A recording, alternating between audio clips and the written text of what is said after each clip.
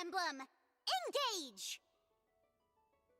Hello, everybody. Welcome back to the stream. Hi to everyone in the chat. Hi, Smirnop, Chamomile Tea Time, Ei Kitsune, Cesar. Hi, Nats. You've got the next level sub icon or member icon. Congratulations. Hey, Actilon. Hey, Yoshbosh. Hi, Z Mistake. Hi, Himegis. Hello, Solomon. Hi, Aggressively Mediocre. Looks like we got Wheaties, Cartoon Critic, Flashing Fire, Apollo, Pawn Spectre fan account, hello. EH, Nathan Cotter, Christopher. Hi, welcome to the stream. Sleep now. Hey, Knack.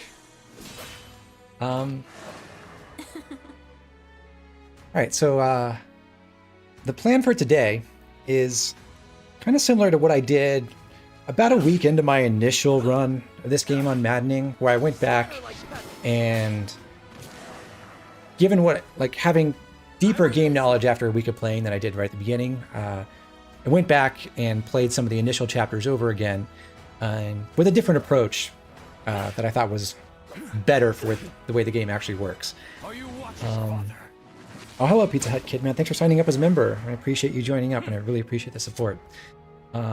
Enjoy the emotes and your fancy new initiate icon, and welcome. Yeah, Cal, it is time for max XP brain rot. Kind of.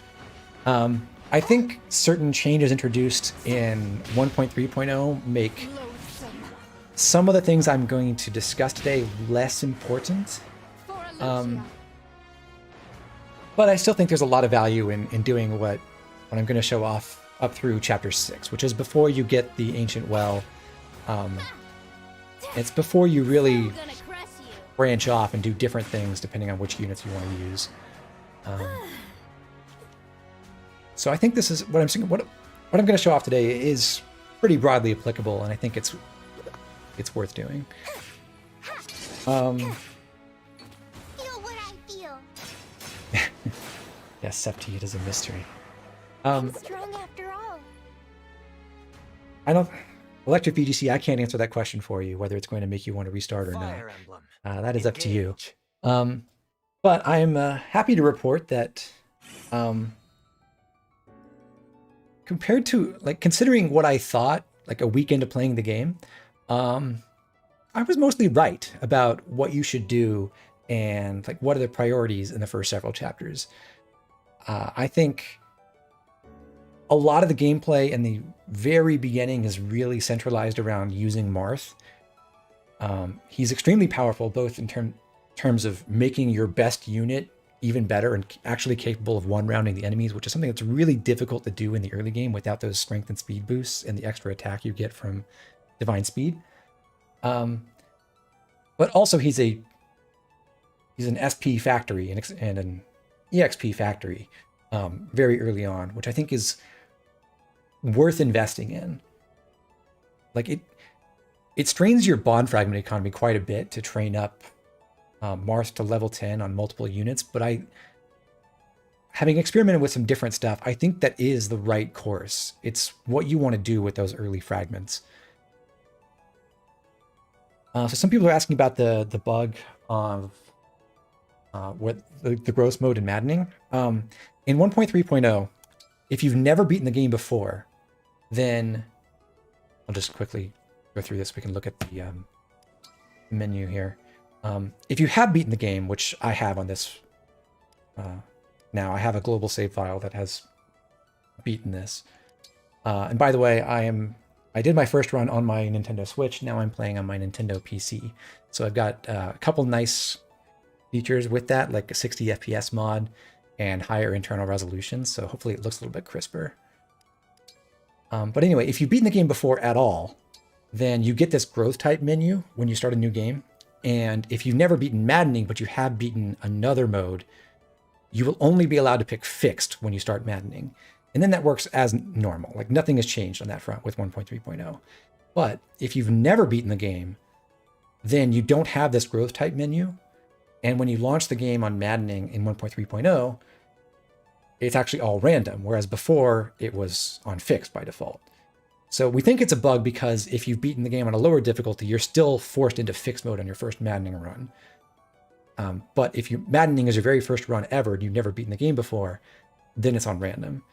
And also, if you started a run on an earlier patch and then update to 1.3.0 and continue your first ever Maddening run, where you didn't have this growth type menu, so you'd never beaten the game before when you started your run in 1.2.0 or whatever, the units you already have will have fixed growths, but any units you recruit after that, so if you're at like chapter 15 and you go to chapter 16 and get Rosado and Goldmary, everyone you've gotten up to that point will have fixed growths, but Rosado and Goldmary and all subsequent units will have random growths. Any cosmetic mods this run? I haven't installed any cosmetics other than the frame rate patch.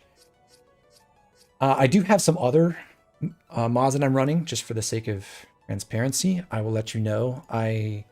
To make this go a little bit faster without me having to rig anything really, I did create my own little mod that applies 4 hidden skills to every single playable unit.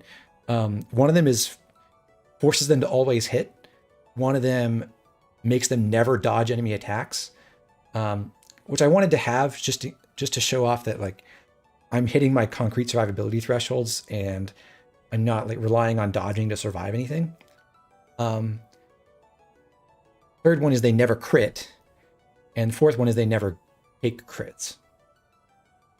So it's really just for demonstration purposes. In reality, it wouldn't be much, playing the game without that patch wouldn't be much different, except in a couple instances where like the amount of staff experience you get might change. And of course you may have to rewind if you take an untimely crit. And there are just a couple instances where we are relying on engage meters to be filled exactly, and getting a crit at a bad point can disrupt that. But for the most part, in those cases, it's something you could go fix by rewinding and then just doing things in a different sequence. So I'm using that patch basically just to make this a little bit smoother. And so I don't have to like explain something and then rewind because like something went wrong in the RNG and then redo it and have nothing really to talk about. Yeah, so electric VGC, that's basically right. I have infinite hit, infinite dodge, have absolutely no avoid, and no crit, yeah. So anything else I want to talk about before we get started? Oh yeah, my audio settings for this stream are a little bit different than before because I'm actually trying out streaming this and recording the different audio tracks separately. So on my original stream setup for Engage, I had some ducking going on where it would decrease the gain volume when I was talking. Now I'm not doing that. So I hope the relative loudness is appropriate. So it's kind of hard to judge here because this scene is pretty quiet, but let me know if the game gets too loud and you can't hear me, or if you can't really hear anything in the game, you'd like that to be louder as well.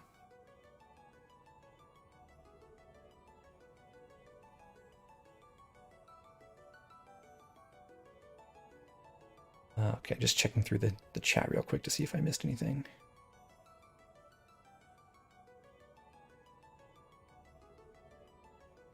Oh, I sound crisp, thank you. Okay, let me think, is there anything else? I don't believe so. Oh, I do have a couple other mods besides that one. One of them, courtesy of Zone, my collaborator on the Conquest Relay, makes it so that when you do exercises in the Somniel, they complete instantly, which is pretty cool. Another one that we're not actually going to see is instant fishing. We won't get to fishing at any point in this stream. And anything else? Oh yeah, I'll explain. I did a few other custom edits for myself that I'll explain when we get there. Things like changing the support bonuses you get from the arena and stuff like that. Hey, Alchemy Knight, welcome to the stream.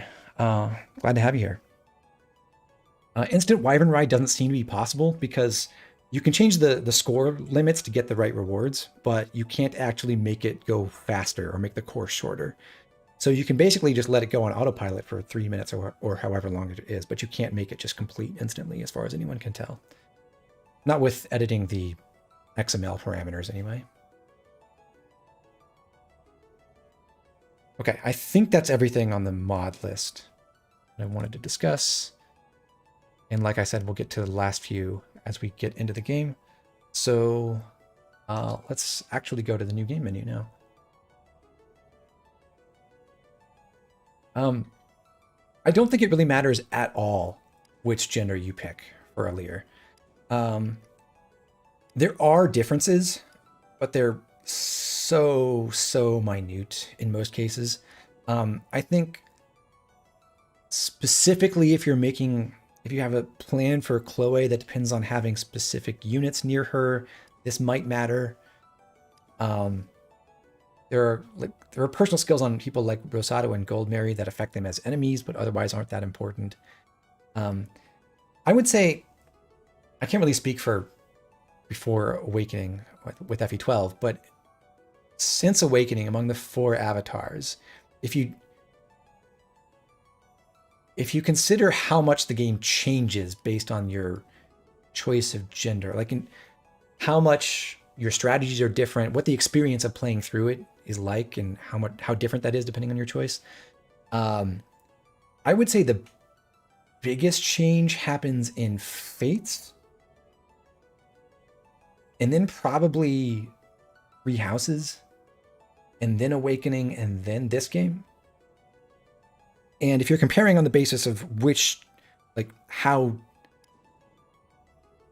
different the 2 genders are in terms of performance, like not just like what different strategies are available to you, but what's actually better. I think in that case, the biggest difference is probably 3 Houses actually, and then Awakening, and then Fates, where Jacob and Felicia end up being surprisingly even, and then this game. Like, it really doesn't make a difference.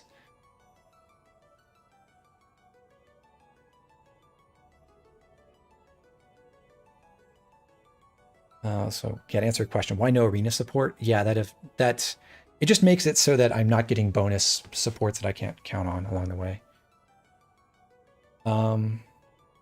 Yeah, Fates is, the differences are pretty much entirely down to Jacob and Felicia.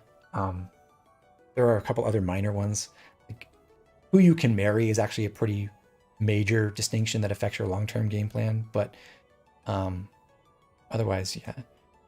FE12 meta is very centralized around male Chris. That's interesting. Okay. But just for the sake of variety, I think I'm going to pick female for this stream.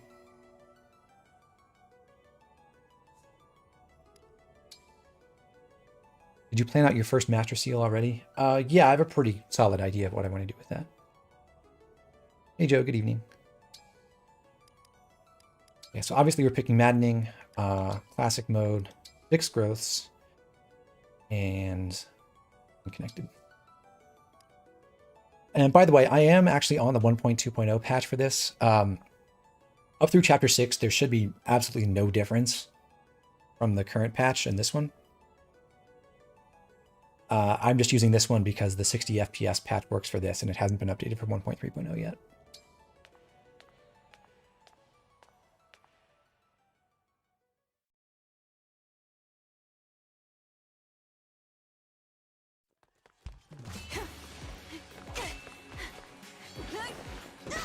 Sadly, we're going to skip most of the cutscenes this time.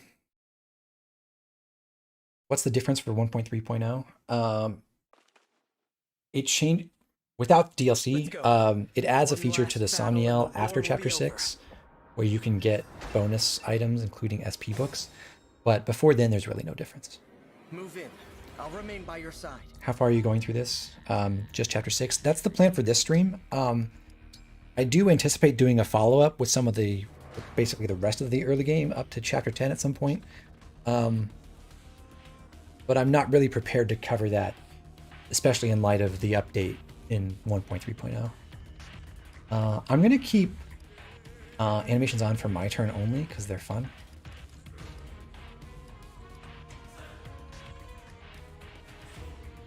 But otherwise, off. Cursor control, obviously. I do appreciate that you can change these settings in Prologue, and you could not do that in Fates, which is one of my annoyances with that game.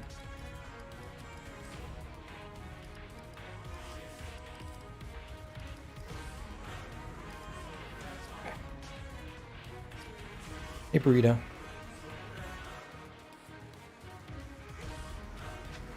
I can fight. Okay. So I don't think there's a lot to say about this prologue.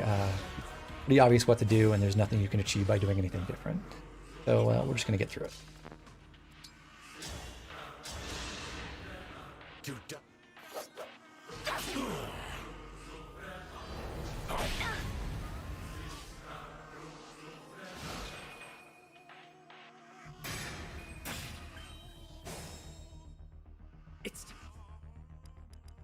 I'll never yield. The time has come. Now, as one. Emblem Engage!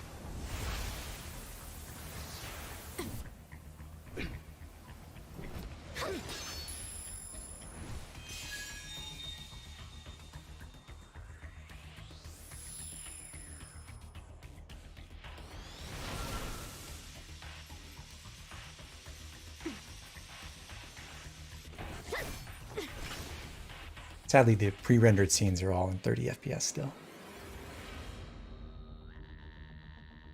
We are now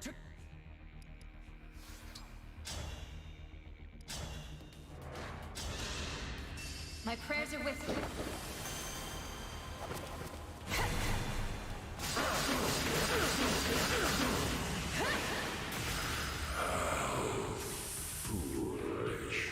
You have nothing to celebrate. You are weakness itself. You will never defeat. All right, world record LTC once again. Are you modding on an emulator or a hacked Switch? On an emulator. I think the Switch would give up and die if you tried to run this game at 60 FPS on that. Poor thing. It's like running the HD texture pack for Fates on an actual 3DS. It's like abuse. What's this prologue supposed to be anyway? I think it's just like a dream sequence where Alir mashes up, spoilers, their memories of actually fighting Sombron one-on-one with the premonition of allies she'll have in the future. That's it.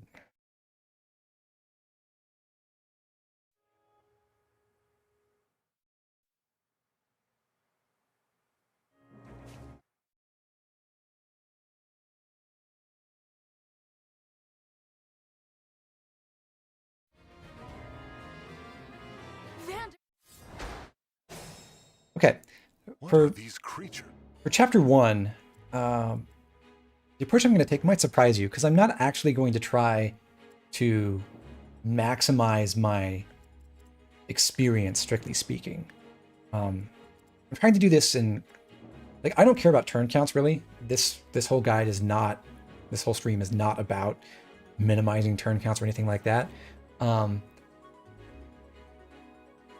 But I'm trying to do consistent strategies that don't take a lot of time, that don't involve like sitting here and waiting in a bush and healing myself over and over again with vulneraries so that I can milk every last scrap of experience out of the chapter, which is especially difficult here because you do have a crit rate. So like if you were obsessed with getting every point of experience here, it would be kind of annoying if you got early crits. So instead, what I'm going to try to do is just clear this really quickly, give Alir all the kills, of course, and get myself in a convenient position for next map, actually, where I will consistently get more experience there on Bram because I get less experience here. Okay, so we're going to start by attacking the left-hand axe fighter from the right with Vander. The idea being, Vander can weaken this guy enough for Alir to kill afterwards. And he'll block in this barbarian on the woods. So this guy will be forced to attack him on enemy phase, and so will this barbarian. This barbarian can't reach either of them from there. So basically, we're going to chip this guy and have Alir kill him, and then Vander's going to weaken 2 enemies on enemy phase And then he'll weaken this 4th Barbarian on the next player phase. By then we'll have 3 enemies who all are on low HP, and we'll kill them all on turn 2. Okay, so Vander attacks from here.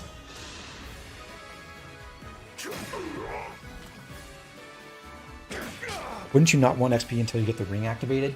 Yeah, kind of. You can sort of stall here until you get the Marth's ring and then come back and kill stragglers. I just think it's kind of annoying to do that. And it doesn't really matter that much. Like, we're still going to get our important SP targets without delaying like that. I had to stop you. Can't remember, but can you miss? You can. In an unmodified game, the enemies here Too many of them. can dodge you. They don't all have the avoid ban flag. But I have modified my game for the sake of this demonstration so that my units actually can't miss. Now the funny thing is that flag that you can set on units makes them never miss with their regular attacks, but they can still miss chain attacks. So those are still unreliable.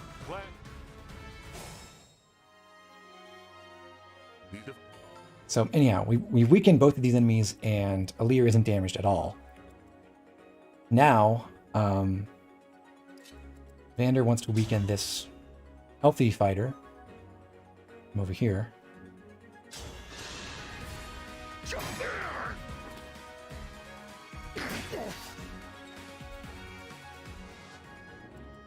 And Alir wants to kill one of these enemies, specifically this one from below, so that this barbarian will only be able to attack from regular ground tiles and not this thicket.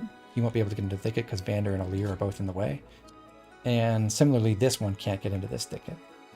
So we get almost perfect hit rates on both of them.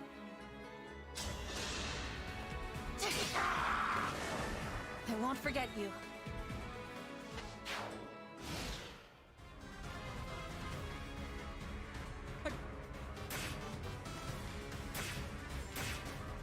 Break is not unlocked yet, Wheaties.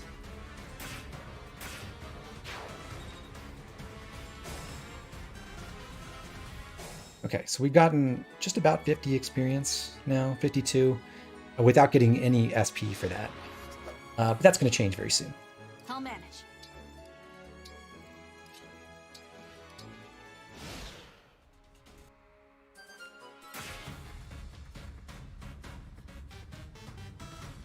More enemies.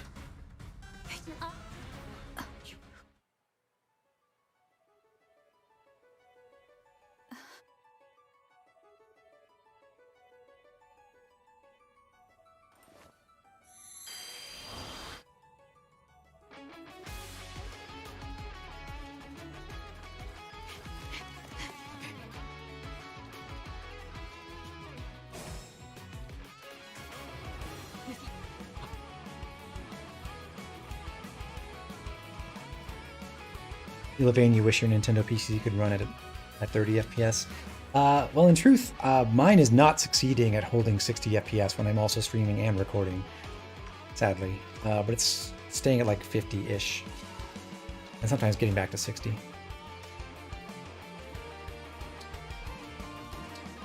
But yeah, there are quite a few frame drops. Anyway, this is another case where, yes, you could get I can fight. technically slightly more XP if you go fight these enemies with the Iron Sword. I'm not really that worried about it at this point. It's not like maximizing experience now doesn't actually pay off for anything in the future, because you just get a higher level and then you get fewer experience points later. So I'm just going to go for a little bit of speed, standing in this thicket with the Rapier equipped. The Rapier does one-round these enemies, whereas the Iron Sword does not. And in this thicket, you can fight all 4 of them at the same time. Vander can stand by, but there's actually no mechanical benefit for that. All it does is increase Alir's crit rate, which we don't really care about, and in fact, it could get Alir killed if she doesn't dodge anything and she crits too much. Well, I guess the crits don't really matter for that, but if she doesn't dodge anything. Well, crits do matter because Divine Speed lets her heal if she gets her 3rd attack in. You don't get support points for fighting on enemy phase adjacent to each other, so there's really no reason to have Vander anywhere but just like out of the way. You can build support here, just not on enemy phase.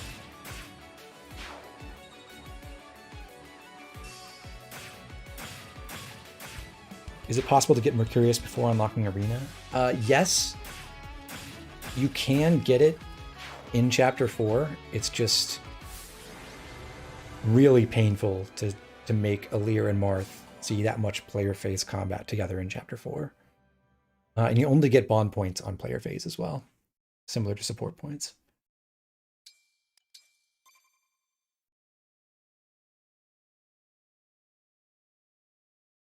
Is there a date for the next Conquest episode?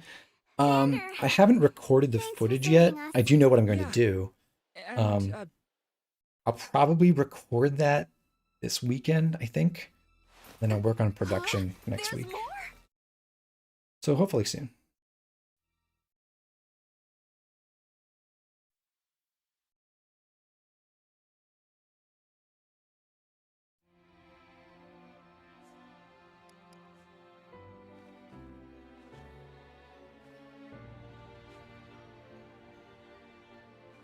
What's the button? Oh, yeah.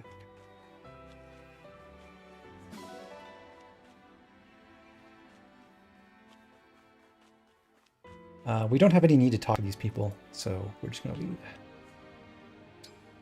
Let's head to the castle.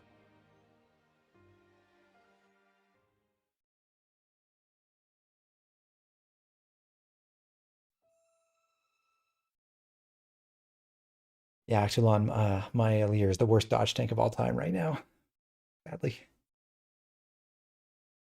Yeah, Atlas, I agree. If they're going to go so far as to give us automatic pickup of those conversation bond fragments, I wish they would just auto adopt animals and pick up all the items. Okay, so chapter 2 is a little bit more interesting. This is pretty different from what I presented before because I realized you could give more kills to Alir than I did before. And now, with we have, given Marth and the ability to level up our bond rank with Marth, that's a lot more important than it was even last map, although we did give all the kills to Alir in Prologue as well.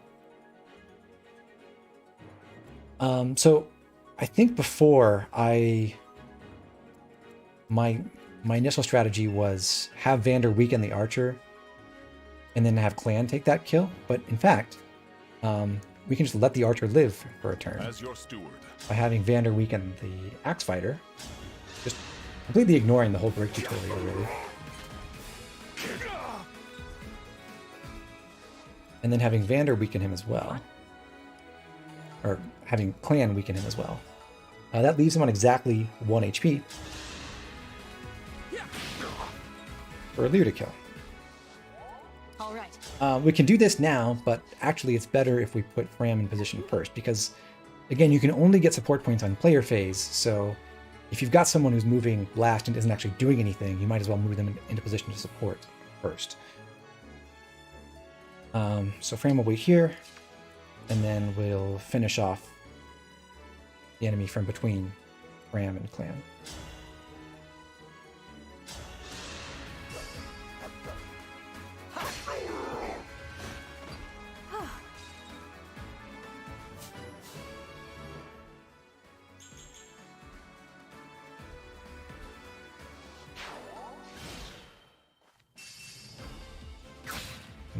Yes, there are 1% crit rates here. I think the enemies on this map are allowed to crit. Some of the early game enemies, basically every map through chapter 4, there's at least some enemies who have flags that make them unable to crit or unable to dodge or things like that, but that tends to go away after chapter 4. Yeah, Marion, the trouble is I'm mostly getting 60 FPS, but occasionally it looks like I'm dipping down to like 38, which is making this a little bit choppier than it could have been.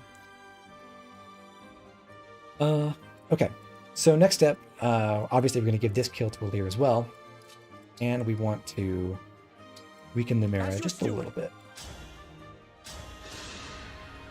Queen Lumera.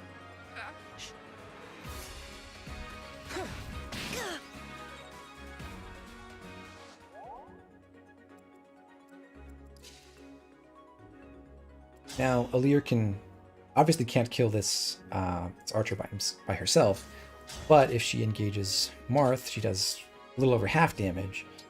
If she uses Lodestar Rush, it's an instant kill. Engage attacks actually give you more bond points than regular attacks do. And killing enemies gives you more bond points than just chipping them. So we're going to maximize our bond points off of this enemy by Lodestar Rushing.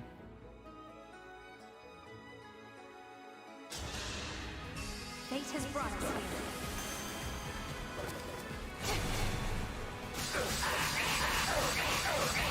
This is it. I live to fight. Yeah, this run is no DLC, middle vein. Okay. So that archer will always be either here or here, so this positioning always works. And Lumera can reach Alir's right side now, no matter what. Okay, so we'll just have Ram stand right here. We don't need her to heal Alir. We can. We're guaranteed to have the opportunity to heal because Alir will always gain HP on her first level.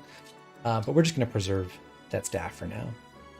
It is kind of important for Fram to hit level 2 on schedule so that she gains HP at a point where we no longer need her to chain guard.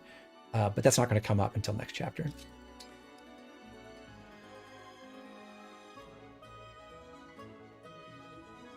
Okay. There is no help.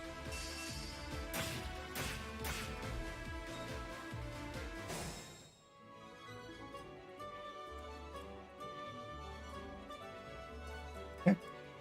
Here until the end. And now we could set up so that we could fight Lumera once with Alir and then defeat her on enemy phase. I believe she's scripted to always attack Alir if possible. But again, because you get more bond points for defeating an enemy than for weakening them, and you only get bond points on player phase, it's kind of better to go ahead and finish off Lumera on this player phase instead of waiting until enemy phase. So we're going to get some more support points with for Clan, with Vander, and with Alir by attacking right here.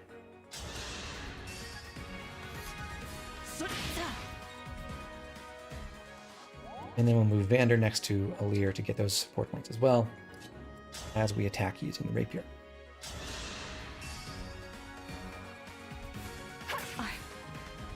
Any thought on clan class? We're not going to do a lot of clan training in this stream.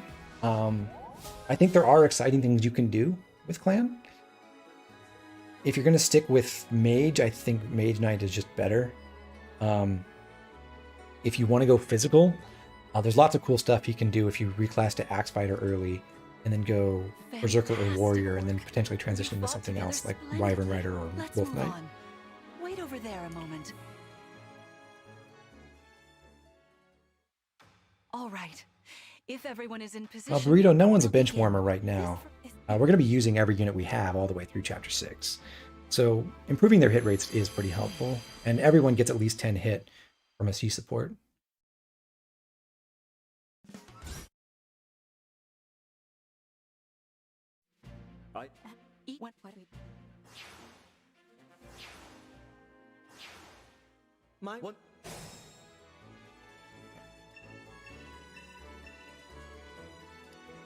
So interestingly, the place where Alir appears on this turn seems to depend on exactly where you're positioned last turn when you defeated Lumera.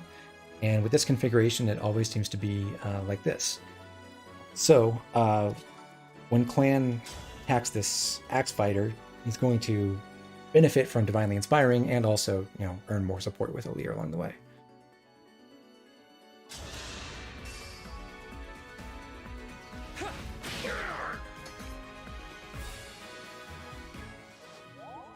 I'll do my best. And then we can again move on to this Emblem Energy, recharge Marth, and weaken the Axe Fighter at the same time. We won't kill him on enemy phase. Will you be giving everyone Canter? Actually, on this stream, we'll be giving no one Canter. You can believe it. Vander waits northwest of Fram. So Vander will be weakening this Lance Fighter and just drawing in this Archer, who will be forced to move here or here to shoot him. And then we'll just have Ram stand here for the time being.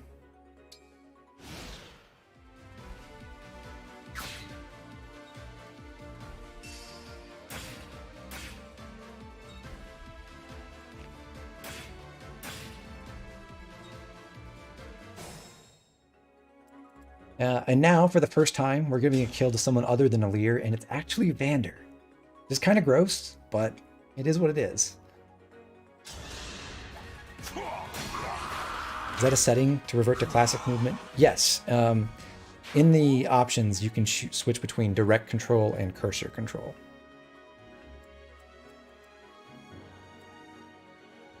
Okay. So by killing that lance fighter, we've opened up this space so that Alir can run or 4 full spaces to the west before fighting this this archer. Before we do that, we're going to have a clan run west as far as you can and weaken that archer. Hey Guillermo, welcome to the stream.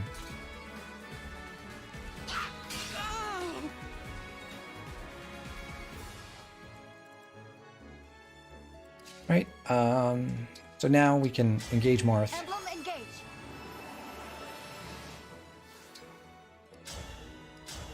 And the rapier gives us enough power to finish off the archer.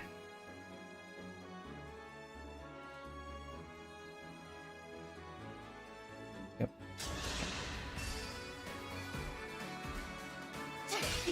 Yes, I'm emulating it. Big zonks. I think the engage scenes run at a weird speed with the patch. Not totally sure though. Okay, and then we need to heal Alir up so that she survives this axe fighter. So that's Ram's job.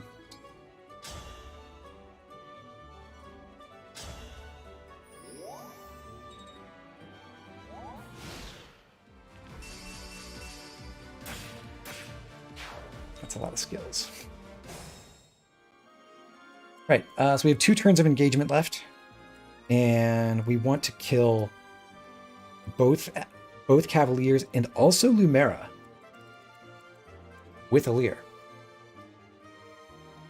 So to do that, we're going to run 4 spaces to the north, so that's a little bit inside the range of this closest Cav. And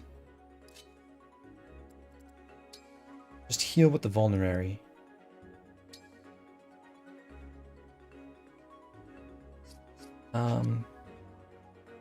Yeah, one way or the other, we kind of have to use one Vulnerary. I'm just thinking. Yeah. Because either Vander has to get healed or Alir has to get healed. So Fram can take care of one of them, but the other one has to use their item. Let's go ahead and have the item used by Alir. Because I actually don't think it makes it. No, I think she does get actually substantially more experience from healing Vander as a level 16 unit than she does from healing a level 2 Alir.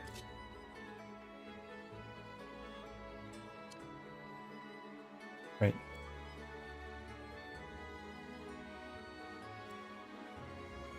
Oh, actually, could have done this slightly differently.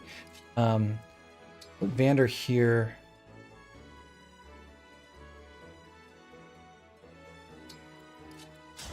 Heal from the right with Fram.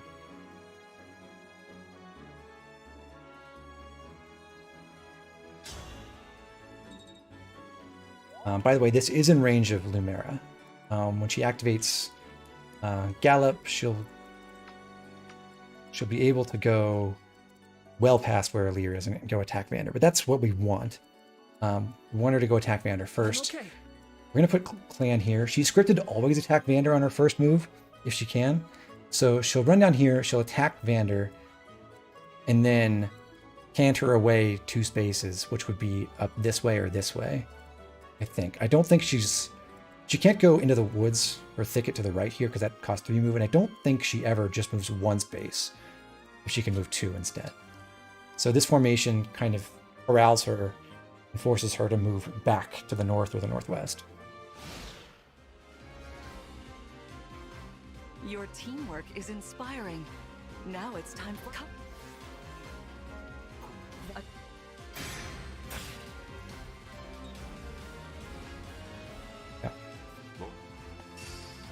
Yep, and then we get the kill on this cav, and the other one will.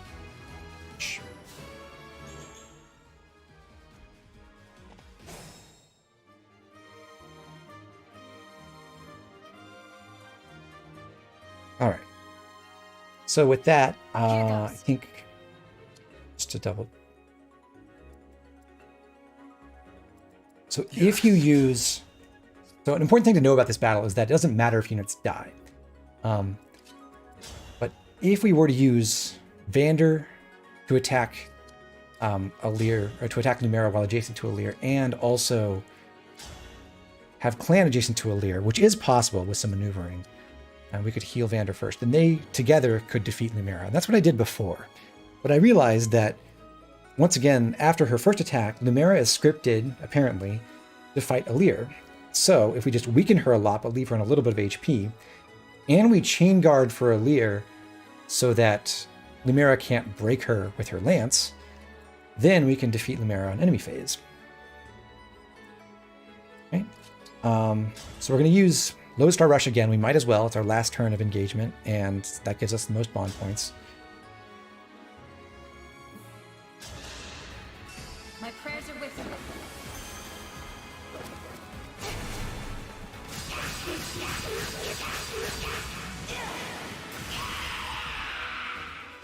I live to fight again. Is this bond level 3 and break defenses, which is nice. Now we can chip Lumera with Clan. So no matter whether she moved to north from Vander or northwest, we can always attack her from this square, which is adjacent to Clan.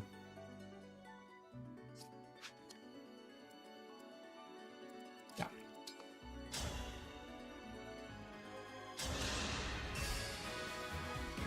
Or adjacent to Alir, rather. And now, Vander sacrifices himself.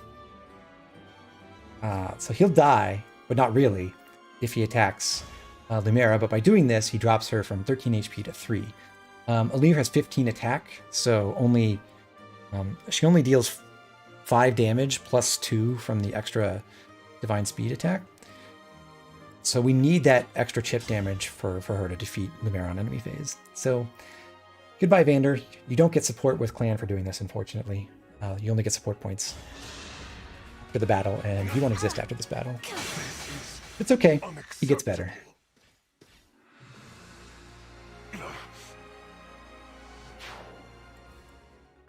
And then lastly, we can run up above Alir and chain guard.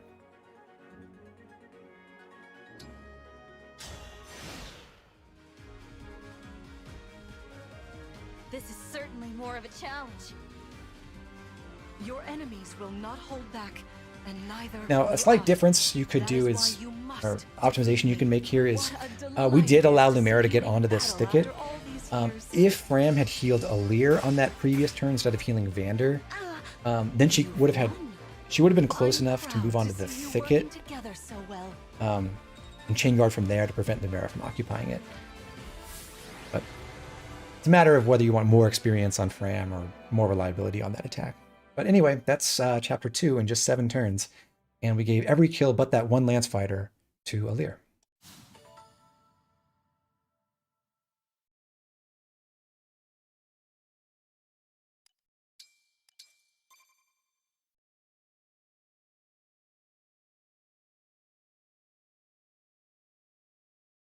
Well, Father, thank you. This is.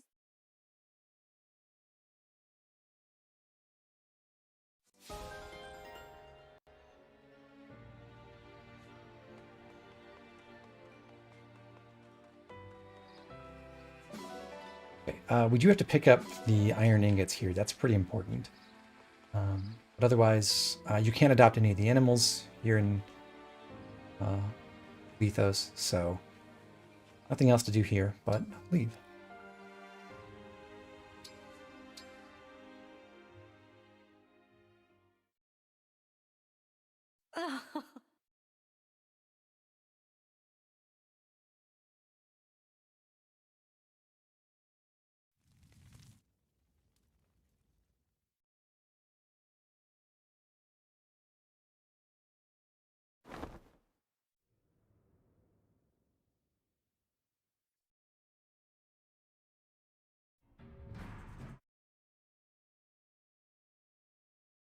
Vander, Clan, Fram!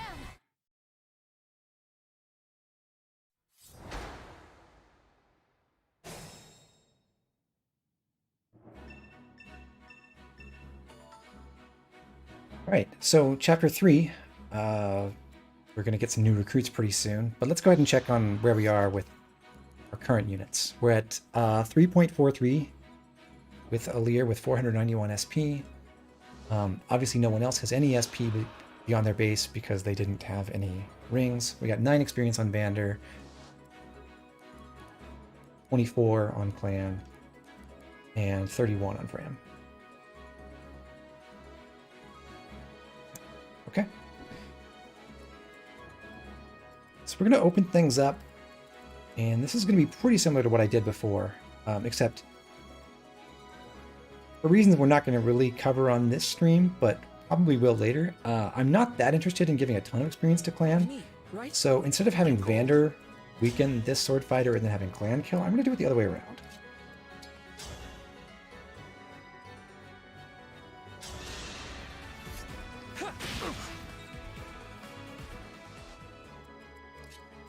And besides, whatever experience he gains here is experience he's not gaining with SP to go with it, right?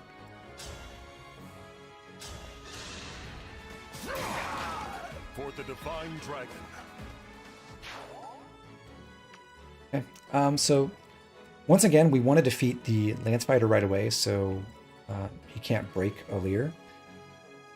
And just like what we did on turn 1 on the last map, we may as well move Fram into position first. Wait here so we get support points with her as we attack. And we will Lodestar Rush with the Rapier for a kill. Fate has brought us here.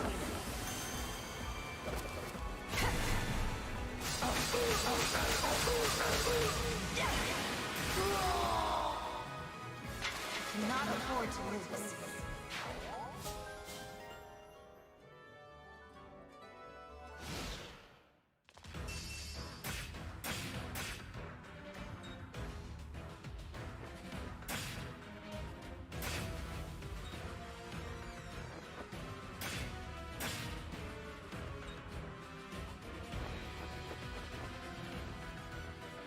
Too many of All right, here he comes.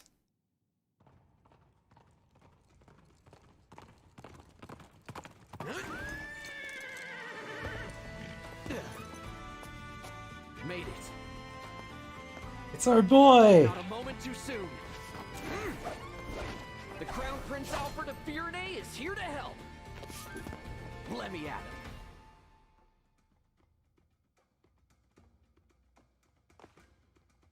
Prince Alfred of... Well, Okay, so if you read the description, one of the things I put in there was the question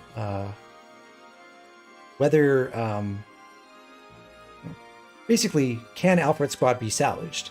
And are they worthwhile? And I think the answer to the first question is definitely yes. Are they worthwhile? I also think so, but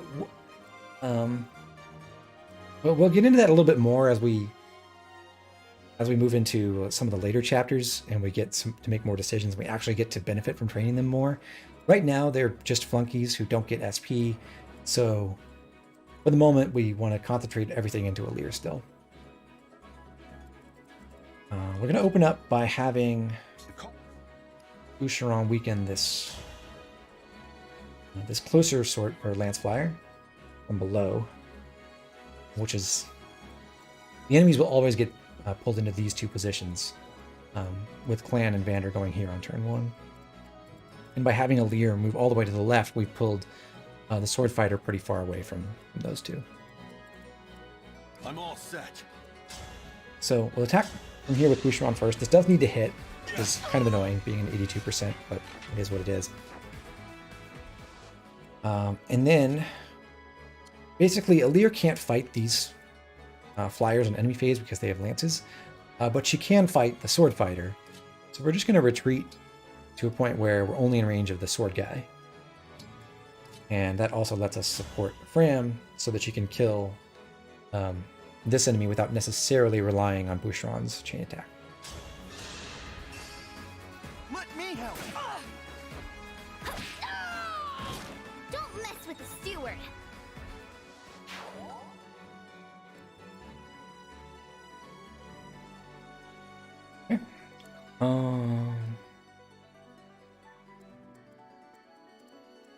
Right. So next thing is we need to take out this Lance Flyer. Now you could get a little bit more experience on Clan by chipping with this tome again. I'm not really thrilled with that 5% crit rate, and I would rather give this kill to Etier though. What's our move? So we're gonna move Alfred up first. Right above Boucheron. And then Clan up one space. And Etier does support both Alfred and Clan, so she can move between them and get support points with both of them as she shoots down the flyer on the right.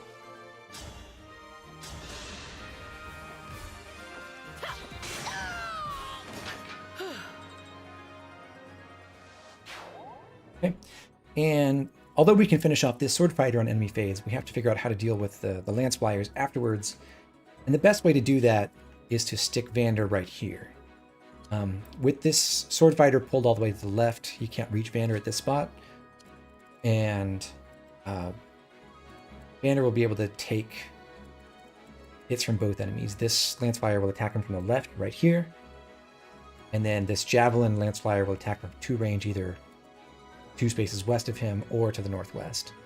And because this girl is going to attack Vander from the left, the Vander's here, the enemy goes here, attacks him from the left. That's 1, 2, 3, 4, 5 spaces away from Alir, meaning Alir can reach that enemy and kill her on our next turn. Mean it.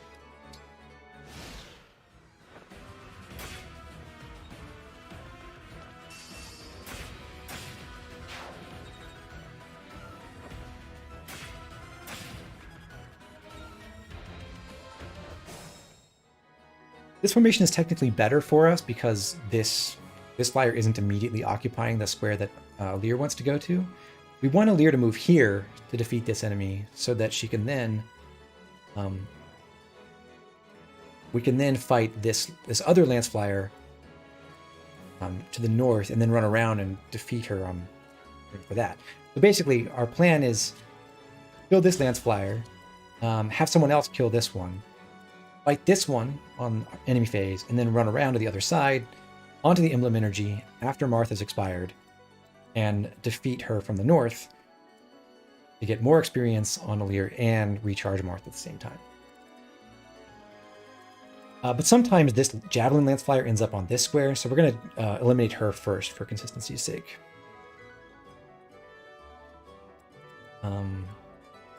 We'll move Clan over here. He'll be out of danger in a second once we finish off those 2 closest enemies. Boucheron just move up. And we'll put Fram 2 west of Boucheron right here. She's going to go ahead and chain guard now, so that on enemy phase, when Alir is here, she'll protect Alir from the lanes. Where to? Etier can go here, and she's the one who shoots down the healthy flyer.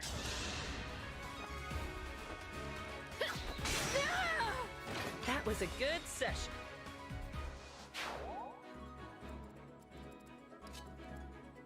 And we are trying to get support points between Alir and Vander, so even though it's kind of annoying that Vander's personal skill increases Alir's crit rate, and that's not something we want at this point, we are going to move him here to be in position to support Alir for this first attack.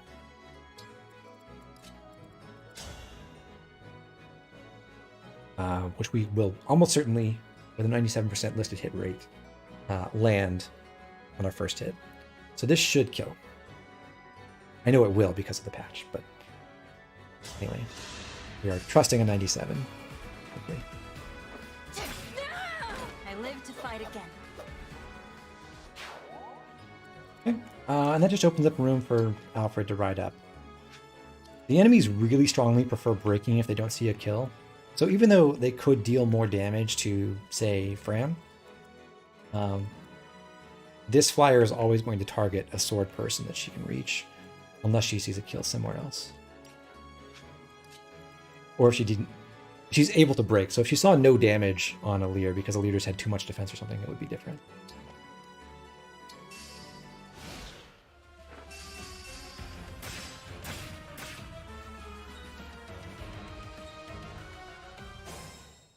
Okay, so having dodged those 9% crits, we can, that gives us just a little bit of extra experience because we get the battle experience and then we get the kill experience next.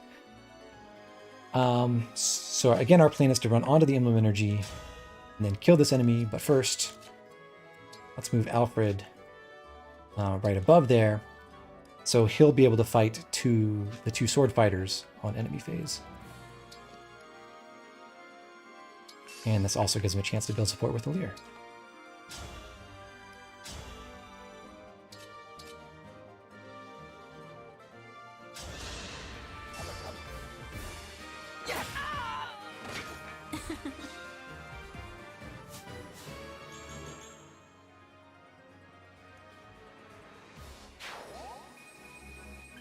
All right, so we got Marth back. That will be pretty helpful here in a second. We do want to weaken these two flyers as well. So our options for doing that are basically Plan if he gets healed, or Boucheron or Vander. Vander has more accuracy than Boucheron does by 5. So we kind of prefer to have him do some of the luring. That means we're going to put him at this spot, which is actually in range of both enemies. Just stick Etier south of him for now. And then Clan has, again, more accuracy than Boucheron does. So we'll put him next to Vander to fight the closer of the two flyers. Oh, this is causing a lot of stuttering. But he does need to be healed. So we'll have Fran do that.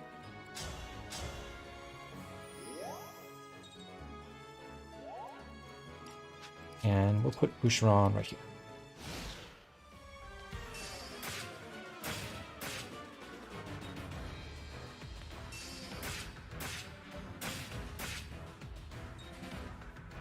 We'll say I don't love the hit rates in this chapter in general. You get a lot of high 80s, and when you're trying to, well, you're relying on like all of them to hit. That gets pretty annoying.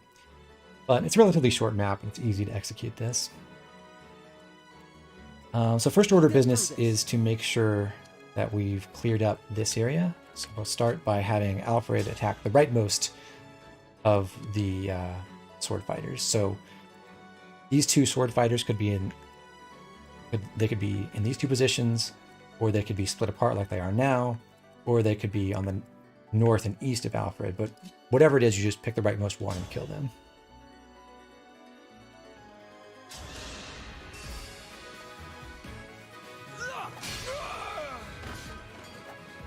What a workout! And then Etier can shoot down the healthier flyer.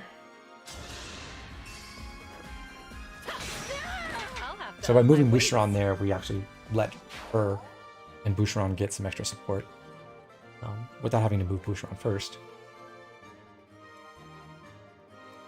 We do want to defeat the boss, Abim, with Alir. Unfortunately, without any effectiveness, Alir's not very good at that. She does 2 damage with a normal attack with the Rapier, or 9 damage with Lodestar Rush.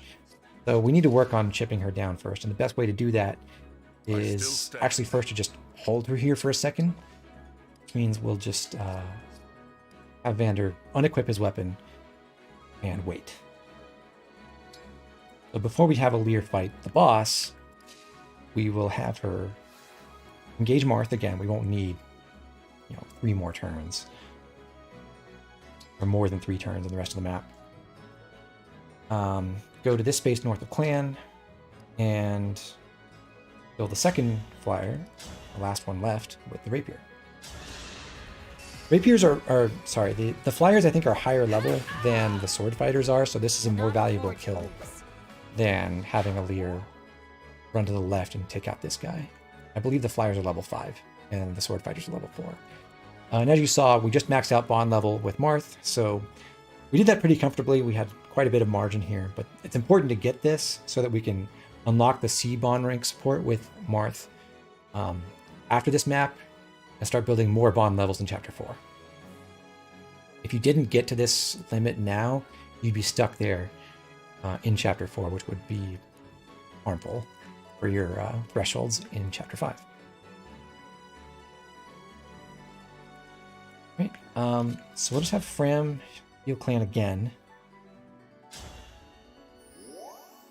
And now we are going to give a kill to Clan. He's going to take out the Sword Fighter. Did you see that? Boucheron can just wait here.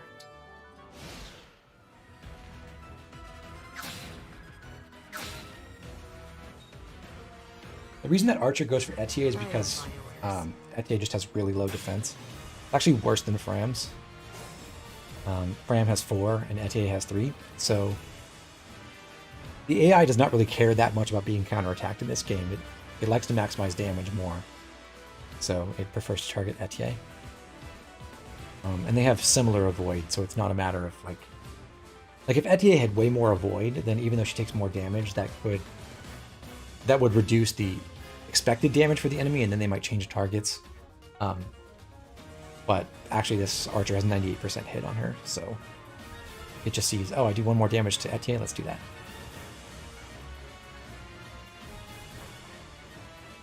Right. Just move Fram out of the way. And have Boucheron take 1 step to the right. So now we've got Etier and Boucheron and Alir all surrounding this space where Alfred can go and kill off the Archer.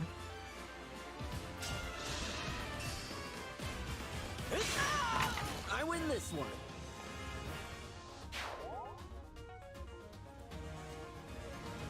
Okay. Next step, we'll have Clan attack with fire. Again, this is a place where this can go wrong because of Clan's crit rate. The 5% is just pretty unfortunate, but we'll have to live with it.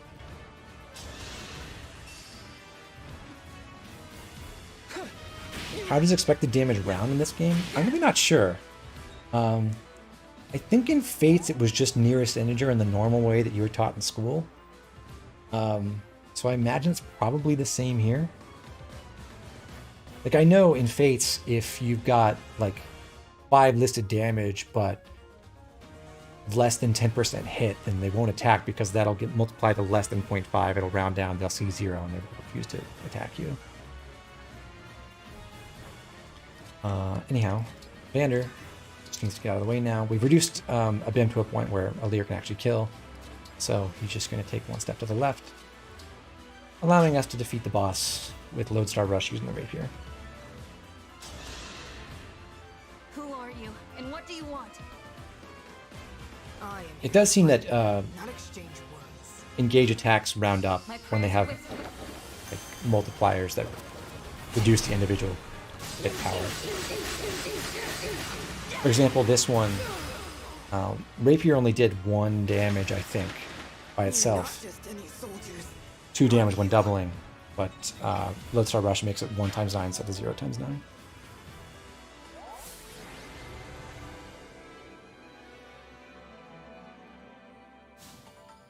So yeah, chapter 3 in 6 turns. And yeah, I don't really love playing that chapter just because of all the annoying, like less than perfect hit rates and the somewhat important crit rates that you see. But I don't really see how to improve that very much. Time to die.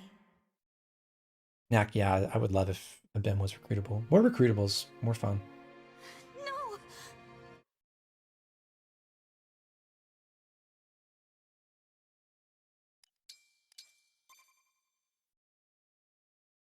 Have I ever played FE5? No. Thank you for helping. Maybe someday, but I have no real plans for that anytime in the near future.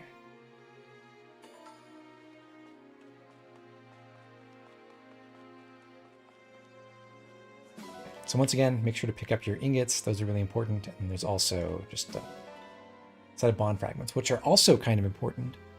We're about to go to the Somniel, and I haven't really covered the bond fragment economy that much, but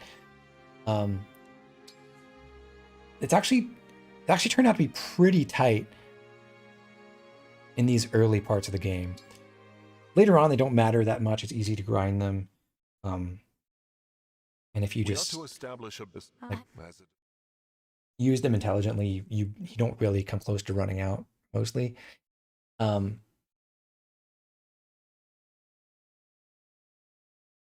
I think a lot of the early game hinges on your bond ranks with Marth, so you want to grind them, you want to pay to bring those up as soon as possible. I mean, you're spending a lot of your bond fragments on Marth in the arena, and that gets expensive pretty fast. So before we do anything else in the Somniel, we'll check out our supports. We've just earned C rank with both Fram and Clan naturally. We did not get C rank with Vander, but we are just 1 point away. So if I walk over to Vander and I give him a pretty pebble that I pick up in the Somniel, I will be able to get the C support with him as well. Will you save scum for bond rings? No, I'll talk about that in a second.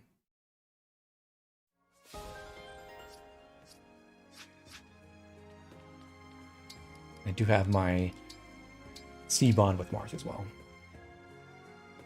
It is good.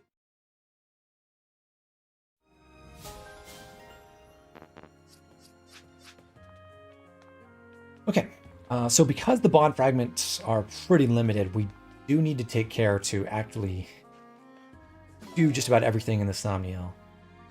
The only sources of bond fragments right now are actually at Sami's shrine. Not even interacting with Sami. We can't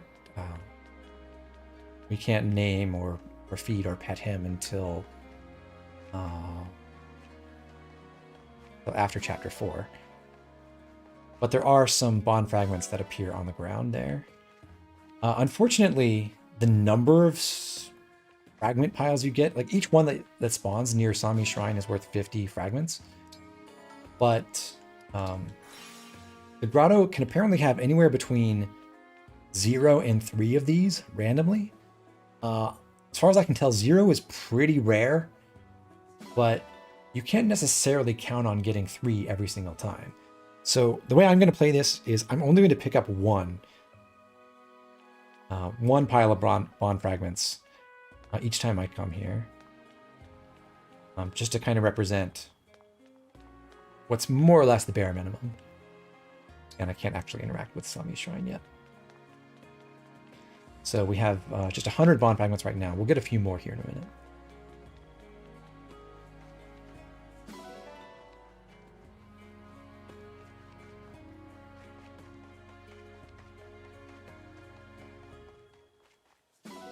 There's our pretty pebble, which we can use to get E rank with Vander. And where is Vander? Vander's at the terrace. Okay.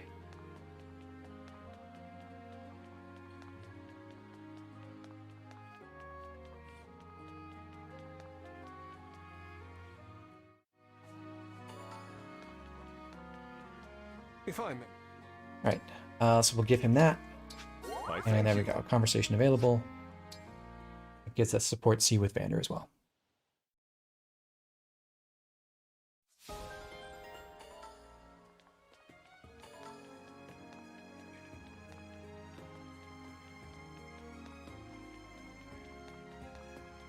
Okay. Now from achievements, you should get at least 310 from these achievements. We've got the 3 support conversations are each worth 30. This is 50. We get defeat 1 enemy soldier, 10 enemy soldiers, defeat a corrupted, engage with an emblem up to 5 times, use an engage attack up to 5 times. All of these things. You could get slightly more if, for example, you ever I think you get one for just avoiding a single attack. Yeah, so the first avoiding achievement, we haven't gotten that because we're never going to avoid a single attack. You will almost certainly have this one as well. So you should be around 420 bond fragments bare minimum at this point. And yeah, Sysis, you're pretty much right. The most important thing, well, okay, to be honest, it is really important to have the supports with all these people just to have the actual in-battle effects, but also the achievements do help if you're not doing certain, I wouldn't go as far as to call them exploits, but there are certain things you can do to generate a whole bunch of bond fragments that you're not really expected to do. Like, you get 100 fragments for deploying all these people 5 times. Every single unit in the game actually has an achievement like this. And you can cheese that just by starting a mission, like beginning the battle and then retrying. And that counts as deploying a unit. So you can just retry a couple times to get these really quickly. I'm not going to do that. I'm trying to represent what you get if you play through the game pretty much normally and everything goes basically right. So you don't end up rewinding. Like rewinding would actually help me because it would give me more progress in some of these achievements, like defeating enemy soldiers. If you kill someone and then rewind a few turns and then do all the same actions and kill more people, those count too. They count twice. So if I ever had to rewind and fix something, that would actually give me more progress on achievements, which would make the bond fragment economy part of this easier. I'm trying to stick with the bare minimum.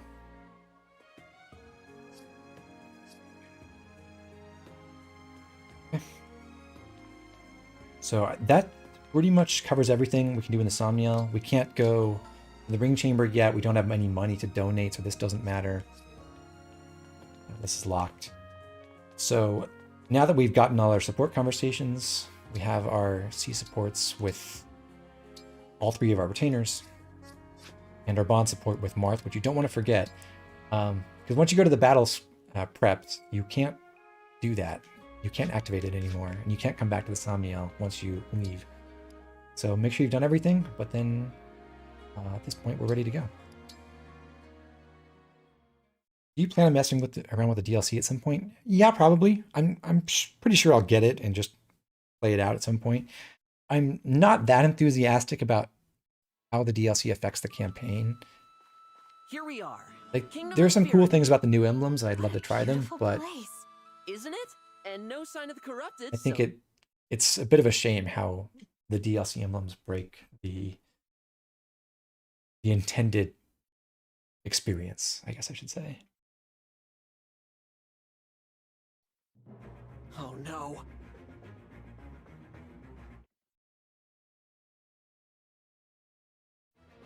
Danger looms from every.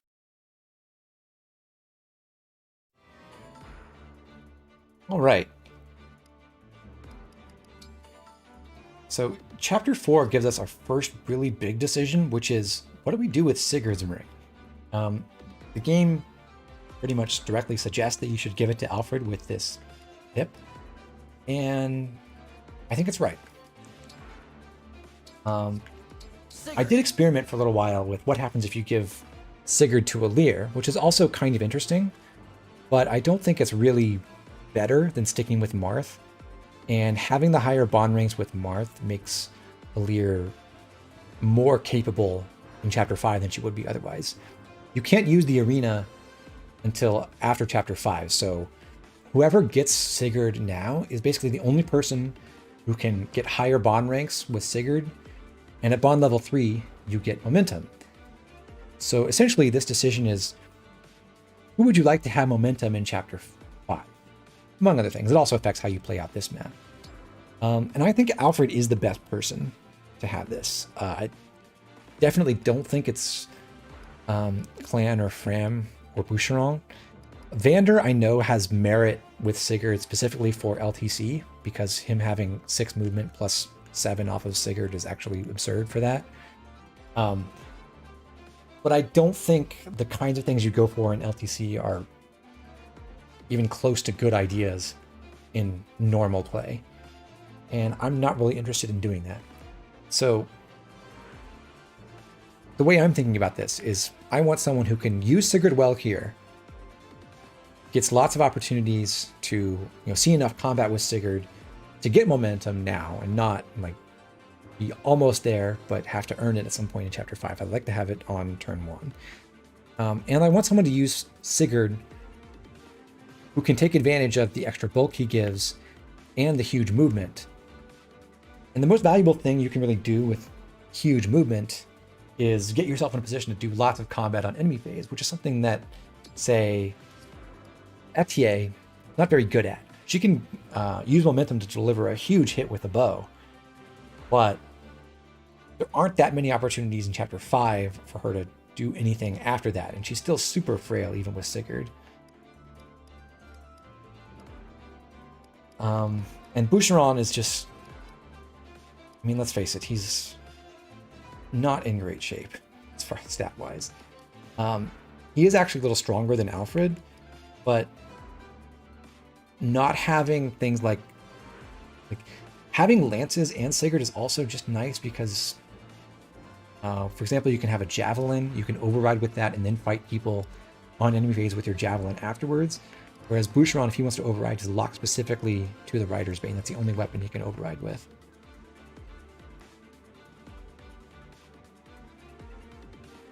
Lan is the person who uses it for the one turn of this map. Well, okay. The one turn is an exploit, though.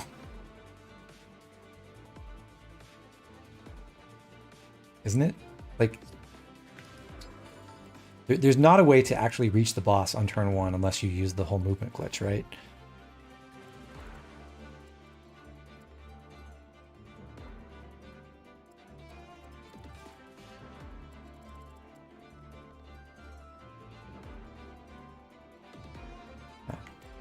Anyhow, so that's basically the reasoning why I want to stick with Sigurd on Alfred. I think he does use it really well in this map. Having 13 move is pretty nice. Having access to his other lances is also sort of helpful. Not with Sigurd, not so much in this map. Mostly when Sigurd is fighting, we want to use the Rider. When Sigurd is active, we want to use the Rider's Bane.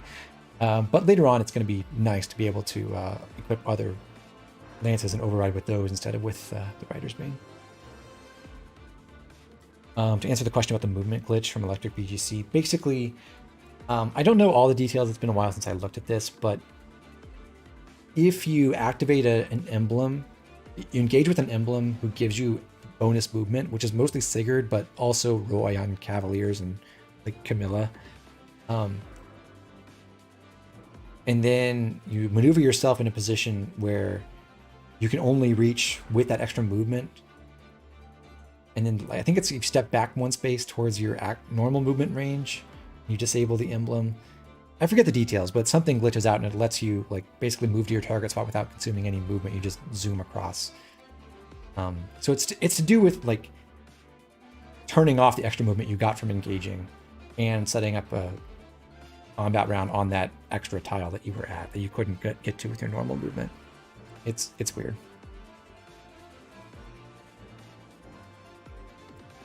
All right, so anyway, I'm gonna rearrange here. Basic idea is that Alfred's squad is going to go north and Alir's squad is going to go east this way. So Alir will be the one who kills all 6 of these enemies, basically. Alfred will take care of this group and then we'll come over to support Salene's squad. And Salene's going to jump right over here immediately to go fight enemies in this northeastern section of the map.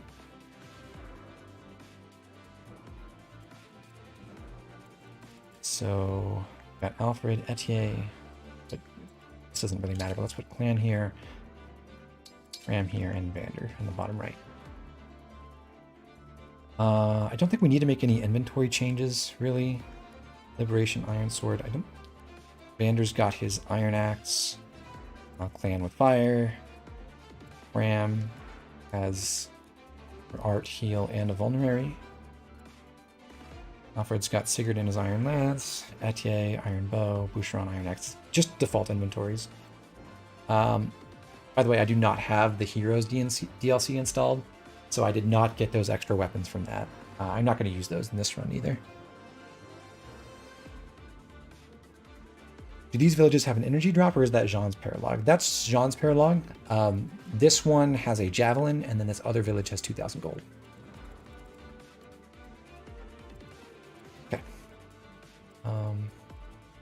But preps are all done.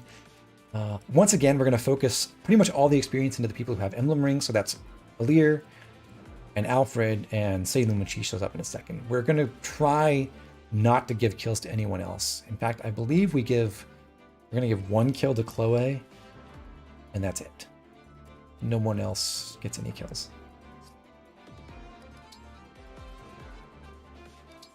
go ahead and save at preps, and then we will go.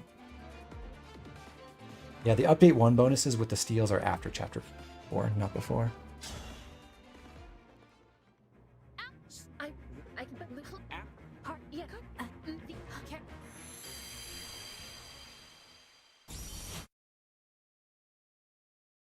Will you be using bond rings in chapter 5? Yes. But they're not going to matter in the way that you might think.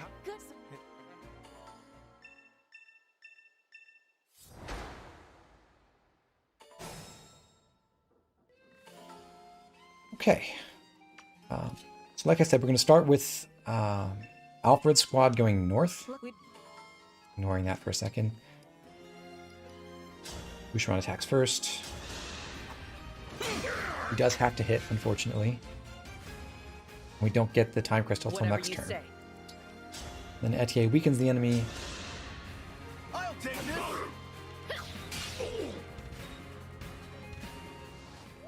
And Alfred kills from the south. Let me help. Serves you right. And we'll just run over to the left here. Here goes. We're going to have Alir visit the village. It's important that she engage Marth first and then also equip the rapier. Because you can't change weapons after you visit. So we've got the rapier in hand, Marth engaged, visit the house. What's it? Gives us a javelin. Obviously Alir can't use the javelin, neither can any of Alir's retainers, or Saline for that matter. But if we have Saline engage with Celica, Emblem Engage. once again we have to do this before we do other actions. And she also equips Seraphim. Then, once to the right side of Alir, takes the javelin from him. You can trade after engaging, but you can't trade and then engage. So that's one of those annoying UI things. But now we can warp Ragnarok from here onto this fort above Louis and instantly kill this archer.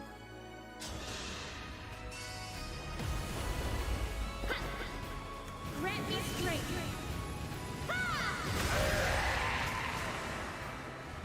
Allow your soul the rest it deserves. Unfortunately, Saline can't fight both of these enemies. If she doesn't dodge, which she has good chances to do with 55 Avo on the fort, she will die to a 21 physical attack plus a 19 with only 5 defense and 22 HP. So for consistency's sake, we do have to body block with Louis. And he can achieve that by moving to her north side. Because that prevents the armor from reaching her at all. The armor can't attack from the woods on the left. So Louis can talk, block the north side of the fort. And he actually doesn't need the javelin right now, so he can just wait here. And for her part, Chloe kills this mage from the north.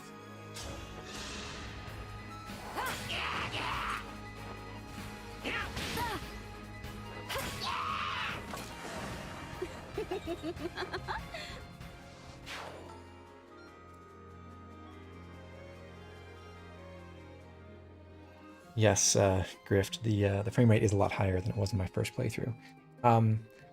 Unfortunately, it looks like I can't hold a consistent 60 FPS while streaming and recording and playing this. My CPU just isn't that strong, apparently. But what I like about it is even though it does make some of the animations look a little weird, the general combat animations are a lot silkier, and actually just moving around feels a lot nicer, like on the map, feels a lot nicer than at 30 FPS to me. Alright, so we got the Alir squad to take care of still. All they're going to do is help feed more experience into Alir. And Fram will help with that by chain guarding first.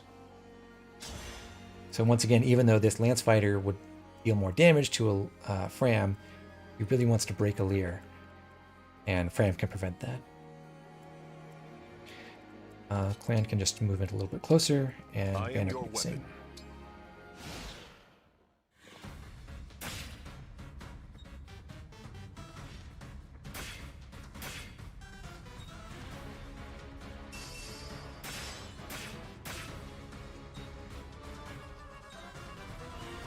Yeah, Marion, there is a funny code thing that ensures Chloe kills that first mage. In fact, it has the never avoid, a hidden skill that prevents them from avoiding any attacks, which is one of the things I've assigned to every playable unit as well in my patch that I've applied to make all the combat deterministic.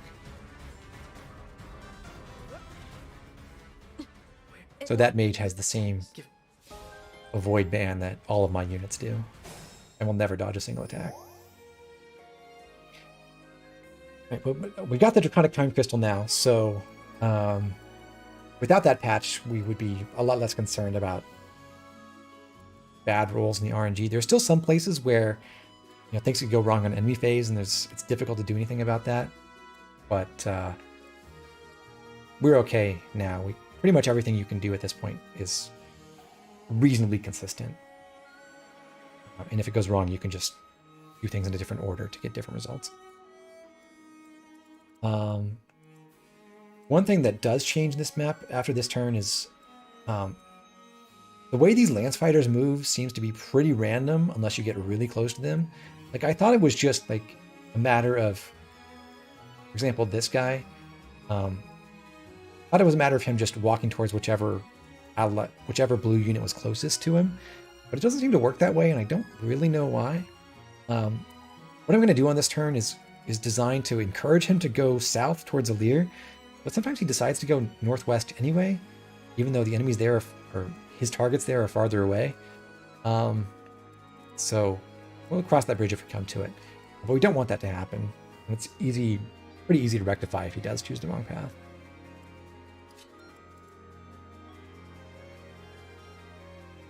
How would units like Yunaka work? I mean, realistically, like, there's no reason to apply this patch if you're playing normally. It's just for me to demonstrate that, for example, I am surviving everything, even if I get hit. I wouldn't recommend playing this way and just like not ever avoiding or critting. That's not how the game works. And crits are good in this game, so, well, mostly. So you probably want to have them.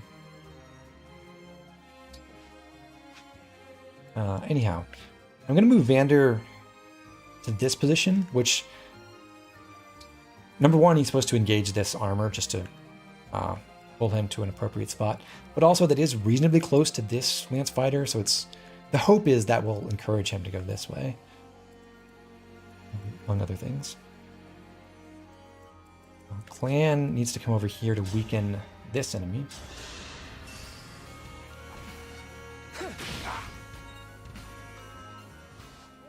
Here until the end. And lastly, we can finish off this enemy with Alir.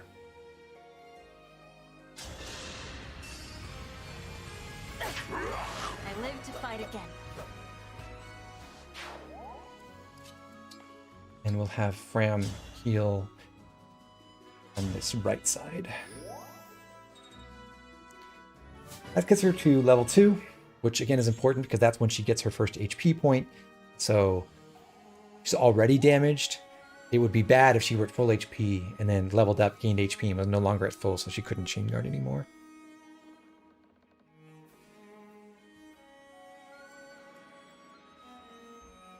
Right. Etier is totally free to attack this hand axe cav. She can't kill even with a crit, and she can't get killed, so there's no reason not to do this. We're going to make sure she can't get attacked by the enemy by the sword flyer on enemy phase, so she'll be fine. That's still not worth any SP to her, but it's kind of convenient for us here in a little bit if she does get close to leveling up soon.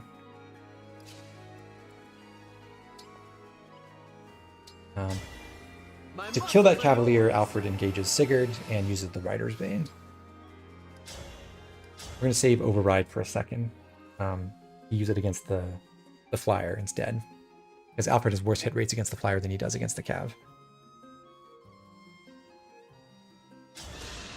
If this love is a crime, Yeah, Illusion Fox, I agree. I think they should have just made it so that, similar to how when Roy levels you up and gives you more HP, you just get that extra you just get those extra hit points. I think they should have changed it so that when you gain HP in this game from leveling, you do get the extra hit point as well, instead of just increasing your maximum. So it would heal you by 1 every time. All right, so Alfred's cantering southeast, and then we're going to have Boucheron body block on Etier's right side. He can die to an unfortunate 1% crit, but we'll live with that. And with this positioning, there's no way the Sword Flyer can ever get around to attack Etier in the woods.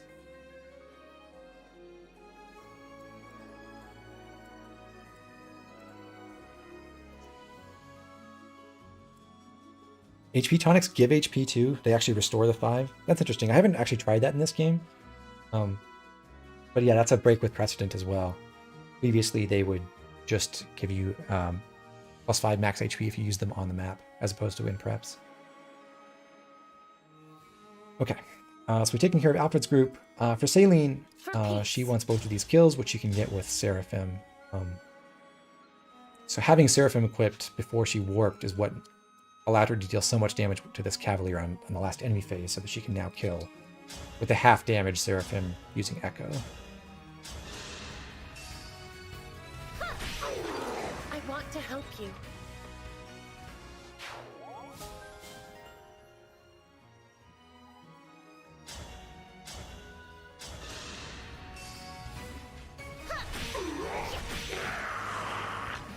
Allow your soul the rest it deserves. I do really appreciate that the animations actually put you on the fort in this game. It's a really nice touch.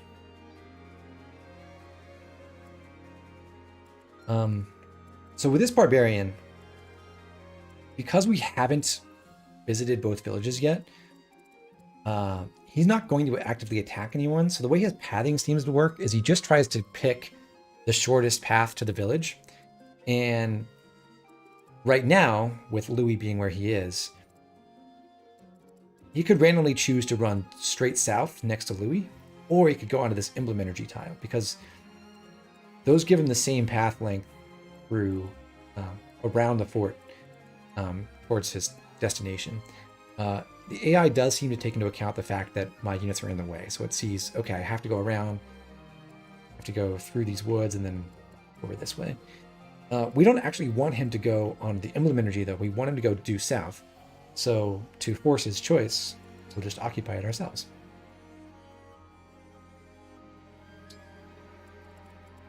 I'm getting And hungry. Chloe, we want to pull away from this lance fighter. Again, we're trying to encourage him to go along the southern path toward Alir. So she's going to fly away. Talk to Saline just for fun. This doesn't give support points in this game, which is sad. And she can just wait there.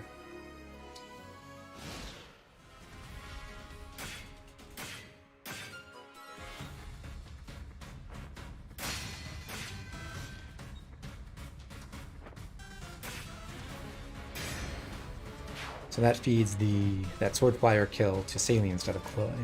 This is nice.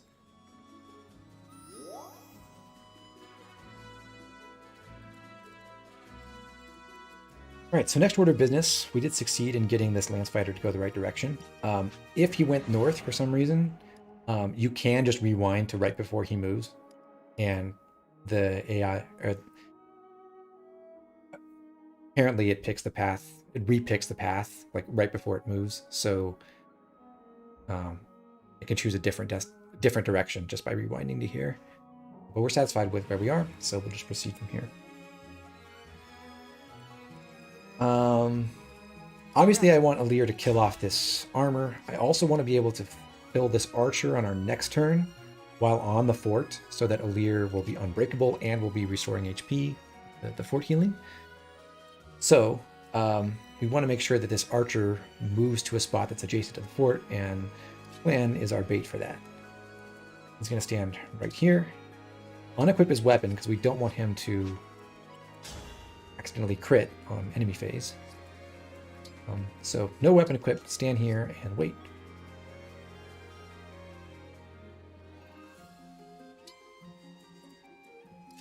While Vander can occupy the fort so he can get some chip damage in on one of the lance fighters, and restore his HP afterwards with the fort healing.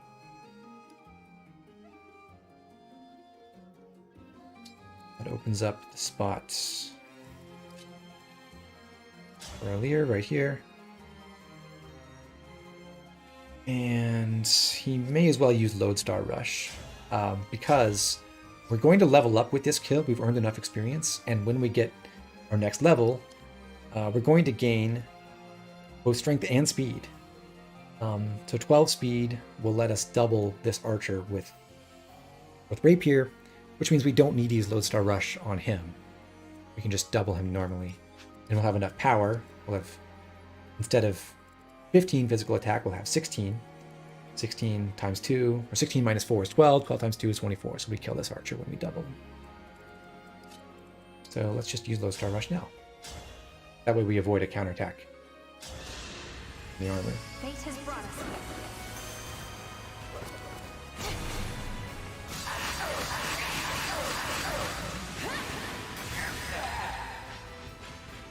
Cannot afford to lose. So like I said, level 5, 1 strength, 1 speed. Also HP and mag and defense, which is a pretty awesome level.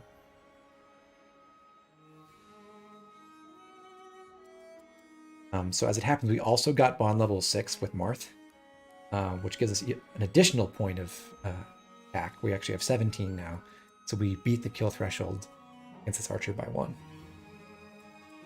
Oh yeah, so that matters because the Rapier is not available after this turn, but Liberation still is, and that's 1 weaker.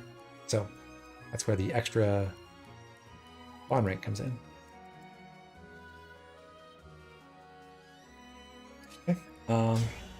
Ram can just top us off. It is important to be back at full HP because Alir has 7 defense. These lance fighters have an attack, and if you're not at full HP, there are situations where they can kill you together with their chain attacks and everything.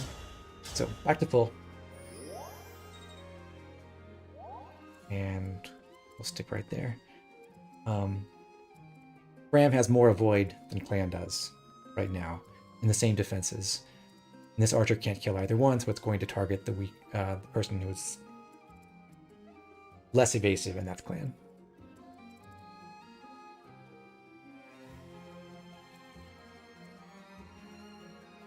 Don't worry, I'm fine. We're going to use Etier to weaken the sword fighter. She doesn't kill, which is perfectly fine by us. Need some help?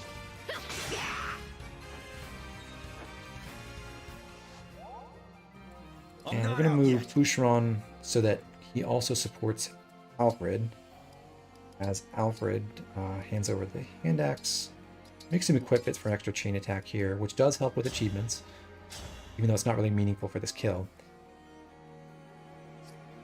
And then you, although it doesn't actually matter here because I think we just want to override. Yeah, so you can get extra progress on your chain attack achievements by attacking normally. And it would be pretty reliable if, especially if Alfred had missed, if Boucheron had hit his first chain attack, then either Alfred's attack or Boucheron's attack would kill. So you wouldn't be that risking very much, but I don't want to rely on an 86%. And also, once again, I do get more bond points if I use my engage attack, so we're going to do that. One strike will decide it all.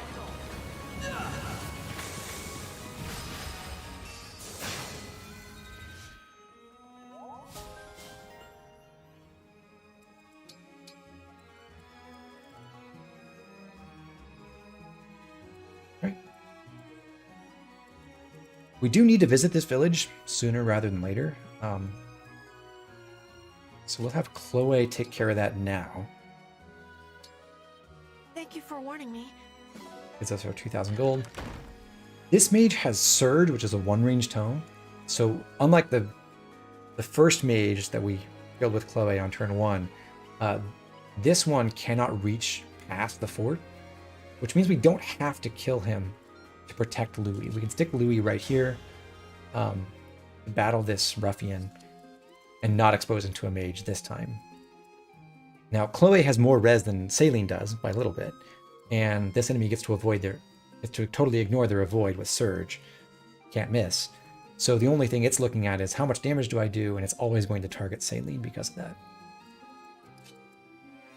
How long do you plan to stream? So probably a couple more hours. I'm on chapter 4. I'm going to do 5 and 6, which are going to be longer than this one. But I'm definitely going to end at once we're done with chapter 6. So anyway, we've opened up this space. Louis can weaken this enemy, hopefully not crit.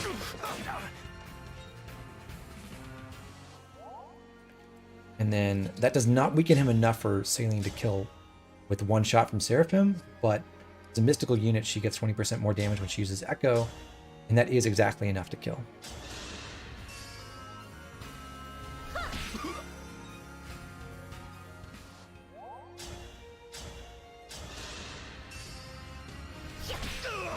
I want to help you.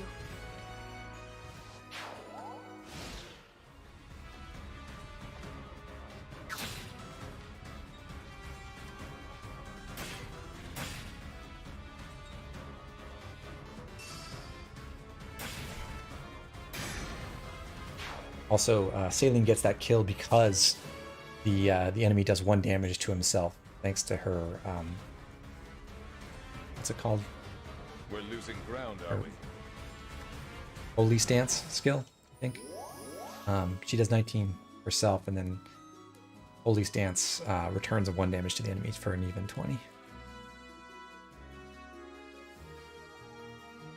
Alright, that brings out the reinforcements, and we'll engage those in a second. First, we're going to deal with the southern group. Vander's going to go off the fort. Clan can go past Vander.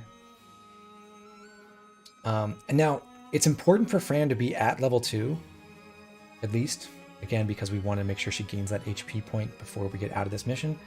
But if she weren't there, like if we had dodged too many attacks and she missed some opportunities to heal earlier, she could heal Vander now and then Clan later to try to make up for that. We don't need to do that because we are already at level 2, so we're happy to just run her out of range and not worry about it for the rest of the mission. Alir can equip Liberation, and as we just saw, 1 round yard.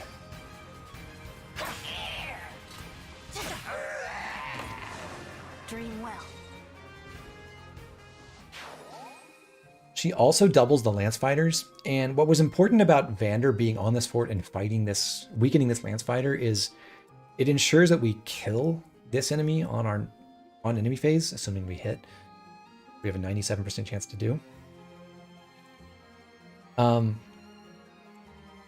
We can't let both of these lance fighters stick around because there's going to be another reinforcement coming out in a second, and we don't want them to pile up chain attacks on us. Those ignore the fort's avoid bonuses, and it's bad news.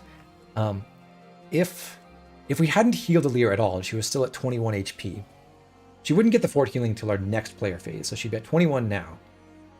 Each of the lance fighters can hit her for 10 damage, and this one's already in position to chain attack against her, so all that would have to happen is this lance fighter attacks plus the 2% or plus the 10% damage from a chain attack, so 10 plus 2, and then this guy can hit for 10 and also get plus 2 from his companion. So they could deal up to 24 damage, but at 25, we're safe.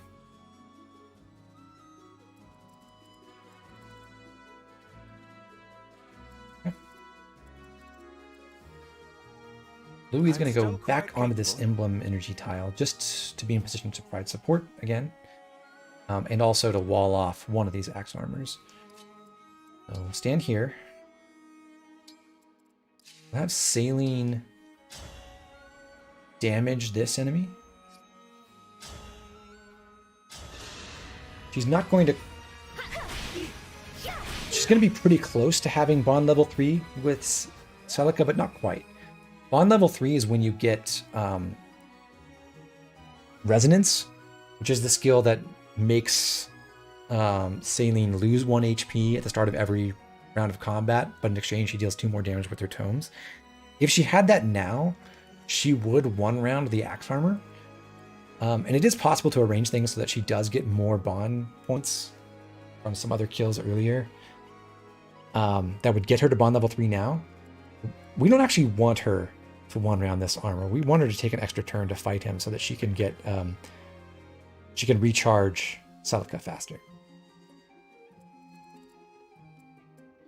So we're happy to have Saline almost but not quite kill this guy on enemy phase. She can't fight both armors though, and that's where Alfred comes in.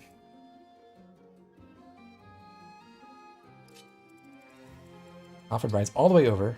He's going to take the javelin from her, finally. And then kill this guy using his Iron Lance, which is strong enough and it's a tiny bit more accurate than the Rider's Main. Here goes! I will protect you. And then he retreats because he does not want to get broken by the armor. So he's just going to move towards the rest of her squad, and likewise with Etier and Boucheron.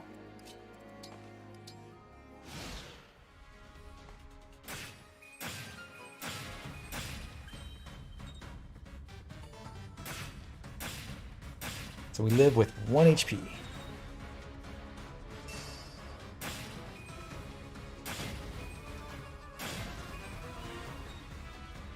And so does that armor. But luckily, with the fort healing, we're now in pretty good shape, and we can just finish off this Lance Fighter right now. First, engaging Marth, Lend me your strength. and then using the Rapier, which is our best weapon now.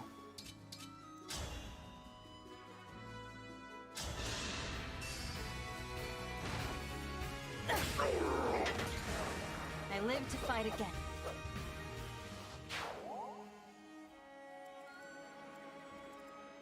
As for the rest of Team Lethos, we don't really want Lan or Fran to be involved in anything else for the rest of the mission. Fran's got her second, or technically her first level up. Lan's seen enough. But we do want to bring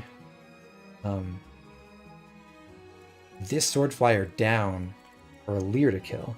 So Vander can take care of that by parking himself here at the end of the enemy's range.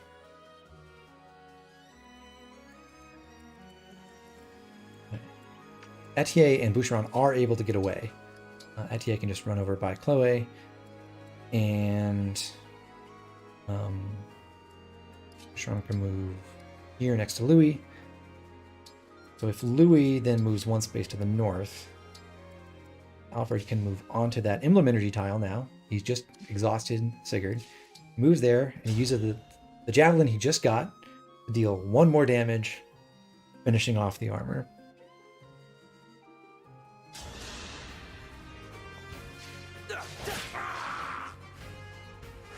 You were a good fight. Gets him his first level.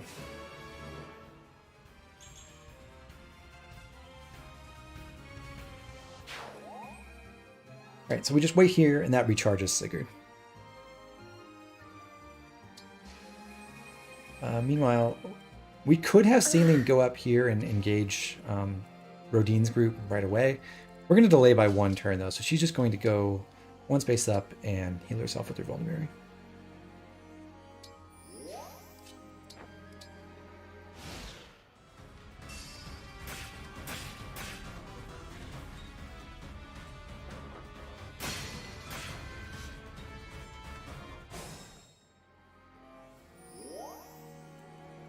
Cool.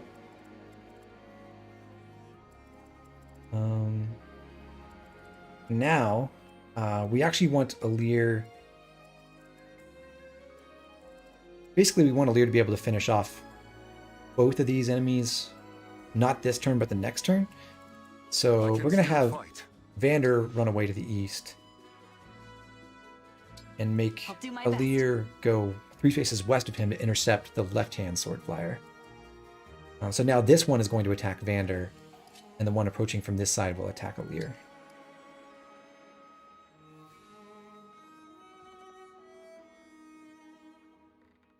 Meanwhile, Clan and Fram can just barely hide in the corner without being in range. And now we've got this group to deal with. Power blooms in me. If Saline waits on this fort, then she'll take a hit from this mage and respond with her own hit. That'll give her 2 more pips on her engage meter, restoring Celica.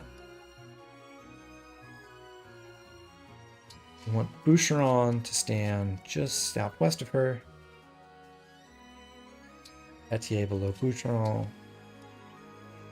And Alfred, Chloe, and Louis can all just sit tight. It's important that Louis be able to... like, everyone needs to be able to get close enough to the next... just needs to pack in pretty close here so they can get to the right places on our next turn. We're going to get more reinforcements out of this fort that we'll have to deal with in a second.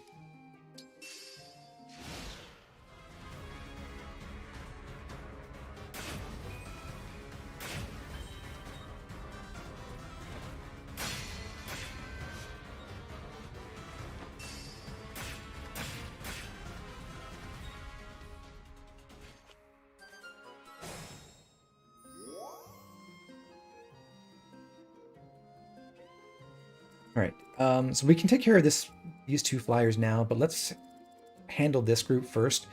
This is the one with the dicier attacks that we might theoretically have to rewind for. First thing to do is to weaken this lance fighter with Boucheron's Iron Axe. He must hit.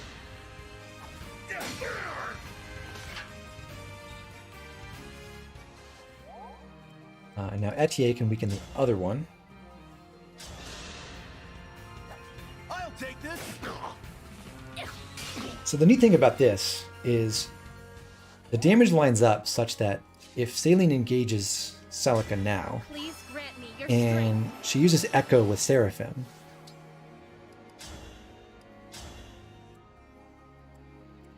she deals 15 damage by herself without relying on Boucheron's chain attack.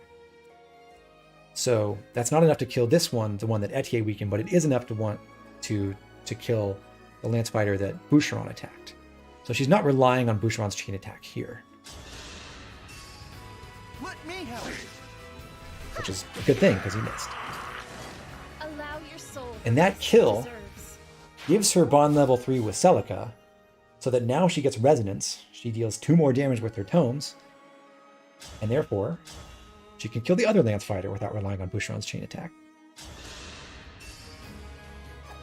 Need some help? I want to help you.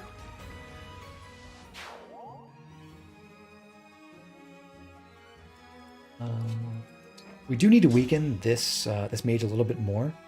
We don't have bond level 3 between Alfred and Sigurd yet, so Alfred does not have momentum, which means we can't really supercharge his damage with Override yet. So we do need to make sure all the enemies are relatively low on HP. Model SS, I did quite a bit of experimentation on this map. So we'll weaken with the Javelin off of Chloe.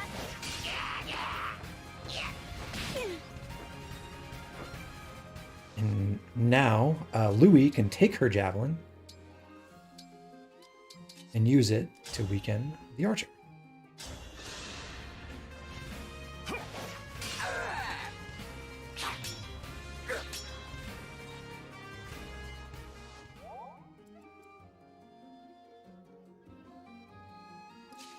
Okay, so now we can engage Sigurd. We have, with our Javelin equipped, override through both of these enemies and kill them both. Raise your sword.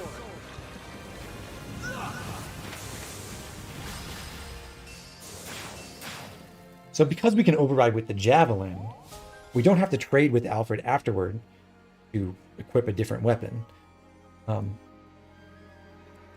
And the Javelin allows him to counterattack this mage on enemy phase. He survives both Rodin and the mage by himself. He does not get doubled or anything. And he'll be able to deal, more than half damage to this mage on our upcoming enemy phase. So that's pretty cool. Down south, Clan and Fram are doing nothing. Fram got her level, that's all she needs. Over here, things can vary a little bit depending on where this sword flyer spawns from, and which side of Vander he decides to attack from. But with this configuration, with this sword flyer south of him, the important thing is just that we want to make sure. We just want to make sure that Alir can kill one of these sword flyers and shield Vander from the other one, while preferably being adjacent to him for extra support points.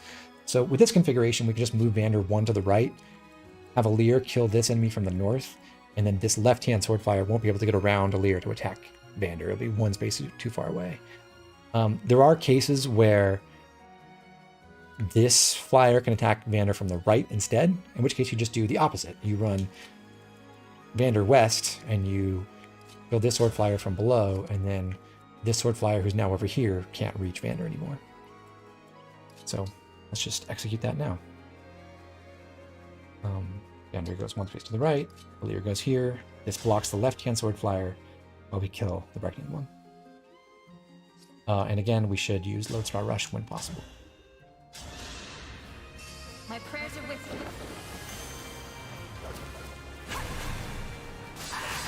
Do you get more bond level with Override if you kill multiple people with it? Yes, I believe you do.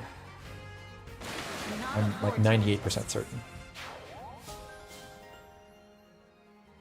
Hey, that's bond level 7 with Marth. It gives us Unyielding, which is pretty nice, although not for this chapter. So a funny thing that happens here is that the mage goes first and blocks Rodin from attacking Alfred with the stronger weapon, which is his Steel Lance. So instead he has to use the Javelin. Alfred could survive the Steel Lance anyway, but it's kind of interesting. Right. That takes care of everything in the south. We didn't quite reach level 6, but we do have bond level 7 with Marth, and we're already at 739 SP, which is pretty good. Up here, we're about ready to finish things off. We're going to have Ye and Boucheron stand next to Alfred so that he gets support points with them. It's all training. And kill with his Iron Lance. If this love is a crime, And technically I should have had Boucheron equip his Hand Axe for an extra chain attack there. I forgot about that. I'm not going to bother rewinding or anything, but that would give me slightly more progress on that achievement. Alfred has to move away at least one space, get away from Rodin, and now Celica, or Saline, and warp Ragnarok right onto the bridge in front of Rodin, weaken him once. She does have Seraphim equipped still, but she'll weaken him once and then finish him off on enemy phase. Why do you want to use Lodestar Rush whenever? Yeah, it gives more bond points.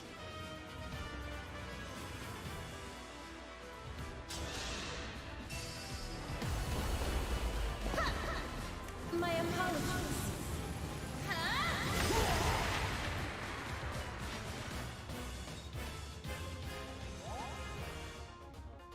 Right, so even with the effect of Resonance, causing her to lose 1 more HP before at the beginning of the next combat, I'll drop her to 21. Rodin only has 25 attack with the Steel Lance, and Saline has 21 plus 5 equals 26 total durability, so she survives with 1 HP. And that's it. That's all we're doing for the rest of the battle, so we'll just end turn.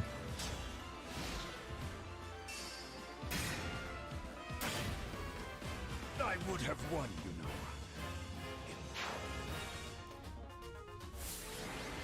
And there you have it. That's chapter 3. We got pretty much all the experience funneled into Alir and Alfred and Saline, and they made some pretty good progress on their bond ranks.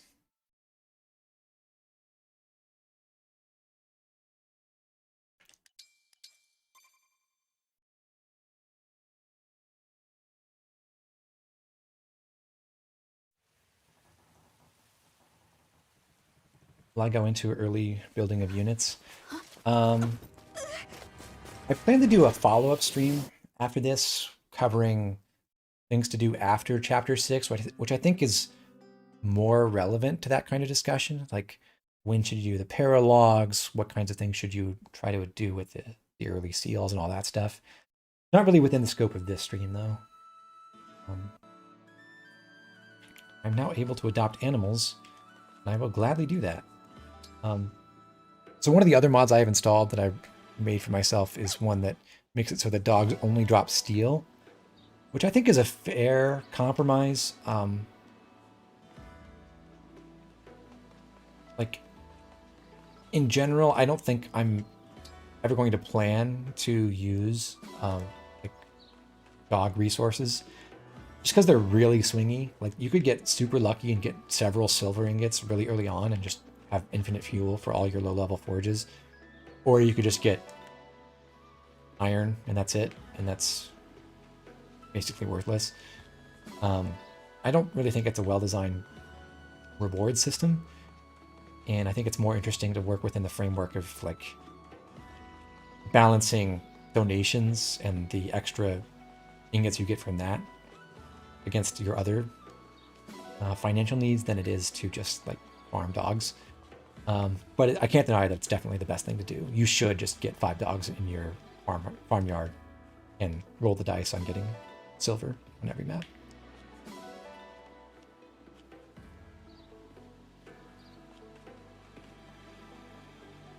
The drops from dogs are not set per map. They are actually determined, I believe, when you begin the previous battle before you pick up their drops. So you can't reset them by like loading the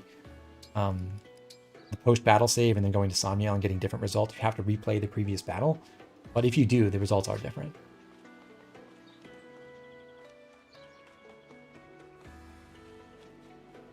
So we picked up everything. We got our animals. I think we're good to go. I'll just quickly run through the roster again. We've got Alir at 5.91 now. Vander still at his base 500 SP with 16 experience. Lan has earned 62 experience. Ram has earned 113 over base. She's 2.13 now. Alfred has 6.58. Etier 4.65. Boucheron 4.12. He's barely gained any experience.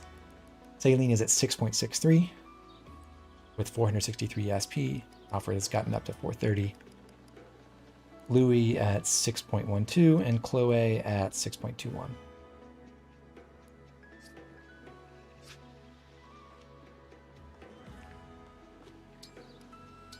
Right.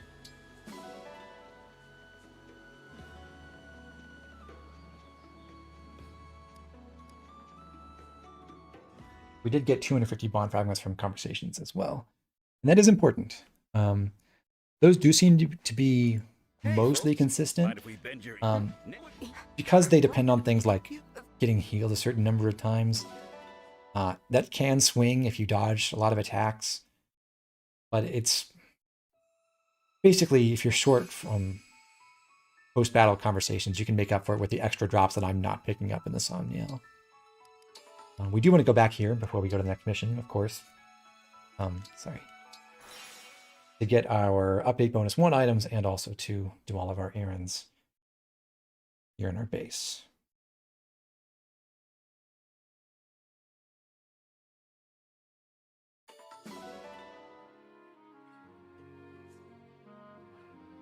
Right, this gives us our suite of steel weapons, 10 steel ingots, which are really important, and extra 3,000 gold, which is also really important. So thank you, Intelligent Systems, for deciding to rebalance the game in the Day 1 patch.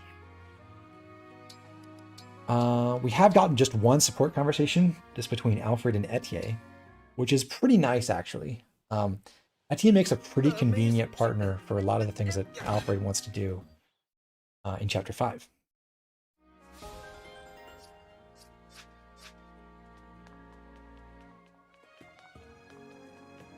Am I going to use the update bonus stuff? Yes, I will.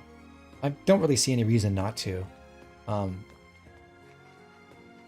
it's like they don't seem particularly egregiously unbalanced, and I enjoy the flexibility, and they're just part of the game now. If I had to guess, I would say they did more playtesting as we got closer to release and decided, yeah, we should give people extra weapons and a bit more cash. I don't know. Heading Sami is indeed optimal. Yeah, we're going to run down to Sami Shrine here in a second, but because I'm not doing some of those shortcuts for getting extra achievements, heading Sami is a really important source of bond fragments. Like I'm only getting the one 50-point drop when I come here, when I come by his shrine here. And even if there are more. And Sami gives me 200 every time I visit him. So that's like about equal in bond fragment income to what I'm getting from the maps. What?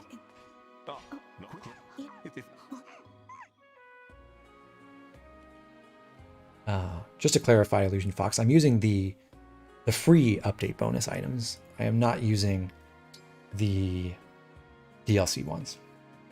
Yes, I like that name. Wouldn't having the dog cycle through metals be better representative than all steel? I mean, maybe, but that would require custom code, and I achieved what I did by taking iron and silver out of their drop pools, which is a lot easier.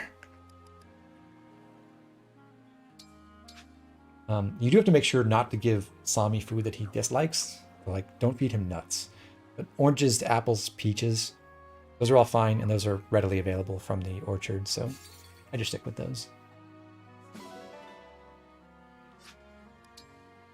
Also, it turns out that your affection rating with Sami, at least according to Serenus Forest, affects how many spirit gems you get when you walk around the Somniel.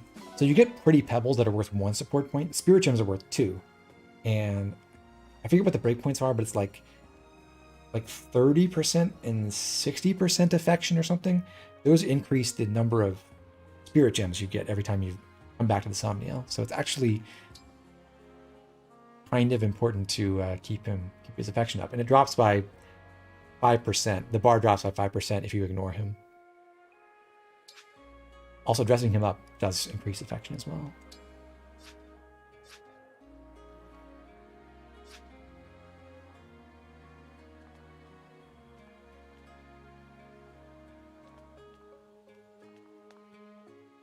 Is the wishing well going to be used? I might cover that. It's definitely changed what I've been thinking about for Chapter 6.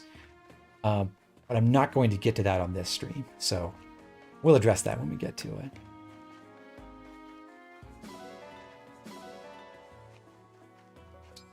Let's put our dog and our sheep out to pasture.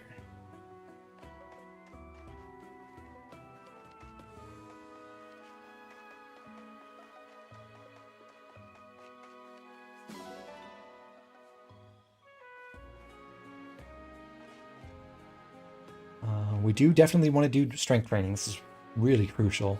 So, Luckily, I don't have to what'll it be? bore myself with any of this. I have to do How hard do you want exactly one push-up to win, thanks to Zone's mod. Looking good. Beautiful. Great job. I'm so proud. That's also a Let's do source this of bond again fragments, sometime. so yes, we do have to keep up with that for a while. Another big source of fragments, I think we've done everything we have to run around for. So we'll go back to the Cafe Terrace. Is donations. It is, I think, definitely worthwhile to raise Firenate to level 2 as soon as possible.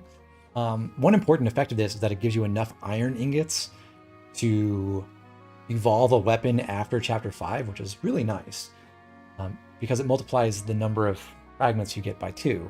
So you get, I think, 20 iron ingots base in the Chapter 5 location. This raises it to 40, which is enough to get you where you need to be. But this also gives you... this is also, I think this is a thing where you could cheese this for more achievements by doing like 100 gold at a time. So you get like donate to Fear and A 50 times or whatever. We're just going to do it all in one go. So raise it to level 2. We get donate to Fear and A. This gives us 500 bond fragments and a whole bunch of food items. We could technically raise it to level 3. That is not worthwhile at this time. And I think in most runs it's not worth raising Fear and A in particular to level 3.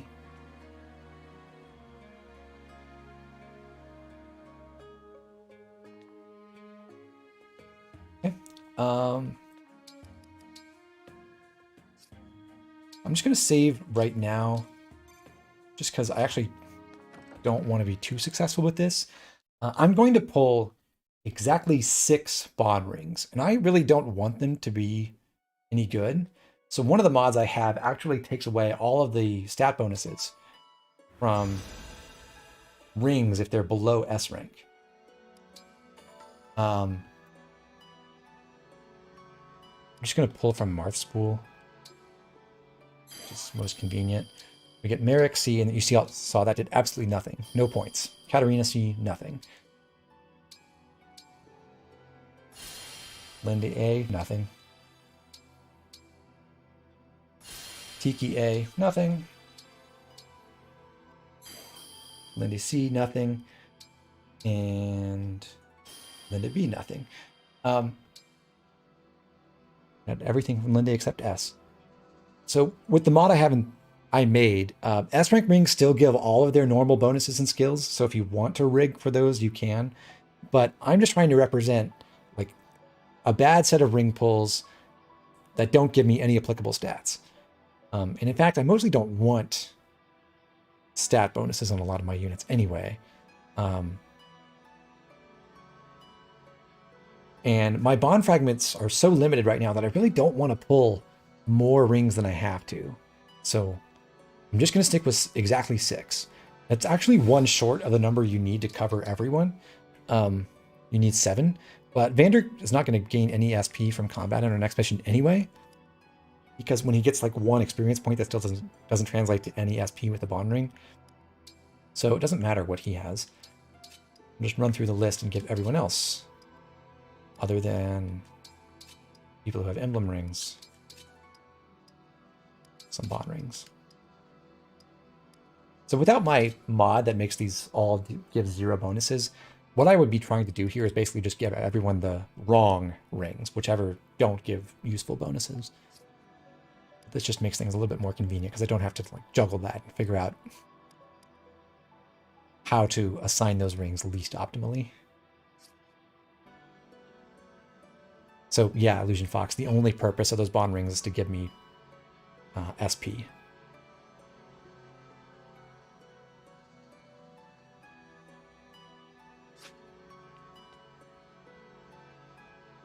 Right, and then, rather regrettably, because I'm eschewing all those extra sources of bond fragments that are relatively easy to get, like you should probably be getting achievements for avoiding attacks, for getting crits, or beating extra enemies because you have to rewind at some point, or deploying people because you retry a map. Those are easy to get. They don't take much time. You can get like a couple thousand more bond fragments, but I'm not doing any of that. So I do have to care about the extra progress I can get on my bond ranks from polishing rings. So unfortunately, that's what we're doing next. The first person who's going to have to pay for bond rings with Marth is actually Chloe. So we're going to have her polish Marth's ring. Make it nice and shiny. You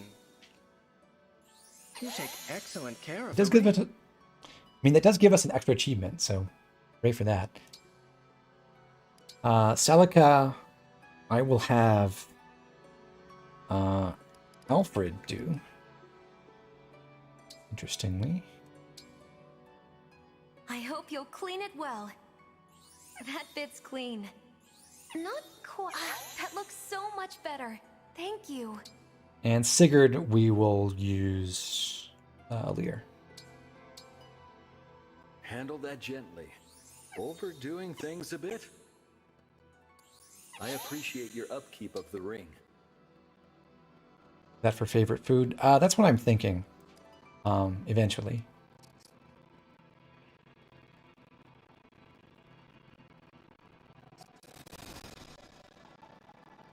Okay. That takes care of everything in the bond, in the ring chamber. We've done our donations, we did our training, we put the dog out. We need to visit the shops.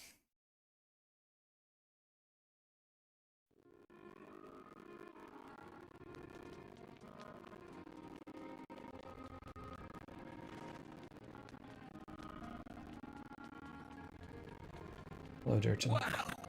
So, about the armor. And here we're going to buy just 2 weapons. We want a compact axe for Vander. Here you go. And an extra slim lance for... let's go with Alfred right now. We'll adjust inventories in a second. Here you go. Take And care. then we have to visit I thank you. Anise. Now about the shop. The only thing I believe we have to buy here is a defense tonic for Alfred. I thank you.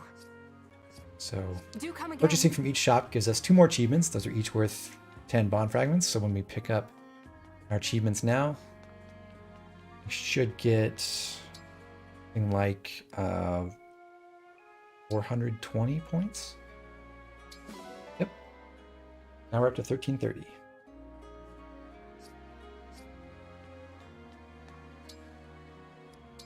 Off to the next mission.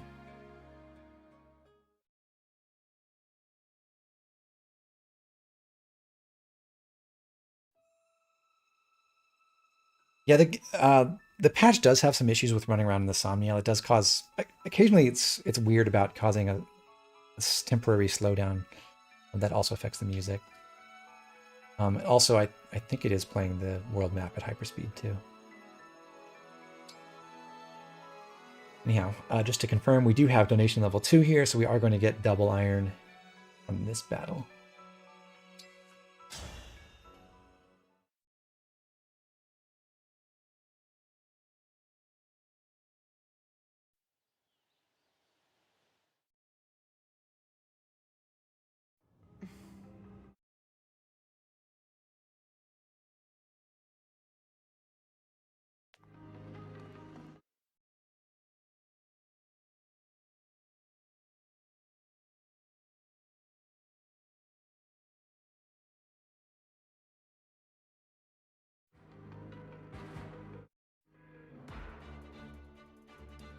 All right. So we're here in Chapter 5. I'm going to adjust inventories first, then we'll discuss our Emblem Rings. Let's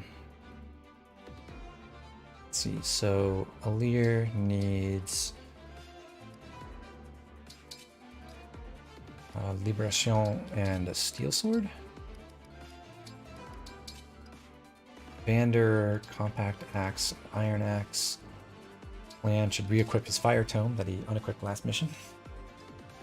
Ram takes the Iron Body Art, Heal, and let's use one of the more used vulneraries on her. She's actually going to heal herself in this battle.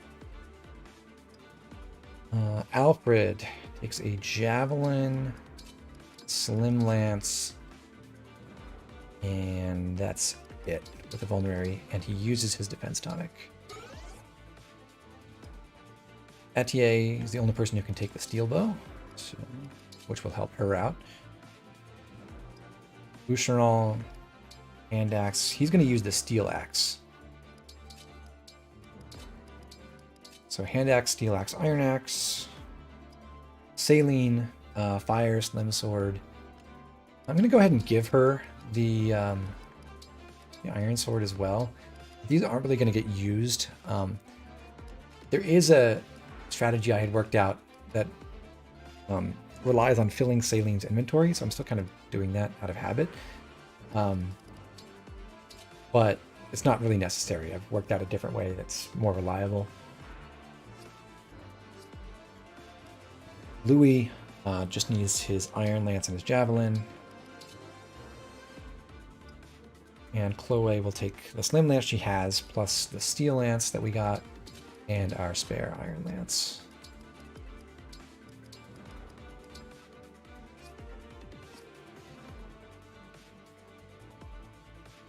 Okay.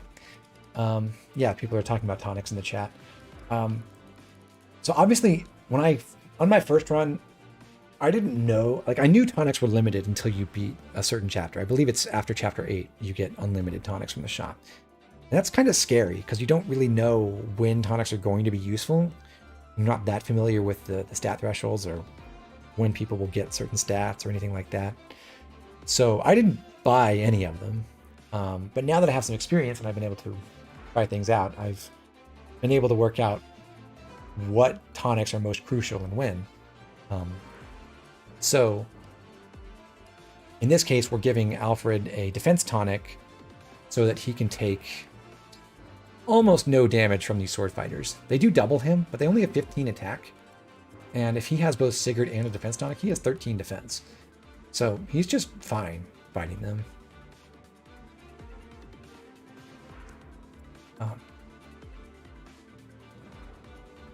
So that's like the most important thing I can give right now.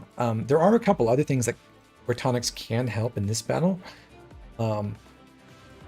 Like giving Clan a magic tonic can make things potentially slightly more consistent at one point in this map, but I don't think it's enough of a difference to really be worthwhile. I think in general, I'd prefer to preserve that for later.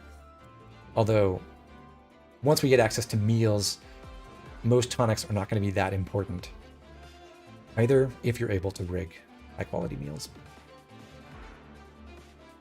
Anyhow, how are we assigning our emblem rings?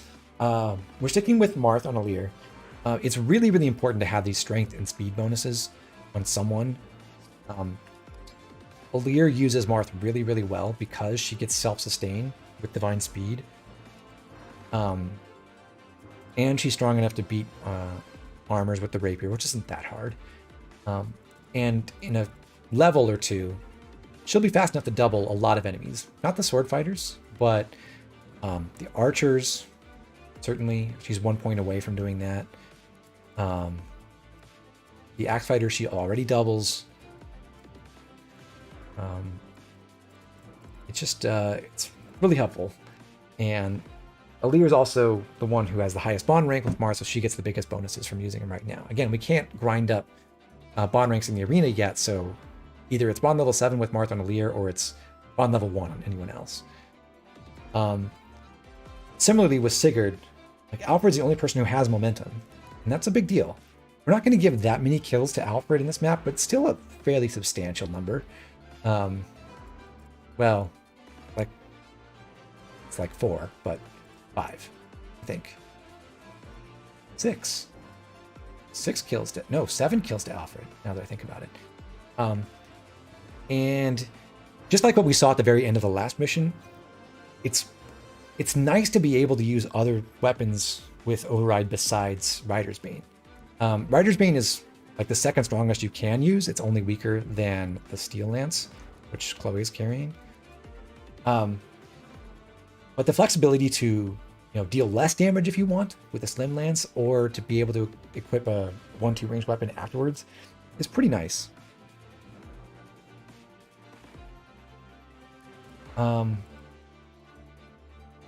So for the time being, I think it's just correct to stick with whoever you had Sigurd on in the last map.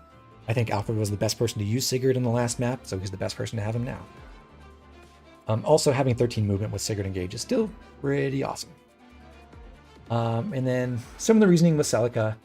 You could put her on Clan, and they would be mostly equivalent, but Saline already has stat leads over Clan. She's a little bit faster, she's a little bit stronger, she has higher bond rank with Saline, so she already gets resonance. She can one-shot things with Warp Ragnarok that Clan cannot.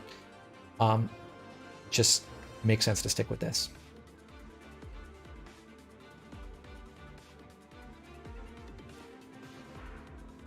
So that's basically the reasoning now.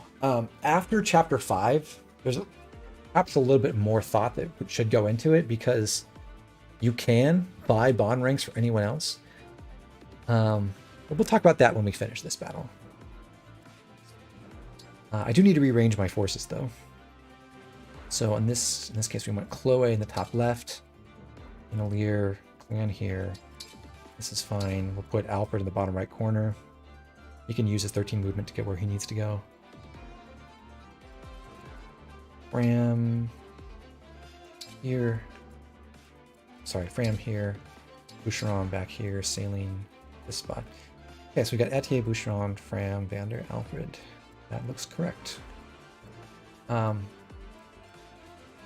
So the idea is we're going to have Alfred take care of this left-hand group with the 3 sword fighters. Oh, hello, lag. And the archer on the left, while the rest of the team supports Alir against all of these enemies, basically. So we're going to break through this armor and this archer with Saline and Alir right away, and then we'll maneuver so that Alir can take most of the remaining kills among these other enemies.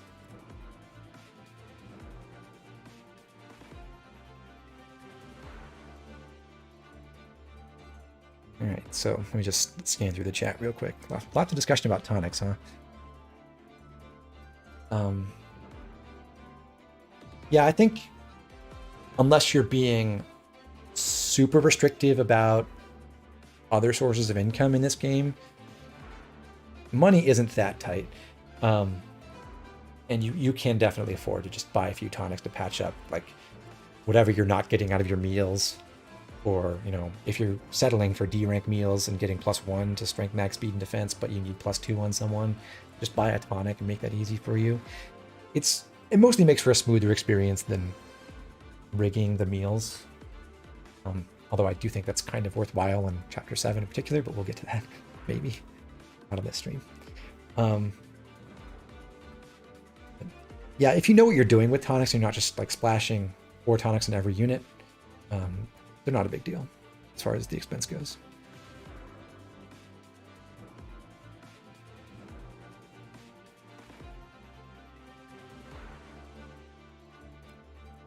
All right. I don't think there's anything else really relevant to discuss in the chat right now. So, tonic every chapter is optimal. Why rig meal for chapter 7? For very fun strats. Although, if you preserve that magic tonic that you could use on Clan here, and then you get a strength tonic from like Prologue 2, you don't really need that either.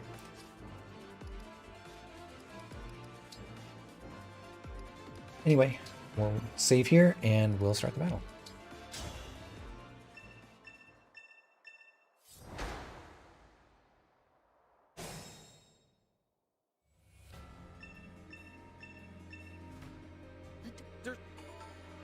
Right, I'm going to start with the least reliable thing, which is Gotcha. killing off this closest sword fighter.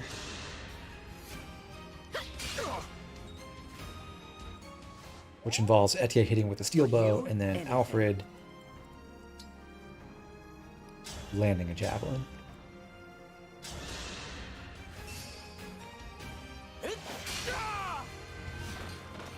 This is what I trained for. And then Alfred's just going to wait here on the pillars. The main reason for that defense tonic is to make him survive this enemy phase with these 2 sword fighters and this archer. Even if every single attack hits, if they all hit him without a defense tonic, they would kill him exactly with 3 regular attacks and 2 chain attacks. They would deal exactly 28 damage. But with his tonic, he survives easily.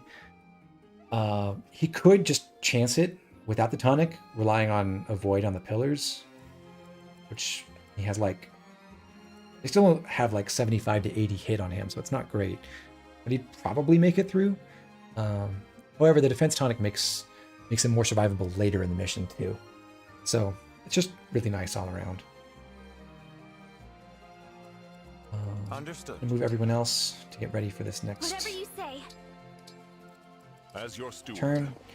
Clan's going to chip down the armor. And we have Vander here to support him in that.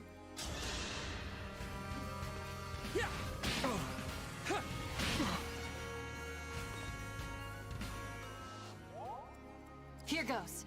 So that now, when Alir engages with Marth Emblem Engage. and equips the rapier, she does exactly enough damage to kill. 14.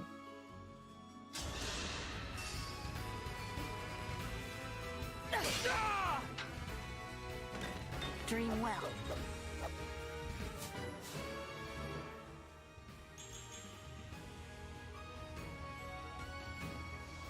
This map is pretty big for how little movement you have DIR, but hey, that's what what's it called?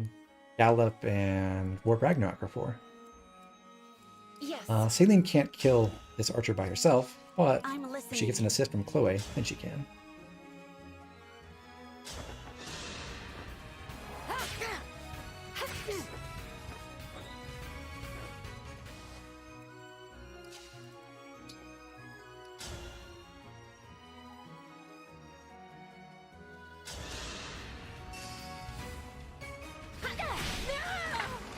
All flowers eventually wilt.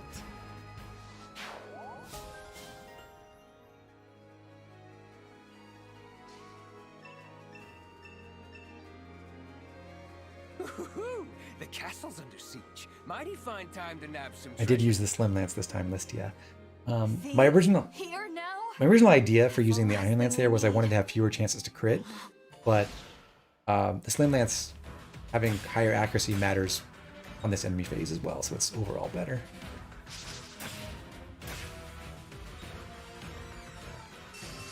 Hey, we got the avoid an attack achievement anyway because we dodged a chain attack. Awesome.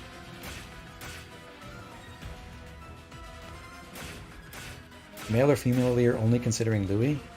Male, so we don't activate his skill as much.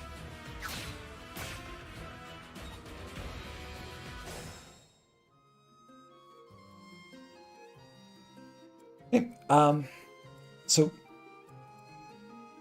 Chloe will always have been attacked by these two sword fighters. This one could attack her from the north or from the east. What we want to do at this point is build a kind of wall to make sure that this right-hand sword fighter attacks Alir on enemy phase and dies to her.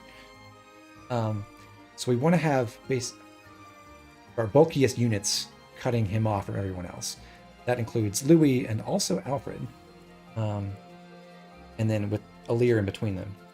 So Alir's going to move to this spot, which you can always reach no matter which side the enemy is on. And kill him with Lodestar Rush. Fate has brought us here.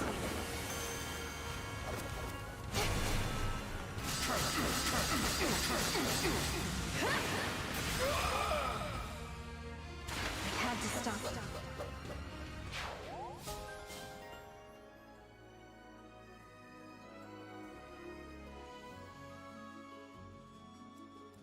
Hey, bond level 8 with Marth.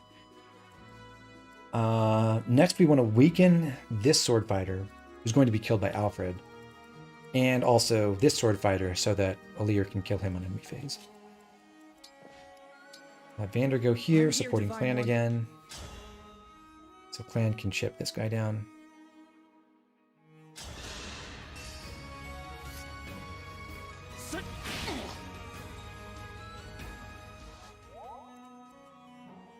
Chloe doesn't have much to do right now, but she can go ahead and weaken this door quite a bit with the Steel Lance.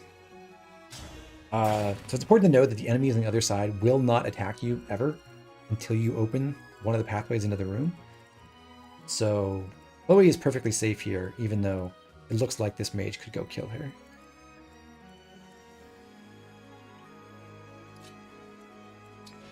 We're going to have Louis form the right side of our wall around Alir. To improve his hit rates on this enemy, we're going to have him take Chloe's Slim Lance. She doesn't really need it right now. And attack from there.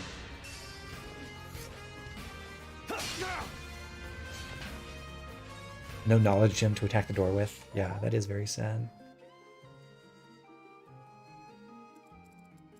So now Chloe's opened up this spot where Hold Alfred steady. can ride over and defeat this sword fighter with his own slim lance.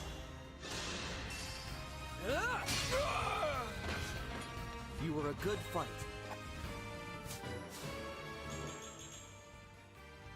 Strength and speed. Hooray. And then Alfred's just going to wait right here. So he's the left-hand side of our little wall around Alir. And if everyone stays northwest of this area, this soldier will be forced to attack Alir as the least bulky opponent.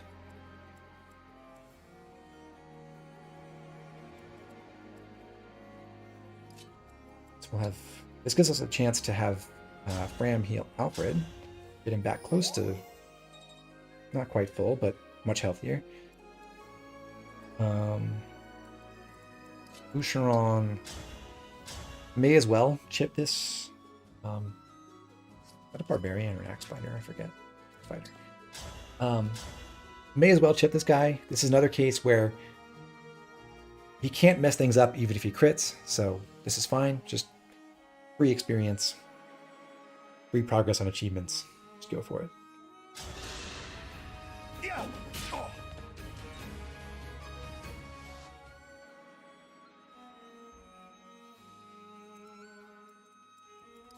Now,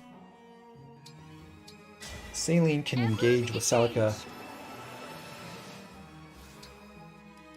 and use Echo twice to weaken and then defeat the bottommost axe fighter. We're not going to kill both, which would have been possible with some slightly different maneuvering with Bander and Boucheron together to chip down both enemies.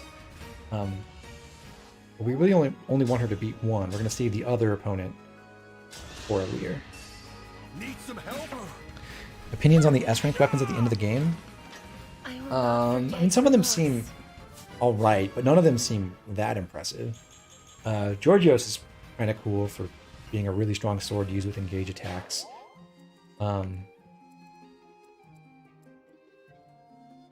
The 1-2 range lance, whose name escapes me at the moment, is like okay, but not significantly better than Spear. Nova has a unique brave property, but it's not actually that good. I mean, maybe it's like really strong with the right engraving, and you know, you could probably find uses for it, but I didn't find that many.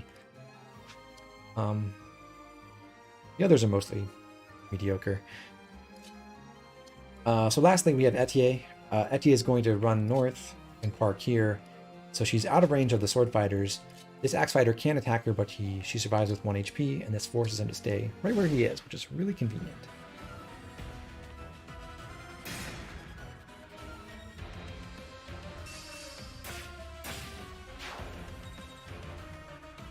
Andre, I've heard good things about Pizza Tower, but I'm not going to do that on this stream. Maybe I'll try it out offline at some point, and if it's really awesome, it's possible.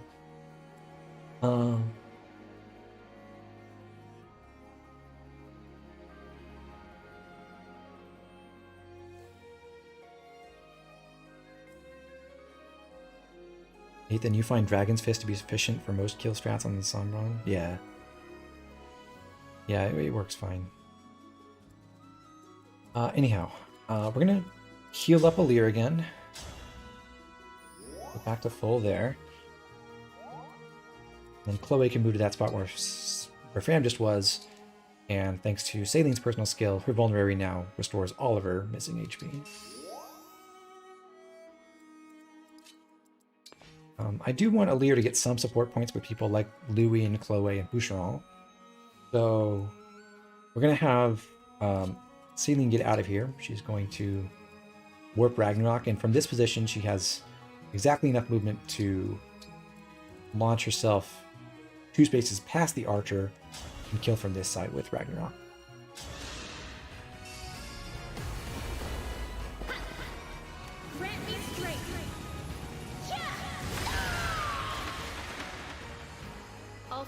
Good night, Wikipedia. So we got to max spawn with Celica pretty quickly. It looks like we can break. Anyhow, so Celine's going to do her own thing with most of these enemies. while we take care of the rest down here. Since she vacated that spot, now Alir can go there and kill off this this axe fighter herself with the rapier. Let me help.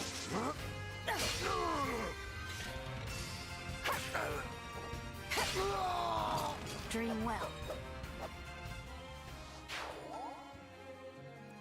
An achievement. Now, funnily enough, it's sort of counterproductive for Alir to get too many kills right now. We don't want her to reach level 6 yet. So it is possible to set up a bunch of kills for her. Like 2 more kills against both these sword fighters on this upcoming enemy phase. But we would rather give those kills to Alfred now and let Alir catch up with other kill opportunities in a moment. So, I'm going to, let's see, have Clan move away and heal himself.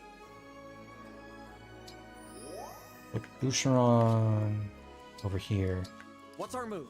And then Alfred, with his 13 movements, can still ride all the way around, get onto these pillars, and override from the back. And with the Rider's Bane, he kills every single enemy. One strike will decide it all. Here goes!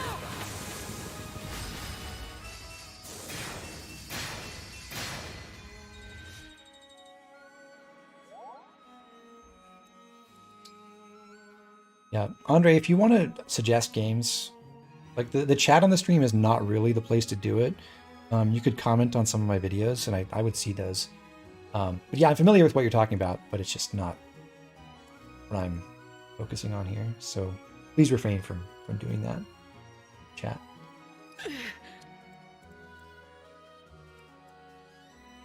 Okay, so now we can move Etier over here just to hang out for a sec and rearrange with Vander as well.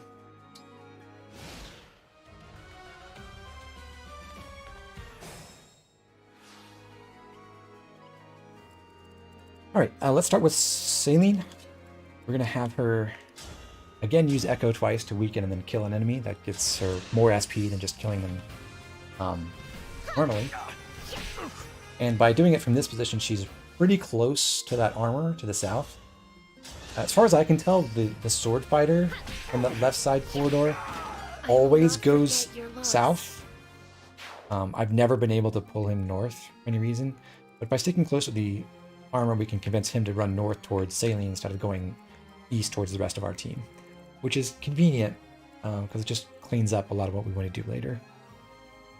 Was that override max movement? It was. From here all the way around, given that there were 3 enemies in these spots, it was 1, 2, 3, 4, 5, 6, 7, 8, 9, 10, 11, 12, 13.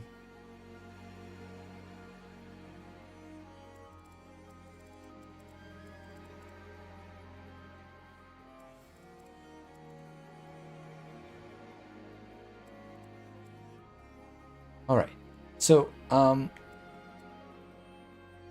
think I actually want to make an adjustment. Something occurred to me while I was thinking about this map a little while ago.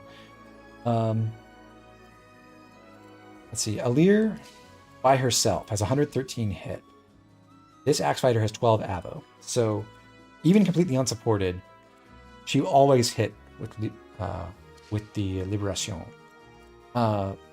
which means she doesn't really need clan nearby to help her. At C rank, I believe clan gives a crit bonus. Yeah, so like Vander has 8 crit now when he's adjacent to clan, but 5 when he's not.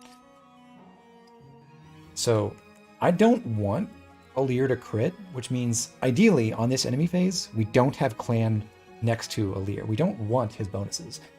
So what I'm going to do is have Louis break down this wall with his javelin.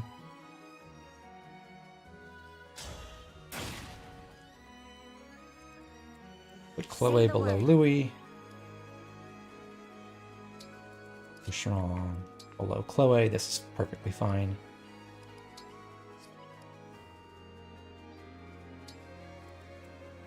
We'll stick Etier this position, and then because she supports Alfred, she gives him a hit bonus of 10 points. So when Etier waits here, and then Alfred equips his javelin and waits right above her, he'll have 120 hit, which makes him perfectly accurate against this mage. That's pretty nice.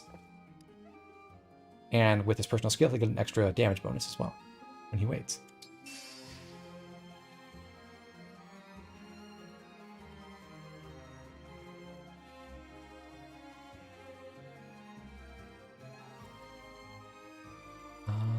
So for the rest of the squad, we do want Clan to be here on our next turn so that he can weaken the lance armor.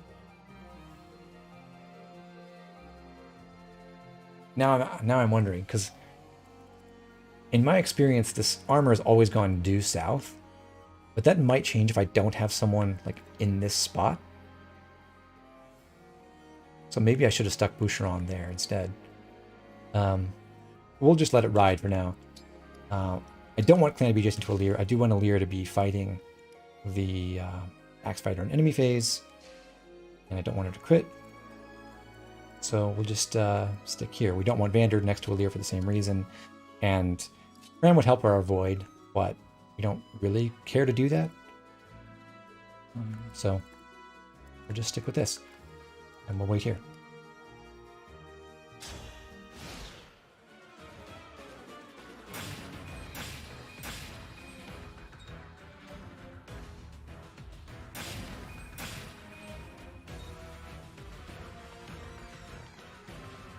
The armor did go due south still. I'm not sure if that's consistent, though.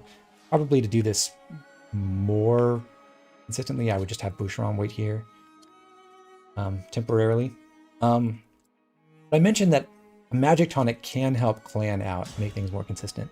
That's because even with Alir's bonus, Clan by himself only deals 13 damage to this armor. And then Alir only hits for 2 on the first hit with a steel sword. That's not even close to killing.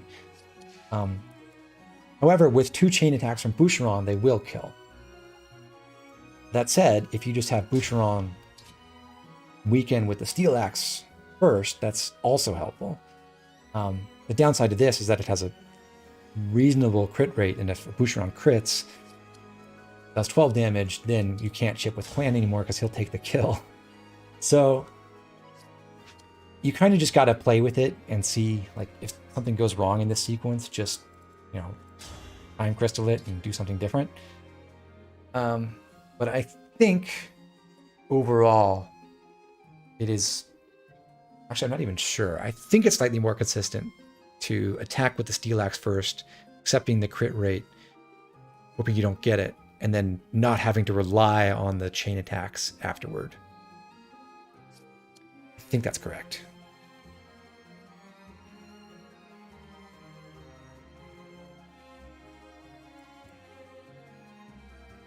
Anyhow, so we'll do that for now. We'll attack with a steel axe. I know this will hit and it won't crit, but just thinking in more general terms. That deals 4 damage. Now Clan can move over here and attack and almost, but not quite, kill. Unless he crits. I'll take this.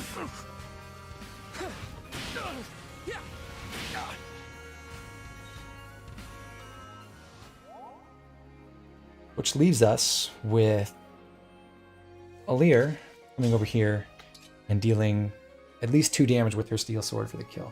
Now, another issue with this setup is that Boucheron can take the kill first with his chain attack, and thereby prevent Alir from getting any progress on her engage meter with Marth. However, we can rectify that. It just makes us, you know, run more crit chances later. That could be negative.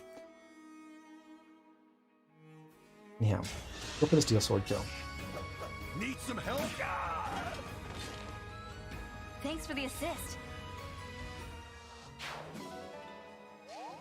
So, as you just saw, no engage meter gains because Boucheron stole the kill.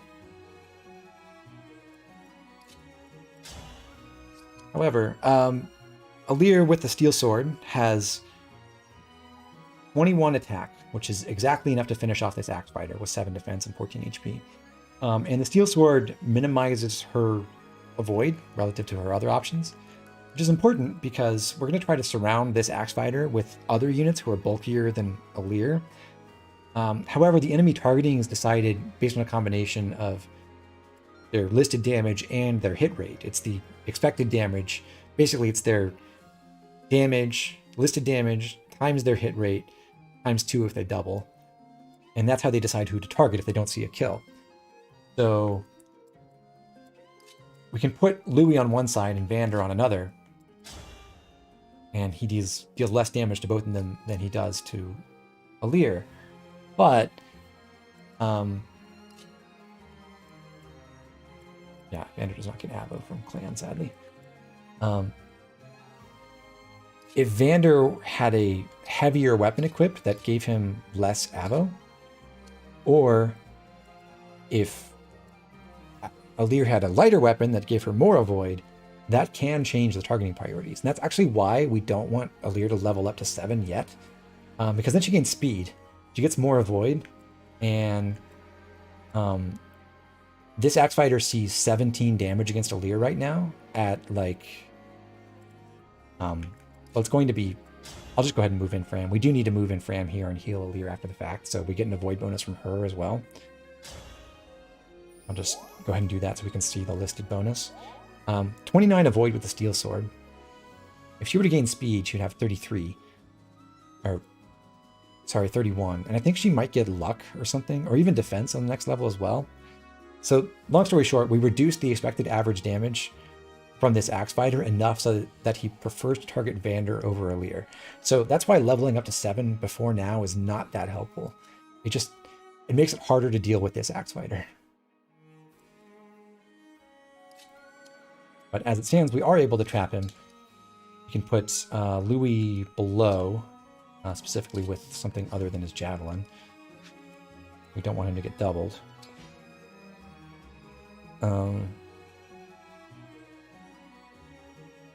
Yeah, Louis on the south side, Vander above with his compact axe. And with these exact stats, the highest expected damage is on Alir. This axe fighter will target her. She will kill on the counterattack. Over on the right here, because we have Fram and Boucheron in these positions, they activate Fairy Tail Folk for Chloe, so she always kills with her Iron Lance from here. And there's no harm in getting another chain attack in, so let's go ahead and do that as well. Let me help.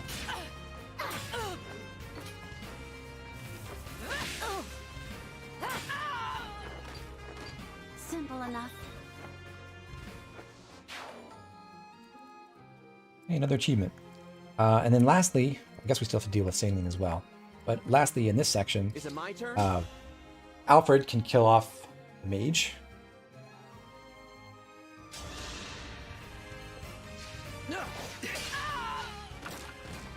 This is what I trained for. And then canter to the southeast. So when Etienne moves southeast as well, she's out of range of the sword fighter, and Alfred is still in range. She can make him more accurate by switching into a slim lance, and then waiting right there. Now, Alfred does easily survive the sword fighter because he's got the defense tonic that kept him at much higher HP and makes him take only 2 damage per hit from him. Salene's objective in the immediate future is to run to this corner and go pick up the Emblem Energy here to recharge Celica. So she's going to do that as fast as possible. That also cuts off the thief, making him run northeast instead of northwest.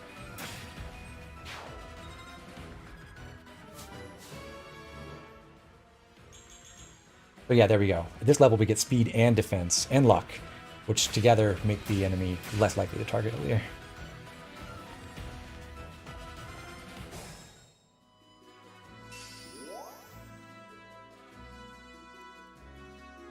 Alfred's pretty low on HP, but still healthy enough, actually, to survive Lance Cav. 18 attack here. He's got 13 defense, so he survives with 1 HP left. That means he can go ahead and attack this sword fighter again.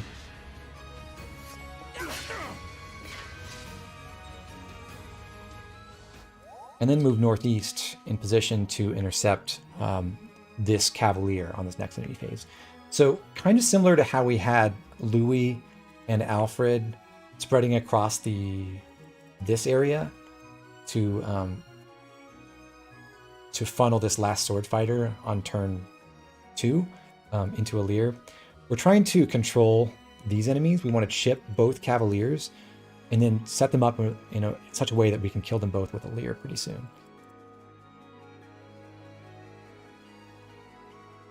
And also, by moving away from this lance sword fighter after having weakened him, we could give this kill to a Lear too. Problem is, we need 2 pips in our engage meter to get Marth back. We'll only get 1 if we kill with a steel sword, but the special effect of Liberation is that we get an extra point in our engage meter when we attack and defeat a foe with it on our turn.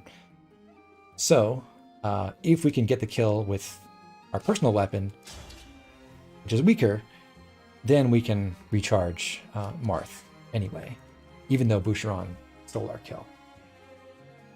To do that, first Etier takes 1 step to the right, and Clan weakens the sword fighter.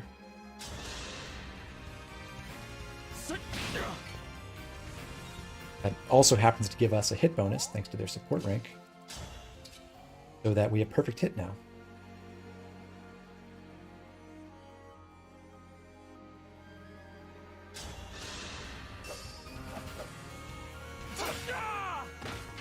Hey Shui Chi, thanks for the kind words. I appreciate that. The H, yes, we are going to go for a 1000 SP on a Lear here. Although the way this turns out is it's because our bond fragment economy is so tight, it's not that important to get all the way to that 1k SP threshold. Yeah, because we won't be able to buy Cantor anyway. Not after this mission.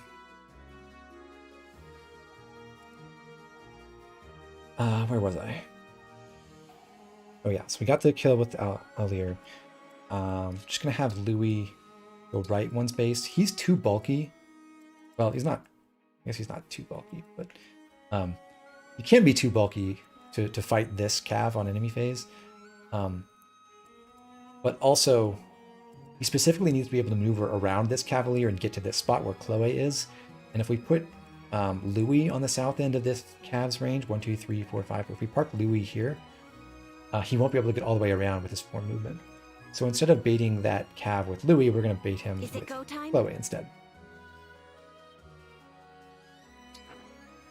And just to make her more accurate, she's going to take back the Slim Lance and equip that.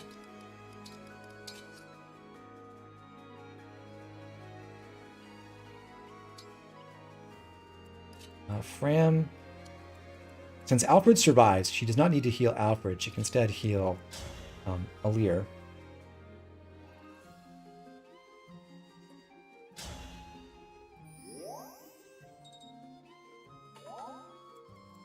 We can put Xander below Louis. Yeah. And Boucheron south of Chloe for the moment. Okay. And then in the northwest, we'll just have Saline go recharge Celica.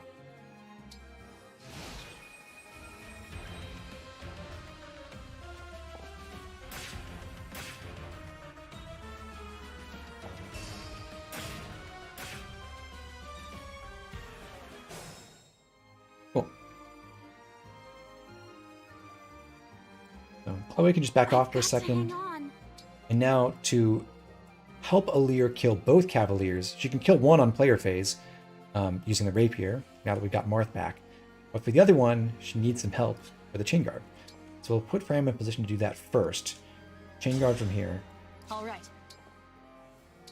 Engage Marth. Lend me your strength. And Lodestar Rush with Rapier here. My prayers are with you. We decided if the Alfred squad is worth using or not.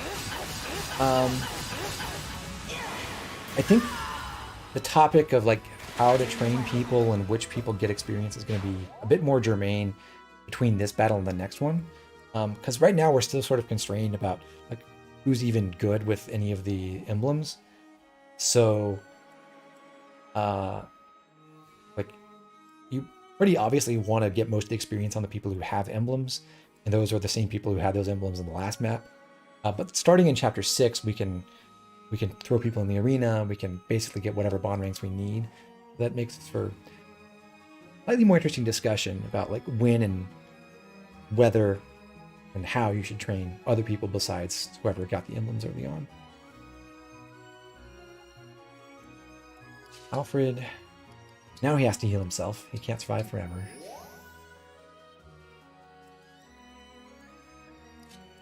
This is yet another case where we can freely attack because the worst case is a crit, and a crit does not ruin this.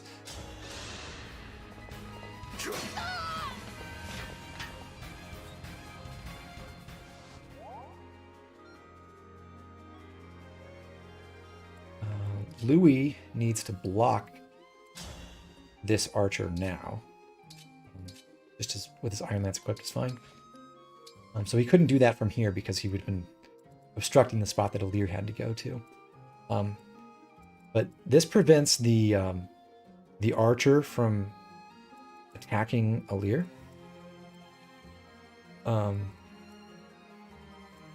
Which could break our chain guard before we get to use it. We want to preserve that chain guard until the Lance Cavalier attacks. So, like, this protects Fram from getting shot by the archer, and that way the Cavalier will run down here, charge into Alir, get chain guarded by Fram, and Alir will be able to kill him and counterattack with the rapier. Otherwise, we're just going to have these three chill out here. And Saline now gets to engage Selec again. Please And use Echo with Seraphim one more time. Take out the armor.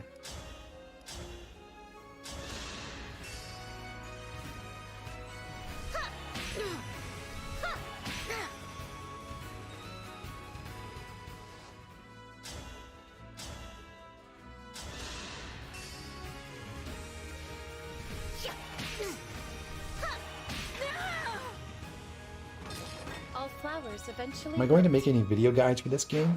If all goes well with the recording of this, I will probably cut this into segments for like individual map clears.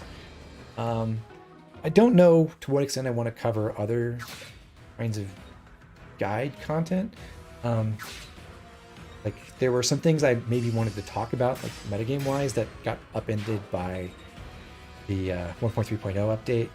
I think there's room, even though Original Raisins did a really good job about explaining why mentorship is not good, I think there's room for some more work on that, because I still see an awful lot of people watch that entire video, like take the point and then think, well, okay, it's bad if I'm ahead on levels, but it's still really helpful if I'm like really low on levels, so I should buy it on all my under-leveled units before I train them, and I want to dispel that too. But otherwise, I don't really have a lot of specific plans, so we'll see.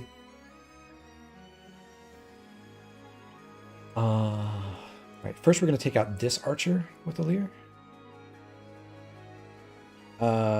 Wedges. So the combat flags mod is where I've given every single playable unit 4 hidden skills that make them always hit their attacks, never avoid enemy attacks, never crit when they attack, and never take crits from enemies.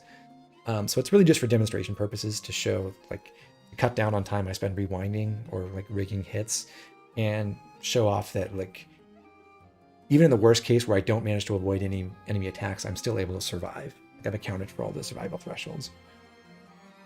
Enhanced cooking is not really relevant to the stream, but it makes it easy to rig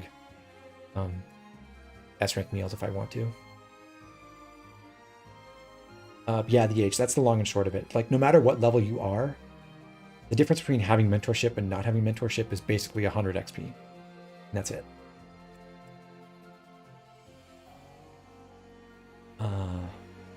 Right. So, we will put Clan and Fram in position to support Alir against this right-hand archer. And Fram does have to heal herself at some point so she can get Chain Guard back. Might as well do it now.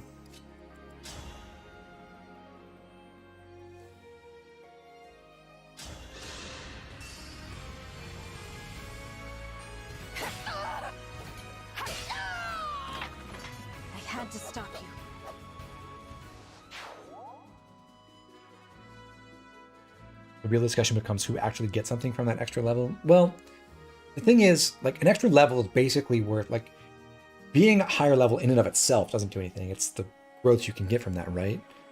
And like, that's worth basically half a point in every stat, which is like, it's not a horrible skill effect. If I could buy a skill that was like, mentorship costs 250 SP and it basically gives you all stats plus 0.5, roughly. If I could buy a version of that was like 4 times more potent, like if I could buy all stats plus 2 for 1000 SP, that might be worthwhile. But spending a skill slot to get all stats plus 0.5 is just way less impactful than other things like speed plus 3. So it's like, it's a combination of not giving you a very good reward and occupying a skill slot that can give you other better things. All stats plus 2 was a DLC skill in Awakening.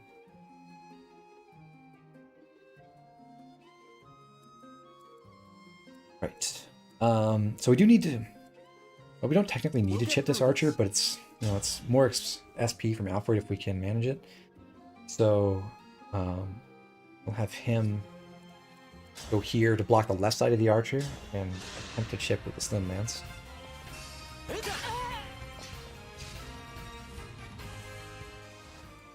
And then wait there.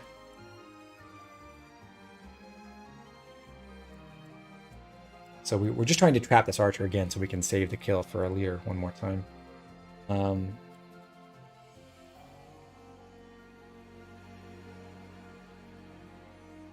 yeah. I'll put Vander above Alir and Louis trap him from above. That makes a little bit more room for Etier and Boucheron to maneuver, but it doesn't really matter.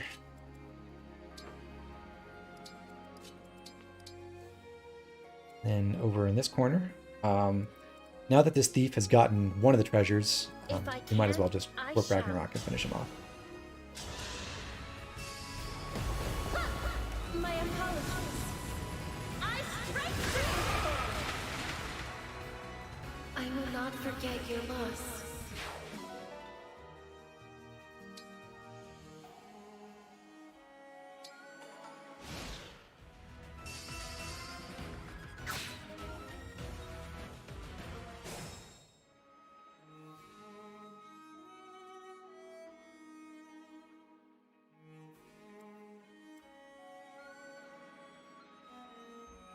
And yeah, Septi makes a good point as well. It's mentorship is like all stats plus 0.5 with a significant time lag.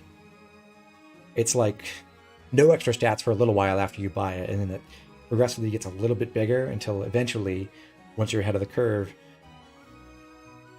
you're at like 100-ish or maybe a little less XP ahead.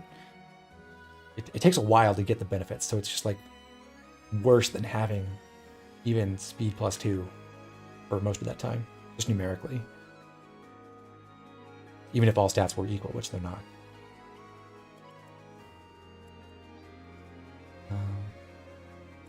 Right.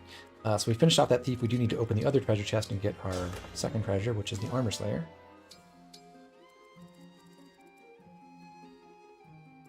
And we'll finish off this last archer while earning some extra support points with various people. So Vander up top. And Chloe already has the Slim Lance, so she's good here. I'll manage. And we'll put Alir in between them to finish off the enemy.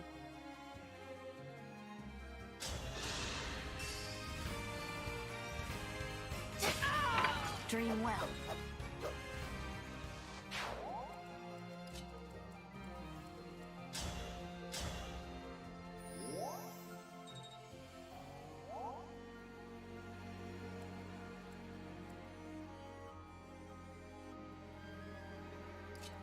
Now we can move Boucheron and Clan and Etier north a bit. We're going to get ready for the last main groups of enemies. Nalucci is linked with these 2 Cavaliers, but not with the other 4 enemies in front of him. So we can pull these first, but then we want to finish them off pretty swiftly and engage in our Luch's group right after that, so that we can use Marth against basically both squads at the same time without running out. Here goes. First, we have to recharge Marth. We're going to put Clan farther west, where he'll be involved in pulling this Axe Fighter. Chloe, just chill here for a second. Ram heals her.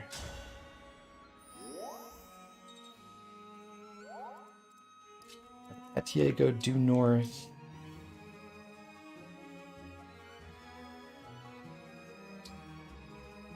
Sean this way, Vander farther on the east side. So the point of this is we're going to pull these sword fighters downward along with this axe fighter. Vander kind of needs to be able to run past them and get away from them on the... After they come down south, Vander needs to get away from them while still being close to Nobuchi's group for later. So that's why Vander's going over to the right side here. We'll have Louis step up one space. And Alfred can just wait here for a sec. So lastly, Thaleen, since we activated in Celica 3 turns ago, that just ran out. Now we get her back.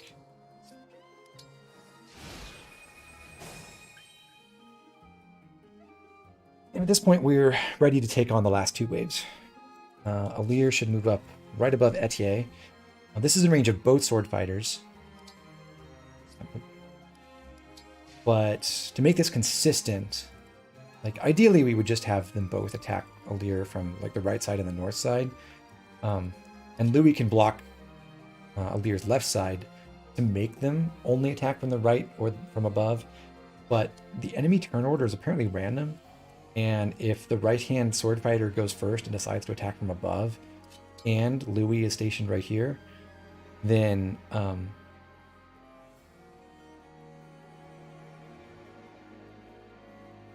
if Louis is right here, if this sword fighter goes first and decides to attack from above, then that body blocks this one. So I have no way to control which one goes first. So instead, I'm just accepting that I'll only be able to fight one of them with a Lear on enemy phase, and instead, Let's be careful. we'll have the other one fought by Chloe. So Chloe with a Slim Lance equipped only has 13 listed physical attack, but with Divine Inspiration giving her +3, and her own personal skill giving her +2, which always triggers in this configuration no matter which gender Alir is, because if you've got female Alir, then it's because of Louis and Alir. If you've got male Alir, it's because of Etier and Alir. Either way, that fills the condition for Fairy Tail Folk. That's another 2. We get 13 +3 +2, which is 18 physical attack. That deals 10 damage, dropping the enemy to 17 HP. Alir, with the Rapier equipped once we activate Marth, will have 20 attack against 18 defense, so that's 12. Remember, this guy was down to 17 HP, so that's still not enough. But when we have Marth engaged, we also get the follow-up attack from Divine Speed at 50% damage. So we do 10 damage off of Chloe, then 12 with the first hit from Alir, then 6 with the Divine Speed attack for 18. That's enough. So, works out very nicely.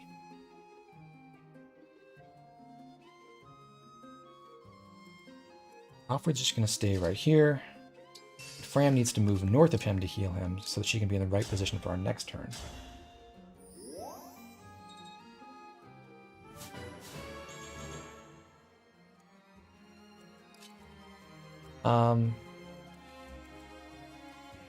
We do want to pull this Axe Fighter, and we specifically want to do it in such a way that he attacks from here instead of using his full forward movement. So we're going to put Clan a little bit inside of his max attack range. And just like with the, in Chapter 3, no, Chapter 4, when we were concerned about Clan possibly critting on the counterattack, we don't want that to happen, so he's just going to remove his weapon and wait.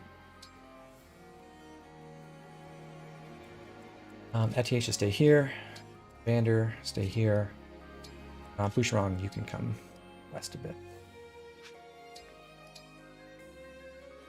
And Saline, you do need to heal yourself, so let's go and do that now.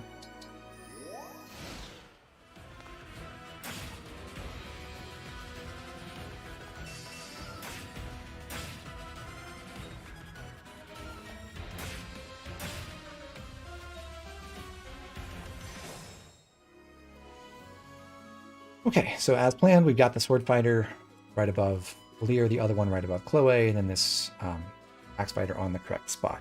The point of this is we want Lear to be killing this Axe Fighter in a position that's in range of this Cavalier with the Rapier. So if she kills with the Rapier here, and we Chain Guard for her, then we can kill the Lance Fighter and both Sword Fighters on enemy phase. That's 4 kills in 1 turn. Just fantastic for this point in the game. We're going to move Louis 1 space to the northwest to support Alir first. Here until the end. Alir engages Marth Emblem Engage. and attacks with the Rapier, which will always kill.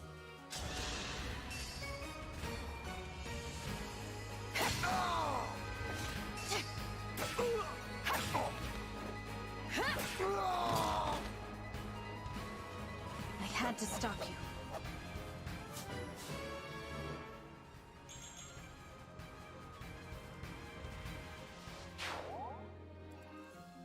And because we've got Louis blocking below, we can put Fram safely on Alir's left side and Chain Guard again.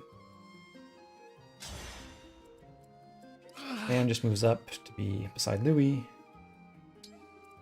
Boucheron can wait south of Clan.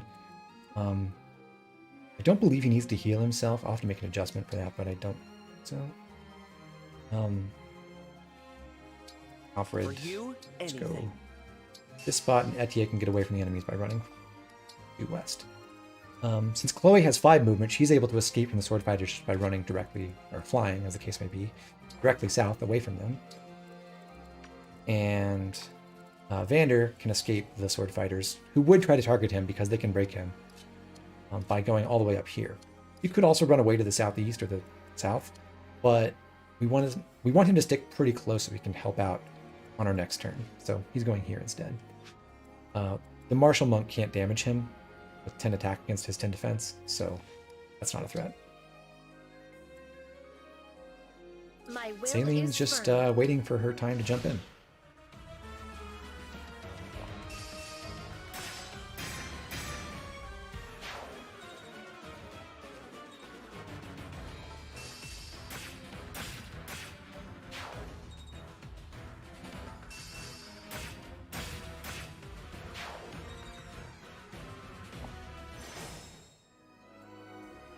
Awesome.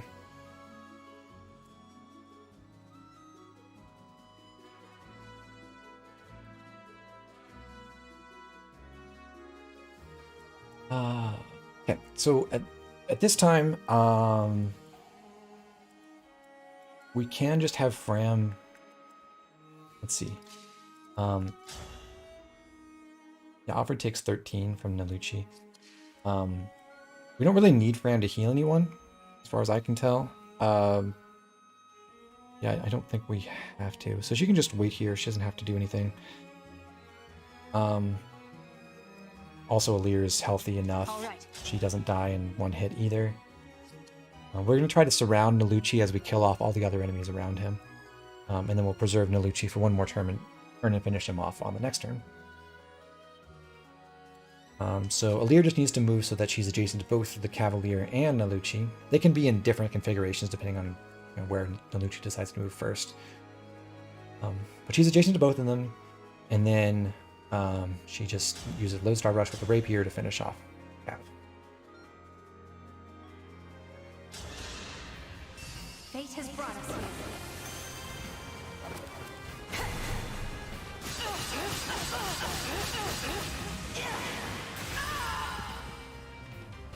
Doing well.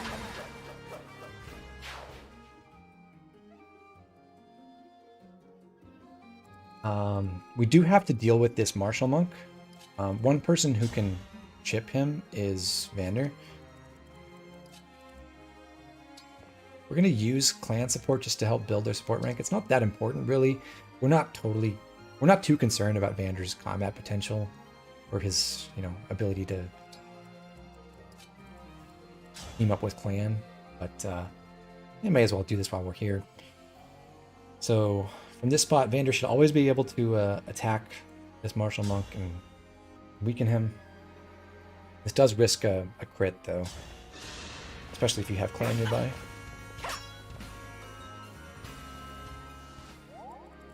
But that weakens him enough for Alfred, after engaging Sigurd, to go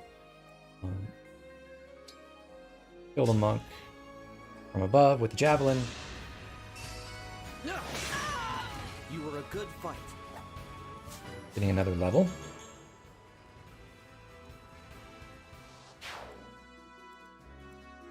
Before waiting at Naluchi's right side.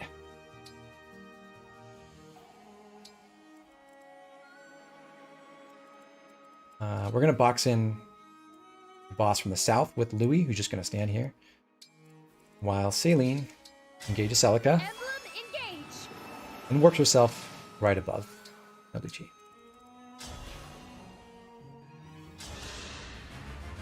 Looky here, the runaway princess.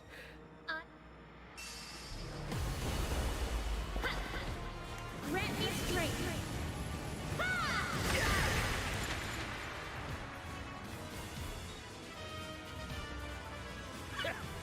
That all you got?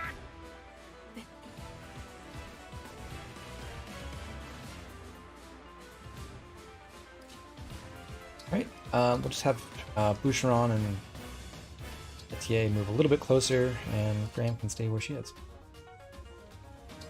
Meanwhile, Chloe can return, flying north once again. How do I feel about Fire Emblem making Waluigi a minor chapter boss? I love it. He's great. Anyway, Naluchi always attacks Alfred here because he can break him, and he can't kill anyone else.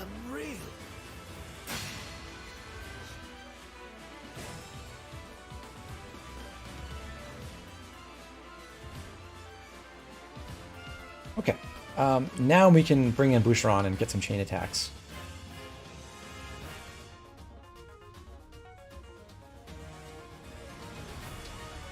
We do want Celine to work on a support rank with Alfred, so she's going to step one space to the right, but first we'll have Chloe go north. Just to get the Slim Lance back, we want to get it back on Louis. So she's going to fly up here. This also helps her build support with Celine, so Celine can take the Slim Lance from her. And off Vulnerary. And then can echo with Fire to, once again, weaken the boss the first time. She survives with 1 HP. Amazing how this works out. And then finish him off with a second attack with Echo. Need some help?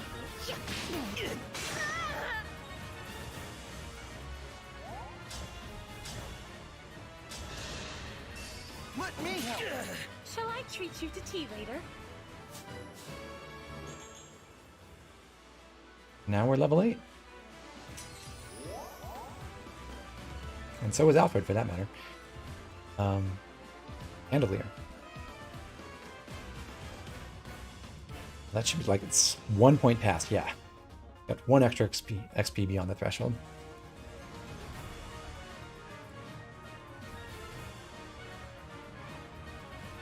Alright, so next order of business, we want Louis to chip Naluchi once.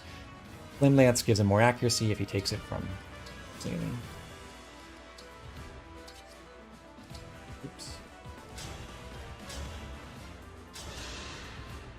Those shiny rings of yours are gonna be mine, mine, mine. Reward, here I come. I'll take this.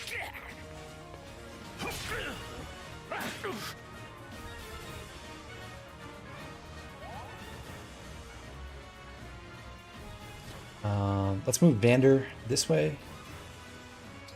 And we want to do 2 things here. One is first chip Naluchi with Alear. We've already got the 1000 SP we want, so we're not that concerned with focusing all the experience into Alir now. She doesn't have Mercuria, so there's no extra benefit for killing with Marth. So instead we'll have her chip first and then finish off the boss with Alfred. While she does that, we may as well set up some extra support points again. So we've got let's surround on the south here and attack from this side with the rapier between Clan Fram and Boucheron. Get a pretty big hit, or series of hits. I will show you no mercy. Prepare to die. Let me help.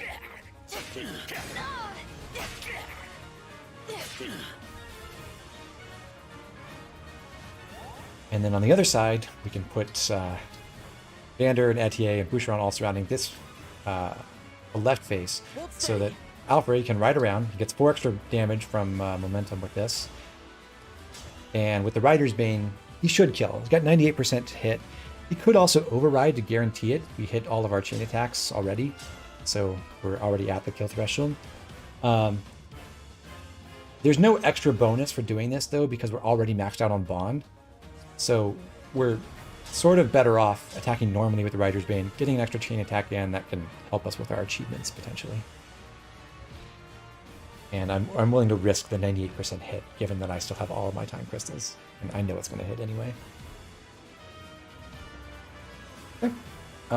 But in case Boucheron had missed any of his previous chain attacks, this would give him one more chance to land one of those as well. Need some help?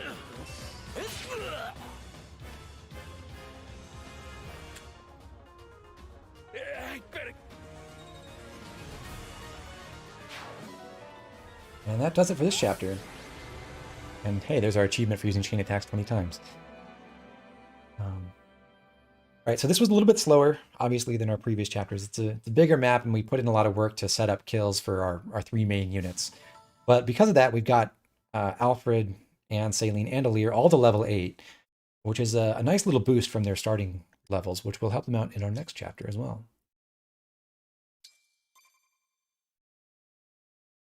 Yep, just finished chapter 5. So we're going to do a little bit more prep and some... Alfred, Mother is in the back room. She's okay. Maybe some deeper conversation about what we do at this point.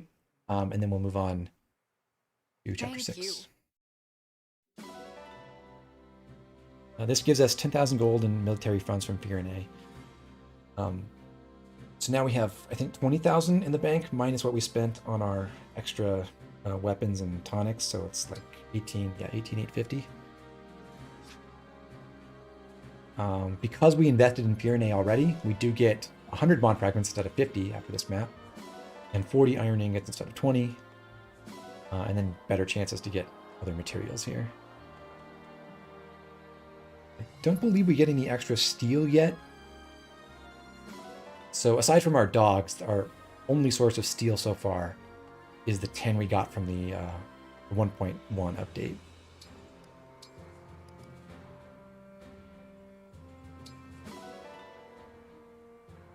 So another 350 bond fragments from the combos as well. See you, Model SS. Hey there.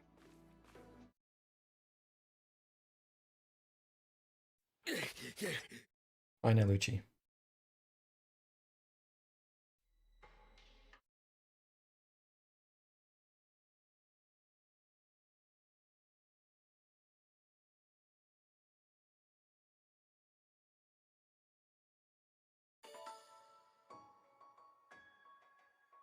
Oh yeah, and I forgot to check before, but just reviewing where we are, we've got 1,013 SP on Alir, and we're at level 8.65.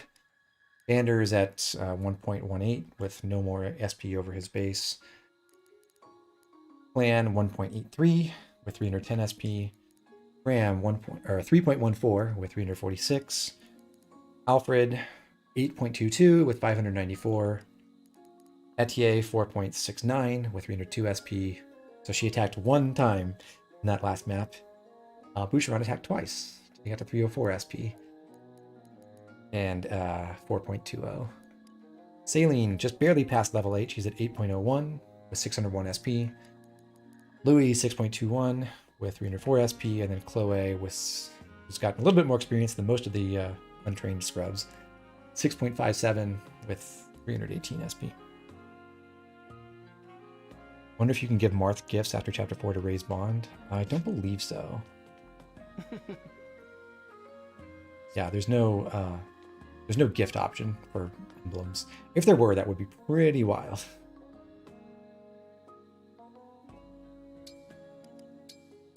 But in any case, we do have a bunch of supports coming out of that chapter. First up, Clan and Etier, which is, again, kind of cool. Etier makes a useful support partner. Also Alfred and Boucheron. So that completes his supports with his retainers, at least at level C.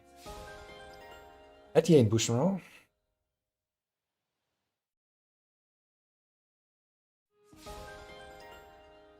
And Saline with Louis. Is the tea?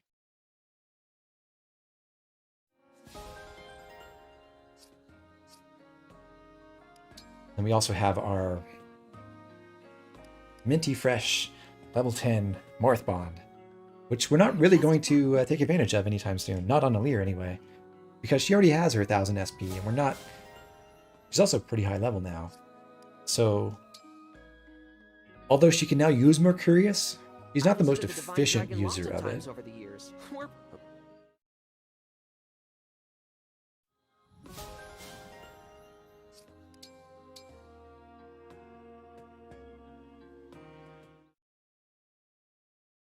We like Saline a lot. Illusion Fox, having experimented with some stuff, especially beyond Chapter 6, I really enjoyed what Saline can do. Like, I don't think she's the perfect unit, but she can pull off a lot of awesome stuff early on, and she just neatly transitions into a useful role, even if her stats don't necessarily keep up for combat purposes. So let's take care of some errands here in the Somniel first before we get to any of the weightier concerns. We got all the conversations, so we just need to go pick up some of the loot. That's a spirit gem, which I think we only got because we interacted with Sami in the last map.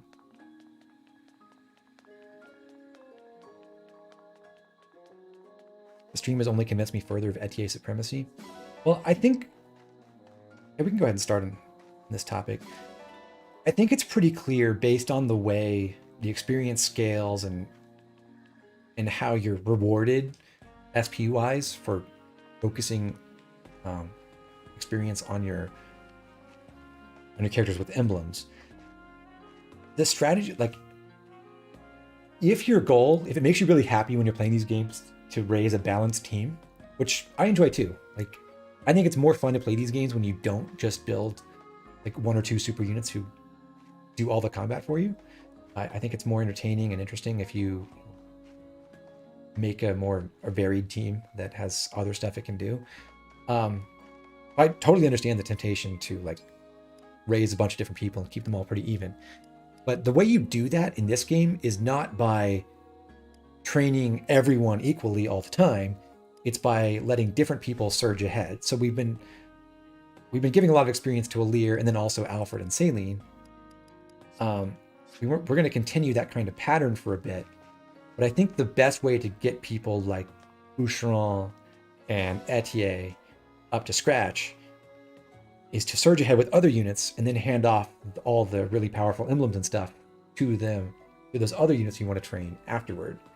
That makes it a much smoother experience than trying to keep everyone trained up kind of evenly all the time.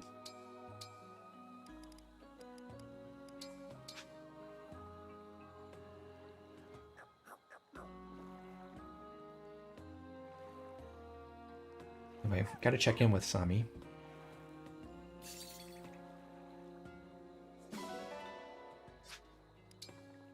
He's a very good boy.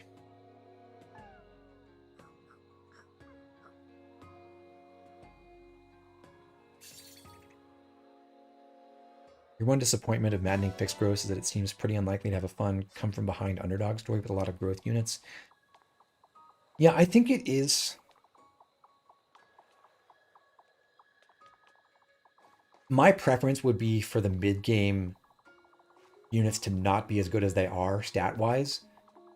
There are certain unique things that the early units can do. It's not like they have no niches, but it's difficult to make them exceed what you can do with a lot of the mid-game recruits. And I wish that worked out a little differently than it does. Balanced teams tackle late game much better than just 2 carries or so. Yeah, I think that's probably true, Zone. Anyway, there's our steel ingot. Dog. And our milk.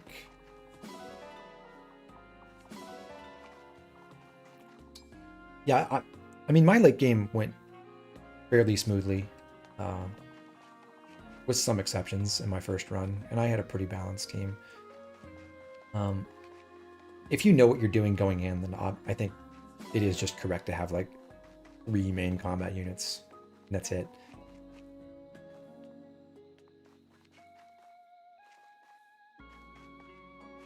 Except, do you think Etienne could do almost the same things that Alfred could so far? Yeah, that wouldn't surprise me. I think there's a bit more stuff that he's better equipped for in the next chapter as well. But after that, he doesn't really... Good for you. Well, then there's even more stuff in chapter 7 that he's a lot better at than Etienne is. Let's be clear about that. But that's not for today. Okay, so we got the Somni. We picked up the 1 pile of bond fragments. Let's go ahead and do strength training. Very nice.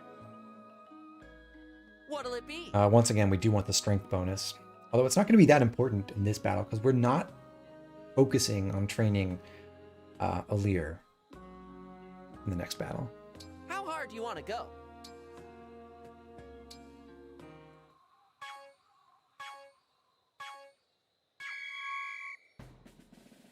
Looking good. I'm so good at this minigame. Great job. I'm so proud. Look at that, 100% success.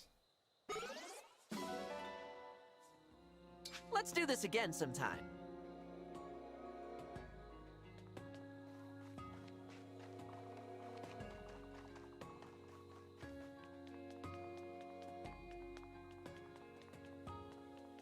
Let's see, what else? Strength training, check, where's Chloe? She's in the cafe. Convenient. So with that spirit gem we got and 1 pretty pebble, Wow. we should get enough support points to unlock our sea support with Chloe, which will be really helpful very soon.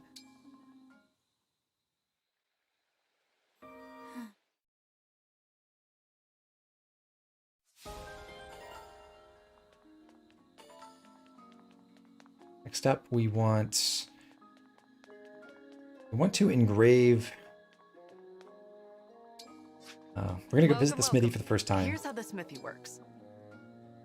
In my opinion, the very best thing that you can get with your initial 100 iron that you got from having donated to Firene before Chapter 5, and then your 10 steel you got from Update Bonus 1, is to refine the steel sword into a Levin sword, which costs 100 iron and 10 steel.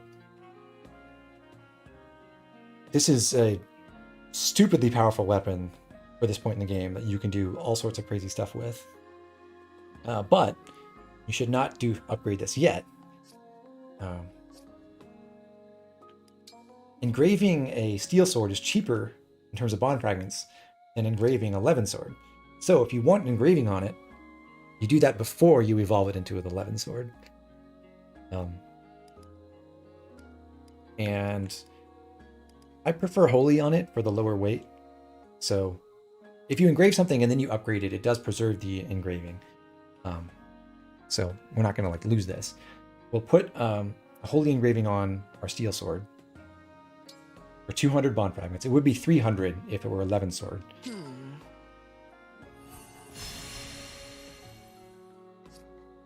And then refine it afterward.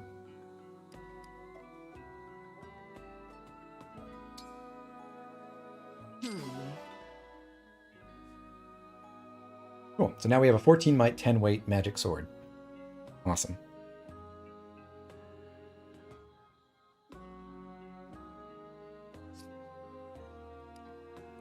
I'll be here. After that, we're ready to go to the arena for the first time.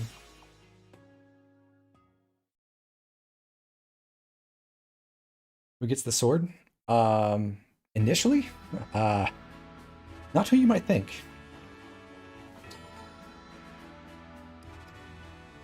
We're going to do some standard training first.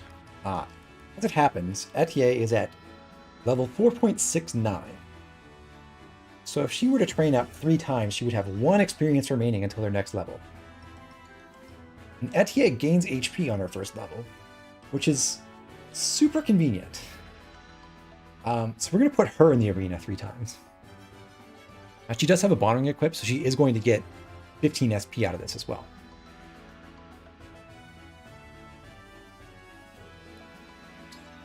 But I do expect her to fail. She's not very well equipped to win arena battles, but there's a chance. I am Etier, a royal knight of Firene. I have been waiting for this.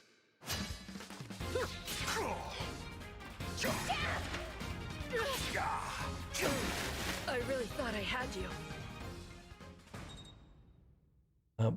The only difference between winning and losing, by the way, is which achievements you get. So it's better to win, but it's not that critical.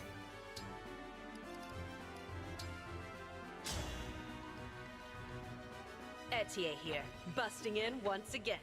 Deltai, your I am poor clan is Chloe, still in level Royal 1. Knight of Firene. Don't feel too sad about that. Oh dear. This knight has met her match. My muscles deserve a treat after that. My current plans for the upcoming chapters is Jean Prologue expended for any relevant benchmarks. Well, I will tell you that so far, where I've gotten as far as planning goes, I have not expended Jean's Prologue.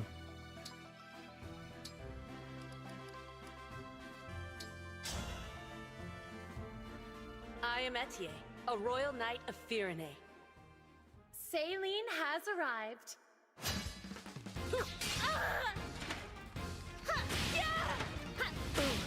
I really thought I had you.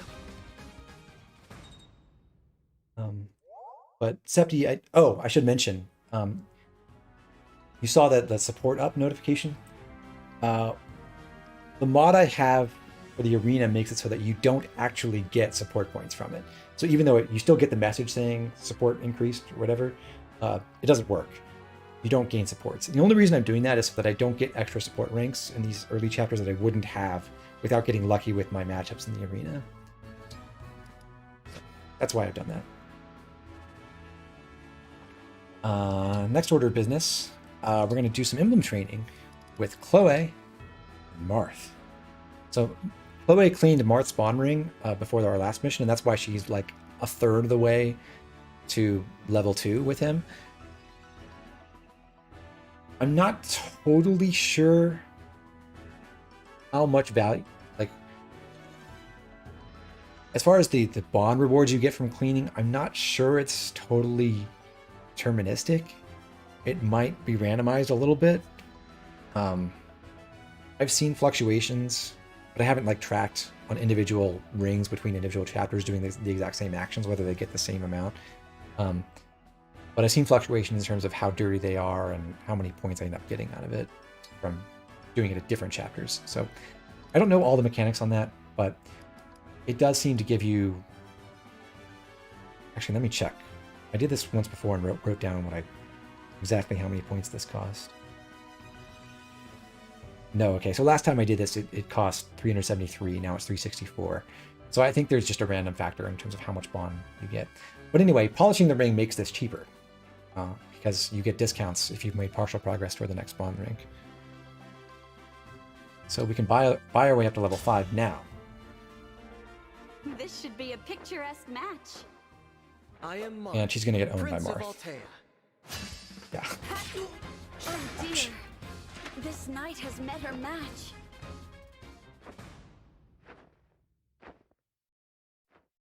Polishing rings is only doable after 4. So Talking to the you can go to the I ring enjoyed chamber our chat. after 4. You can go to the arena after 5. But anyhow, we've just raised up to level 5. every level of training in the arena from between level 5 and level 10 costs not 100 bond fragments, but 300. However, that also means if you get another 1/3 of a level from ring polishing, that saves you more bond fragments now than it did before. So to make sure we're preserving as many bond fragments as possible, we're going to go over to the ring chamber and polish our rings now, and then go back and do more ring training with Marth.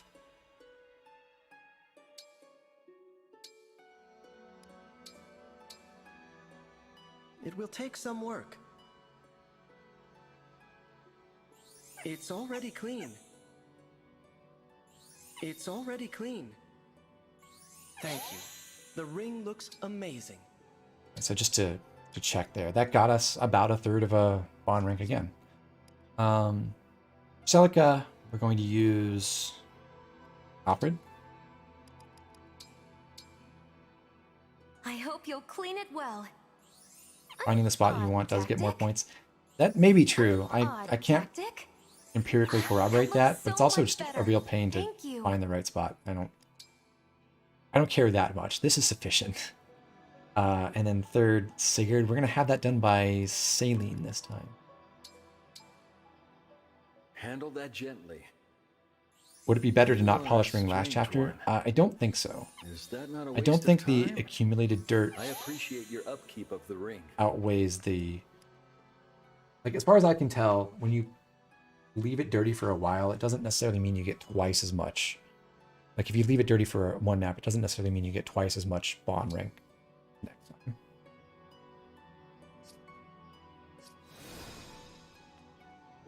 Anyhow, we've done that. We'll go back to the arena. We should now have enough bond fragments on hand before we go visit, or before we go pick up our achievement rewards. To do, yeah, we should have that. Do the training with Chloe and Marth all the way to level 10 now. Yep. So it's important to ask, why are we doing this for Chloe? Obviously, the goal is to get someone new with Mercurius. Chloe is our lowest level person who can use Mercurius well, because in her case, she's really, really fast. So Mercurius is a 12 might sword that only weighs 7. It's like a silver sword, but extremely light. It still slows Chloe down a little bit, because Chloe has only 5 build. But if we put Marth on her, Let's go. then with Mercurius, she has 22 attack and 13 speed, which is incredible. That's way better than just about anyone else can do. Like, without a ring, Alir's at 17 attack. With Mars, she'd have 19 with 14 speed. With Mercurius, of course, Alir would be better too. But this is just extremely strong. Chloe is really, really fast. With Mercurius, again, 13 speed. That's a lot better than the likes of Boucheron or Etier or Clan or Fran or Louis. Or even Saline. Right? Yeah, she's a little bit faster than Saline right now. Higher build and 2 more raw speed. And she flies, which is extremely important for what we're about to do in Chapter 6. So, I think for Chapter 6 in particular, Chloe is definitely the best person to have Marth. She's extremely mobile. She can cross over different parts of the map that other people can't. She does a lot of damage with the Mercurius, and she can pull off some really impressive stuff if you give her the right support. So that's what we're going to do in our next chapter. But the question is, do we give Alir an emblem ring now? And if so, what? In Chapter 6, Alir is isolated. She's stuck on the top side of the map next to Yunaka. And when you acquire Micaiah, that will automatically go to Yunaka. So Alir has a certain segment of the map all to herself, really, with Yunaka supporting her, if you want to do that. which is fine. You could like give Alir Sigurd or even Saline just for the extra SP you can get as you mow down all those enemies. But also, Alir already has the SP she needs. She's pretty close to promotion level already. There's not a lot for her to gain from taking a bunch of the kills on that map. Really, we're better off having Chloe cross over to the north side of the map where Alir has all those enemies to fight and giving those kills to her instead. So we'll talk about that more when we actually look at the map, but I think we just give Alir a bond ring, have Alir do some really tiny chip rolls in Chapter 6, and then come back in Chapter 7 to do, or after Chapter 6, to do some more work with a real ring again.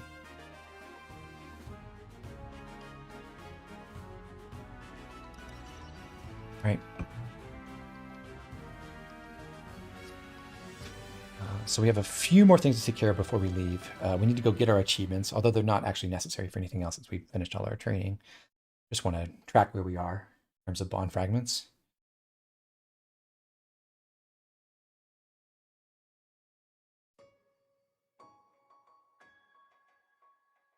Yeah, Septi, it's pretty clear that they intended the north side of Chapter 6 to be for Alir to go eat, but it turns out Chloe can eat that too. One other topic here is donations. We do have the money now to raise Furionate to level 3. I do not think that is worthwhile right now. If you want to invest money early, taking Furionate to level 2, definitely do it. It's great. Gives you the extra early 11 sword. And it just boosts your rewards for these next few chapters and paralogs nicely. If you want to invest more to get more ingots from after this point, top priority is Brodia, not Furionate. So wait till Brodia. Anyhow, we got a bunch of achievements now. You can generally expect, if you've done exactly what I've done, to get all of these except maybe for fight now, or maybe defeat an ally in the arena. We got kind of lucky that Etienne was able to fight Chloe and win that. Most of the time she loses. So we could be like 10 fragments short this. I have only 425. Oh no. And in fact, you'd probably have more because you probably have gotten a few critical hits at some point and gotten those achievements as well. Would this be the chapter to put the spur attack ring on Alir then? Sort of, although it doesn't work out in such a way that we need that or that it would really help us. We do want to boost Chloe's attack even more. But the way we're going to do that, by hitting up the item shop again, and this time buying the HP tonic, the strength tonic, I thank you. and although this probably isn't totally necessary if you make some adjustments with also the speed tonic. I thank you. Do come So again. before we apply those, we'll go look at the map and explain what those are for. We do also need a torch over here for Clan to carry. I thank you. Do come again. Right, so Emblem Rings wise, we do have Marth on Chloe now. We'll talk about the rest of that when we get to the map.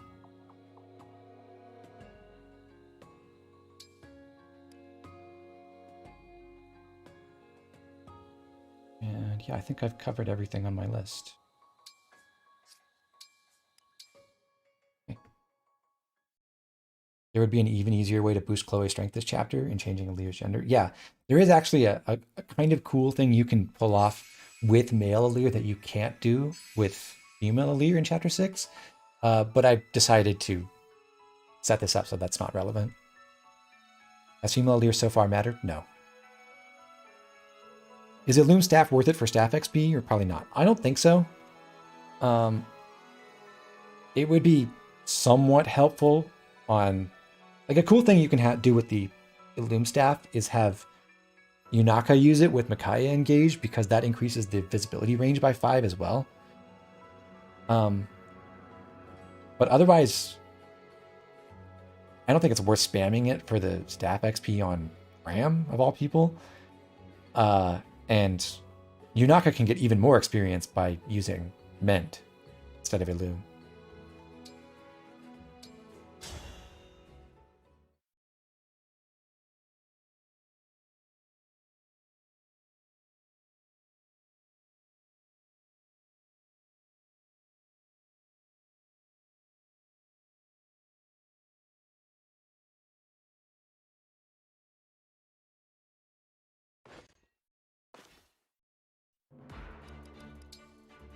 Right. As you can see, we've got Alir and Yunaka up in the north. There is a barbarian right here that we can't see until we start the map.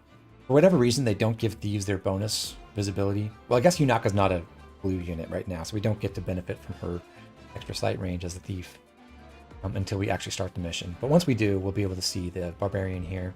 Once you kill this barbarian, that's when you get Micaiah, and she auto-equips to Yunaka. So really all Alir has to do, like if Alir had Marth, then she could just one-round the enemy and get that experience for herself. But without Marth, she can just attack, break with a sword, and then set up the kill for Yunaka, and that works fine. Did I swap genders in the Train Everyone Conquest run? I did.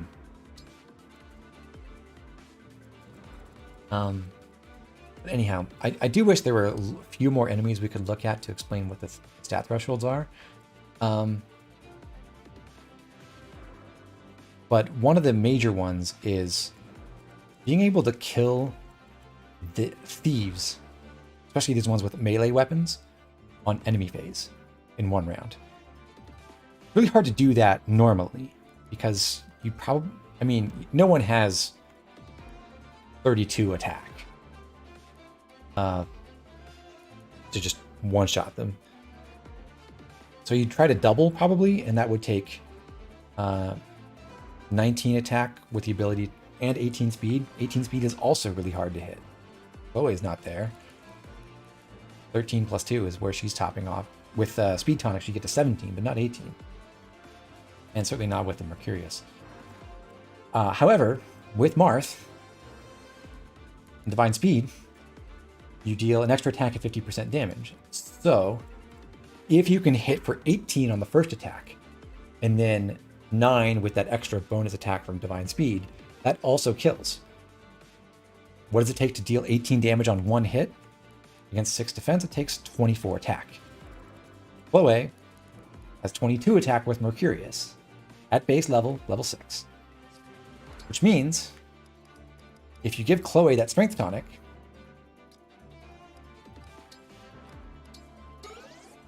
she's at 24. And when she has Marth engaged, she one-rounds thieves, which is awesome. Now that said, Chloe's not that bulky, and if she's one-rounding thieves on enemy phase, that means she's getting poisoned as well. We do need to help her out on that front. We've used our only defense tonic, so the only alternative is that HP tonic we got, which is enough. Chloe has a good starting HP value. It just happens to get her exactly where she needs to be with an HP tonic. If you were desperate, you could also give her a Seraph Robe. I'm going to hold off on using stat boosters for now, because I kind of want this to be more generally applicable in case you want to save your stat boosters for a favorite unit or something. So that's 2 of our tonics. The other one is going to Saline. And I don't think I can show you... Maybe I can. Is there a... Yeah. So Saline has 11 speed with fire. Enemy barbarians have 8 speed. With a speed tonic, she doubles them. That's basically the answer.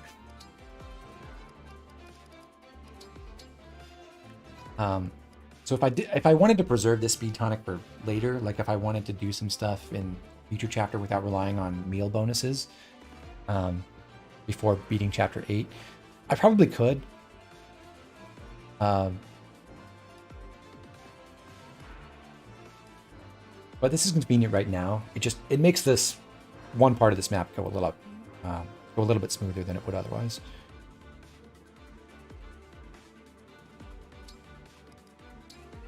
So we'll go ahead and give the speed tonic to Saline.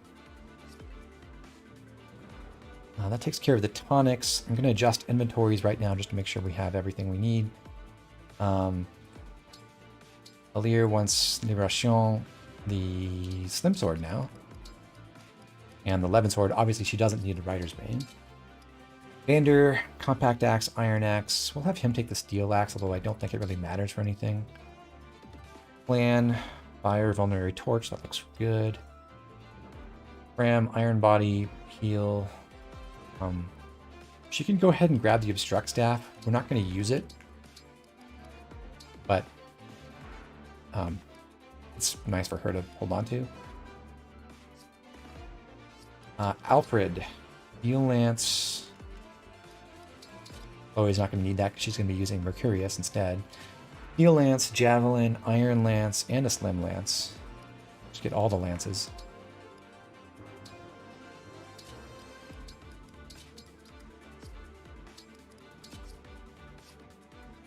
Etier, of course, just has her bows. She's going to use the Iron Bow, not the Steel. Boucheron, Hand Axe, Iron Axe, Vulnerary, looks good. Saline, she actually wants to use a sword first and then fire. Armor Slayer doesn't matter for anything, but we'll hold on to it. Louis, Slim Lance, and his own Javelin. No need for the Seraph Robe. And then Chloe is just going to carry Rider's Bane for fun, along with her Iron Lance, which she will need.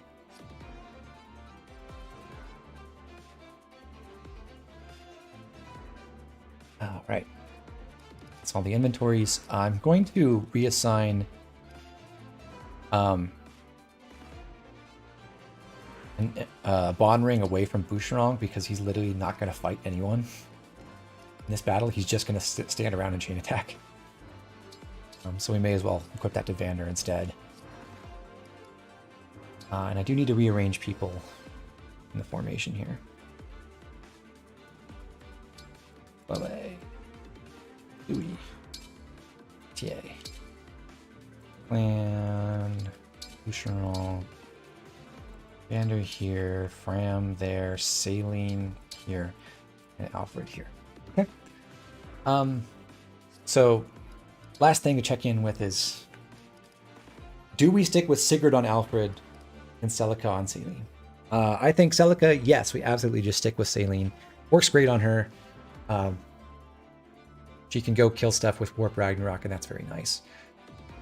And then Alfred, again, he's the only person who has momentum. Now, that didn't have to be true. We could have trained someone else in the arena. In fact, I think we do still have the bond fragments to pull that off if we wanted to. So you could reassign Sigurd to someone else by now. But what I find here is Alfred, now that he's trained to level 8, has the right stats to make really good use of Sigurd. He's the bulkiest unit on the team. He's actually equal to Vander in defense. And I think he's this, like, one slower. So, okay, technically Vander is bulkier. But he's the second bulkiest unit on the team. Louis has more defense than Alfred does, but he's simultaneously slower and also incapable of fighting some enemies on enemy phase. Like, Louis cannot fight thieves. Alfred can, because he has 12 defense, and Louis has 16, so they won't target Louis. There are sword fighters that we can't see right now. Also, will target Alfred, won't target Louis. Especially if you give Louis Sigurd, because then he'll get more defense and he'll be even less able to get targeted. So it's like Alfred has more bulk than anyone else, can actually gain experience unlike Vander. Gets to use lances other than Rider's Bane with Sigurd, which is really helpful in this chapter because there are mixed enemies. There's like not only the thieves with melee weapons, but also other thieves that have regular daggers, not cards. There's also an archer over in this corner who's rather rudely tucked away, preventing you from just flying up here and killing stuff with Chloe. So instead of having Chloe go this direction, we're going to have Alfred take care of this group. And he can do that really efficiently with his javelin. So that's really nice. He already has momentum, he has good stats, he's higher level than most of our units, which isn't itself an advantage, but it means he's like he's getting ahead of the curve, and that helps him in the next few maps if you want to use him there. So it's kind of a case where you just want to continue with what's already working, and Alfred has the right stuff to do it. We're going to see everything he could pull off, which is pretty substantial in this mission. Obviously, the star of the show is Chloe, for sure, but Alfred can do a lot of tricks with his combination of mobility and defenses and solid attacking power. I could see a world where maybe you pull it off with Etier instead or something like that, to acknowledge Septi's claims. I don't really see most other units doing well with Sigurd. Obviously, Saline could with 11 Sword. That makes for some really cool stuff with Override too. But having experimented with this a little bit, I think it works better to have Celica on Saline. Time being. We're not trying to get a whole bunch of kills where like Saline has to zoom across the map. That's what Chloe's for.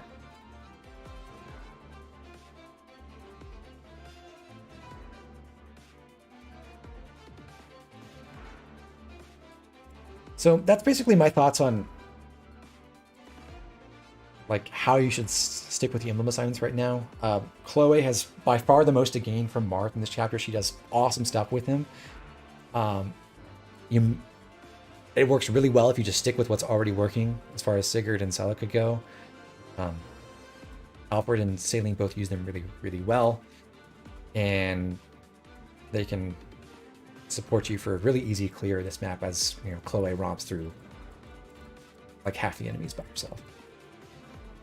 So I really think that discussion opens up a lot more after this mission, where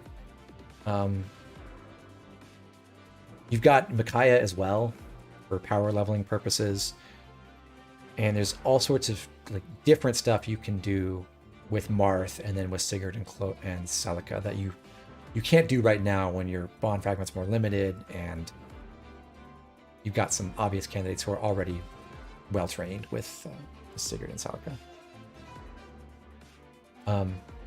So just to acknowledge some of the discussion going on in the chat, like I think Louis is pretty useful early on, but I don't think he's that useful with an emblem ring, especially not with Sigurd. What you want to achieve with Sigurd is zoom across the map and be able to fight a bunch of enemies, and that works.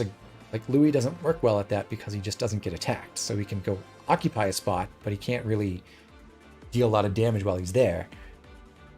And that's fine. Like it's really useful to have a unit who just won't get attacked, that you can plug in a spot and a point and direct enemies a certain other direction. It's just not all that connected to training him yet.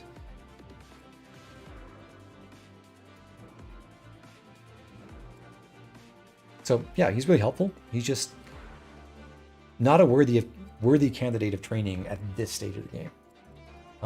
You can definitely make him work though, and train him up here in a bit, especially after you have Micaiah. Because Fog, you can see Etier being a lot more limited here. Yeah, I wonder actually. So Etier still only has what, 10 strength? Alfred has this one more now. Otherwise, they're pretty close.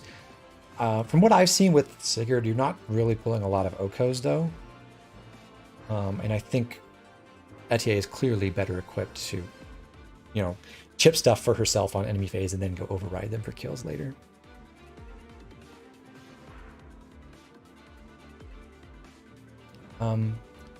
Milanus. Great Sacrifice is really strong for XP gain. It does give you more on armors because it also applies to every allied unit, at least for the first time until the buff gets used up. It's not hugely better on armors though. It's like you can get more than 100 SP from a single Great Sacrifice, but you can get like 80-ish on a good Great Sacrifice on anyone else too. So it's like, it gives them more, but it's not like game-breakingly powerful.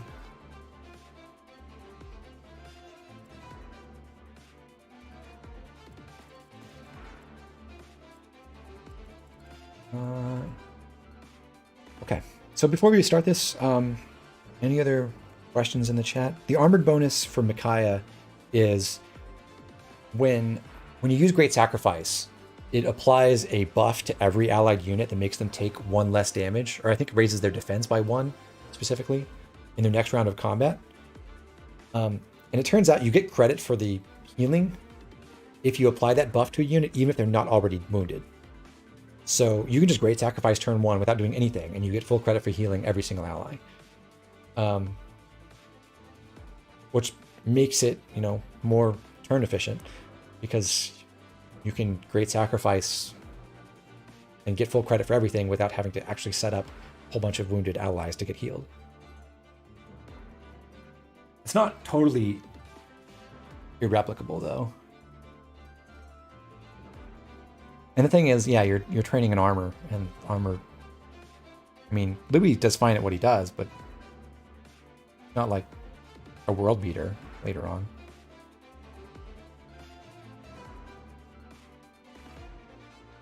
And it's not no investment to get Louis to promotion, because, for those maps where you're assigning Micaiah to him, that does mean you're not assigning Micaiah to someone else.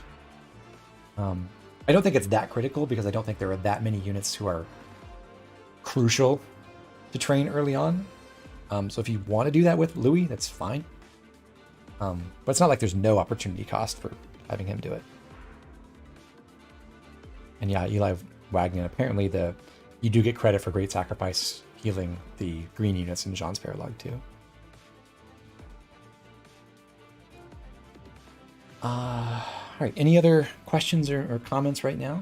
Or give you guys like a little bit to talk about stuff. Was there anything else I wanted to cover before we begin this? I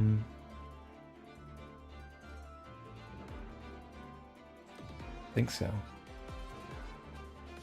guess since we're talking about Louis, like what other merit does Alfred's squad have? I think as Septi has been advocating, I think Etier can almost do what Alfred has been doing. I think Alfred sort of comes into his own after this map. Although he is better than Etier on this map and on the previous ones, I think. And Etier has a lot of merit in herself for being a really strong bow unit.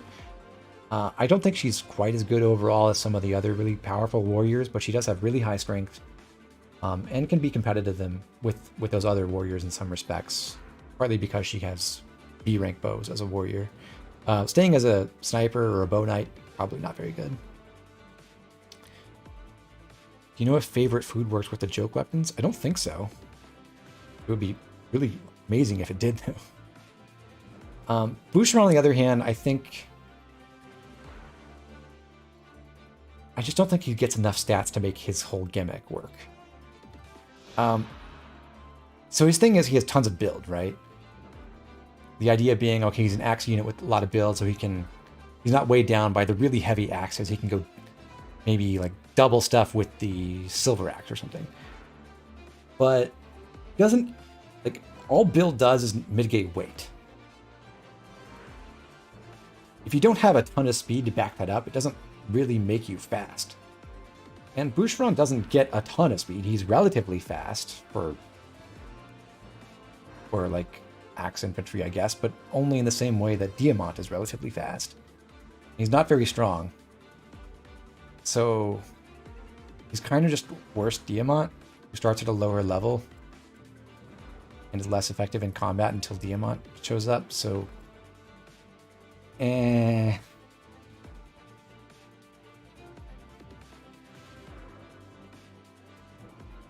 there any good way to address Etier's bulk issues later on?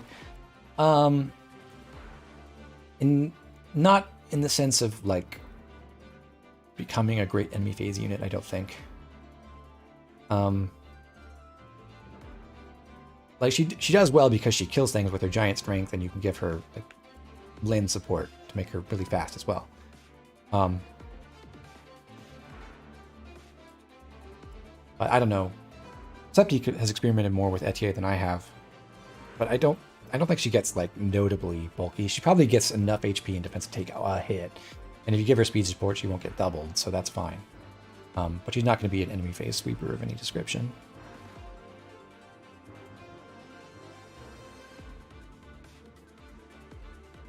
Yeah, I mean, bulk issues, as you said, bulk issues are not themselves a real late game issue with all the other mechanics you have to prevent yourself from taking attacks at all. But like, she's not going to become an enemy phase sweeper because as a, well, I could see it as a warrior maybe, but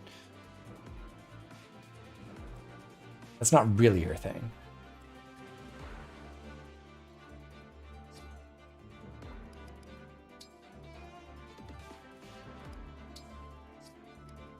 All right, let's save here, and then we'll start the battle.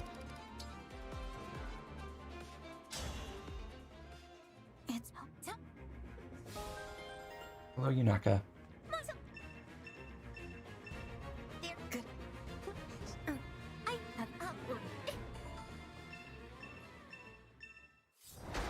So obviously this map is a lot easier to handle with foreknowledge of where all the enemies are. For example, I know that there's an archer hiding right here, which is inconvenient. I also know like there's another archer at this spot and an axe fighter standing in the woods here. And there's a sword fighter over here, and an archer here. I've studied the map enough to know this. So obviously I'm prepared to do stuff that you wouldn't know to do in a first run. I certainly didn't know when I played this map the first time on stream. But because I know that stuff, I've been able to prepare some special maneuvers here. We're going to start in the north, going ahead and retrieving Micaiah now.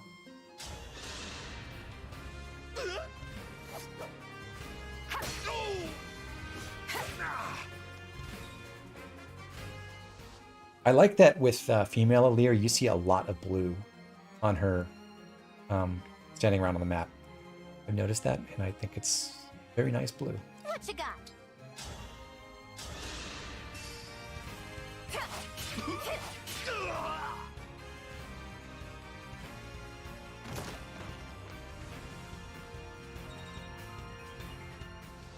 Now, unfortunately, getting that kill with Yunaka does deprive her of any SP for it because she gets the Emblem Ring after, but it's not a big deal.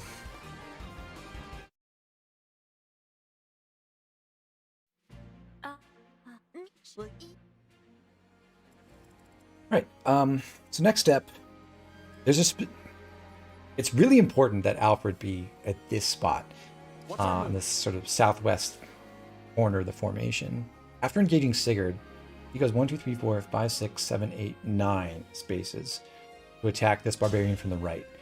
So he gets not quite full power from momentum, but that lets him deal 25 damage with his steel lance.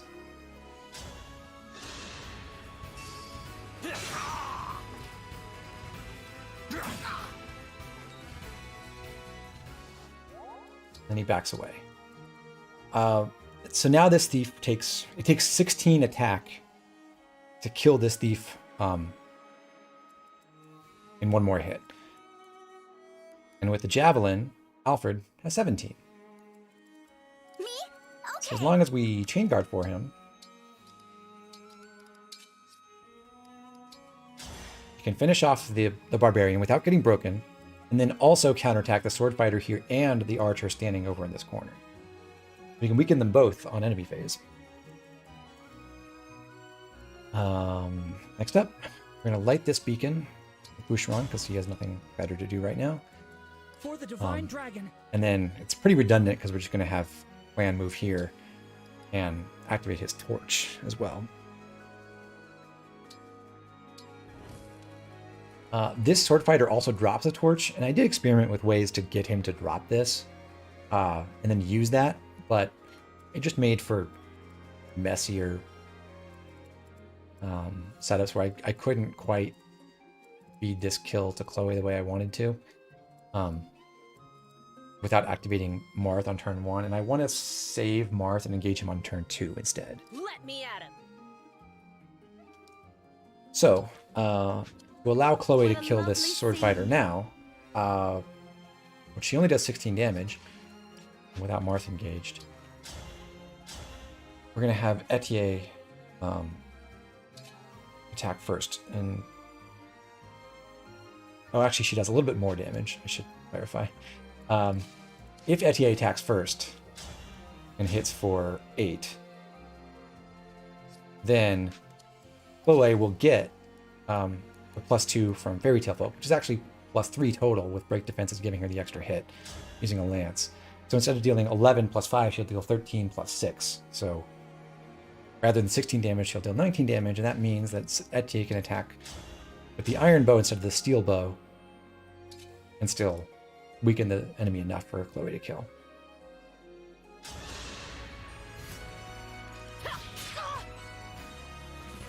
That also, with the arena training, lets Etier level up, and as I said, she gets 1 point of HP and nothing else.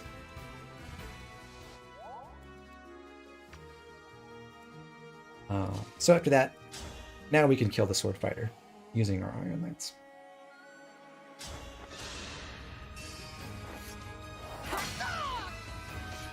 And this gives us that spare torch that we won't end up using.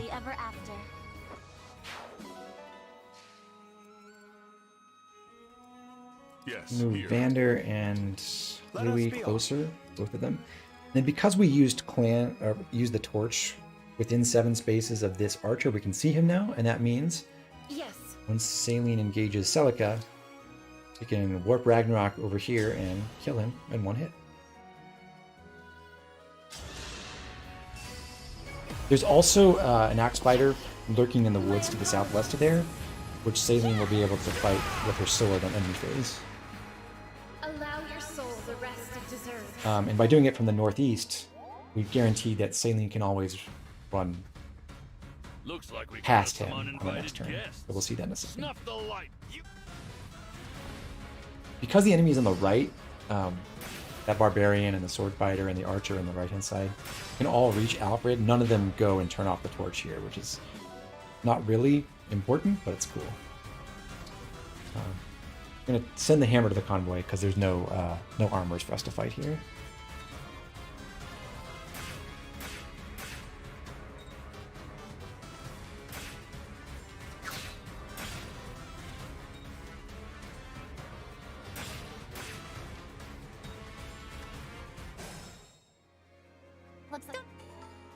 Okay. Step 2. The Chloe or Etier's already been weakened thanks to her level. We're gonna get someone else hurt as well. Actually, 2 someone else's. First, we'll move Etier here, supporting Clan, and then Clan can just attack, dealing 0 damage, but hopefully getting himself hit on the counterattack.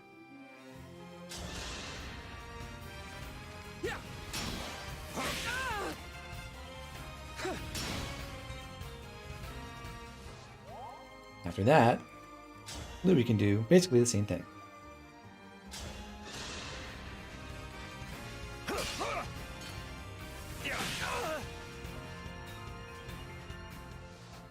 So it is convenient that Louis does not get attacked by the thieves. Because now, when we move Chloe here, engage Marth, and then finish off that mage, she'll be in range of that thief and the barbarian you can see above, and they can only attack her.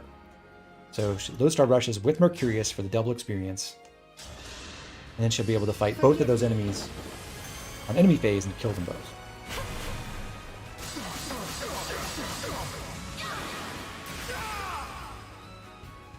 I won't let you do what you want.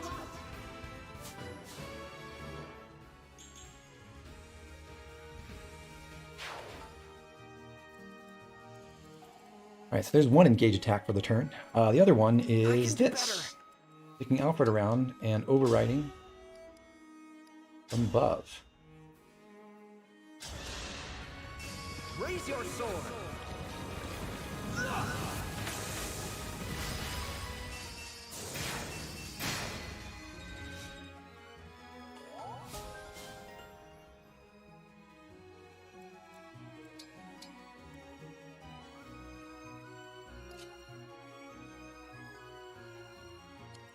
And then lastly, with our emblem characters, as I was saying, because we attacked that archer from the northeast as opposed to, say, 2 spaces to the east or 1 east or 1 north, we've pulled this thief to either this spot where he is now or otherwise here. And no matter which side he attacks Saline from, we can always run past him Not be cut down. over to this position and attack with Echoed Fires, defeat him. What that does is it gives us visibility on, well, it gets us closer to where Saline eventually wants to go, and it also gives us visibility on the next enemy we're going to fight, I believe.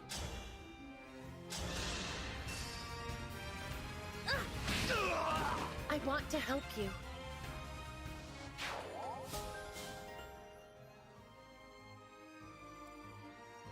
Oh, actually, no, it's... No. That enemy will move onto this square that she can now see on enemy phase. So we'll be able to see the enemy on our next turn. That's how it goes. Whereas if Saline were a little bit farther east, she wouldn't be able to see it, therefore she wouldn't be able to attack it. Otherwise, we got...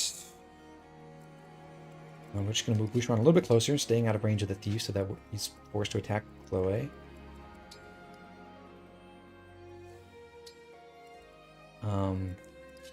Ram can just run west.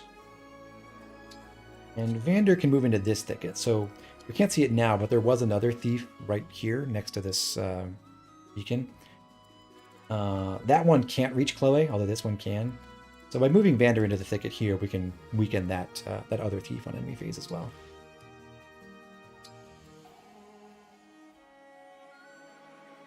Next up, I've got this. because Clan has the torch, we can see this next sword fighter on this pathway.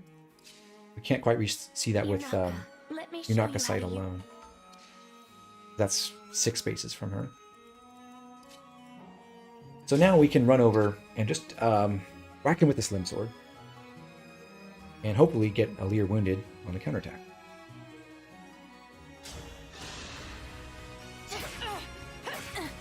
I guess it's whack her with the slim sword situation. Last to act is Yunaka, who can run all the way over here. Engage Micaiah. Quick change! And you may have guessed it. With my... Use Great Sacrifice. I have no choice.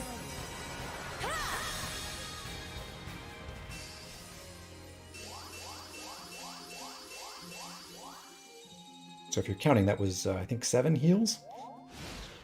Not bad.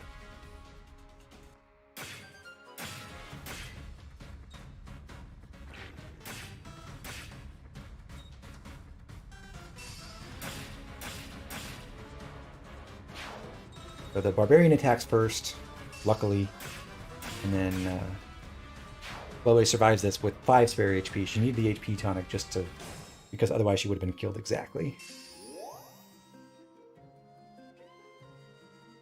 And also, if she does get hit by both enemies, then Unyielding gives her some HP back. We can restore some more using Fram, though. Now that she's patched up, sorry, the H, is the game audio desynced? If that's the case, I'm not sure if I may be able to do something about that.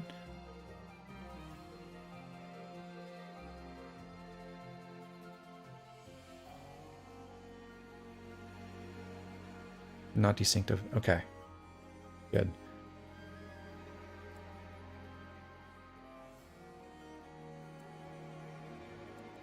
All right. Anyhow, now that Chloe's healed up, she can fly across this low wall. It's flyers only terrain. They did make a few different points over here where flyers can cross over. So specifically Chloe, that's it. Only flyer you can have at this point. One of those is here. The other one is actually way over on this side. If you do go up the right side with Chloe after taking care of the archer, you can fly across this low wall to end up basically where Alir and Yunaka started and then catch up with them. But otherwise, this is your main access point. And from here, Chloe is able to reach this next barbarian and kill her.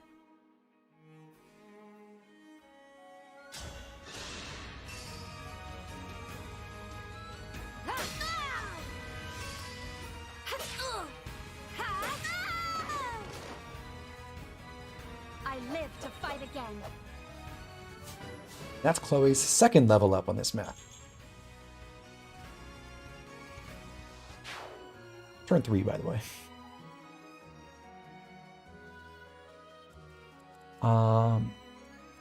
Because Alir got wounded again, Yunaka can mend her and then also mend herself at the same time, which is pretty nice. Also, it doesn't heal Yunaka to full, which is another benefit, so she can mend herself twice in consecutive turns.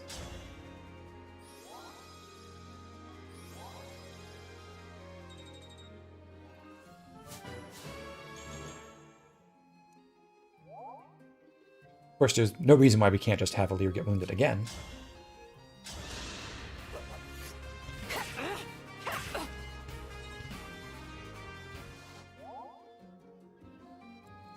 And then, because Chloe has a lot less defense than Alir does, and not much more avoid, this sword fighter will go for Chloe. Likewise with this thief, who, again, Chloe can one round, because he only has a card.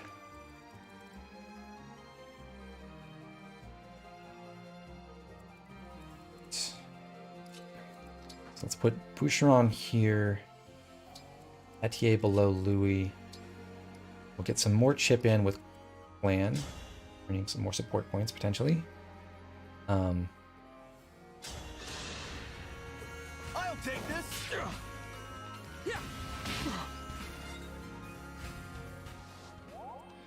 After that, we can ride all the way over and kill off this enemy using our Limb Nets on Alfred.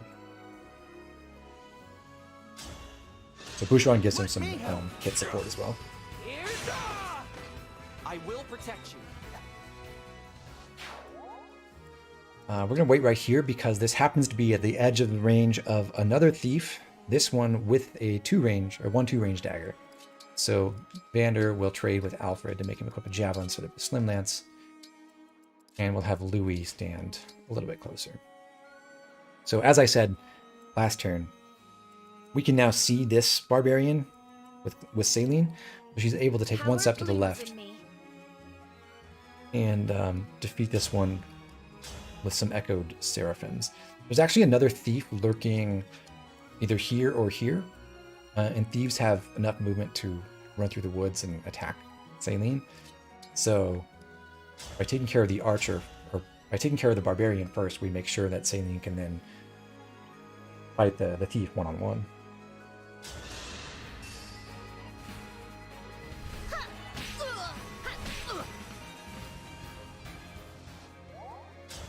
There it is.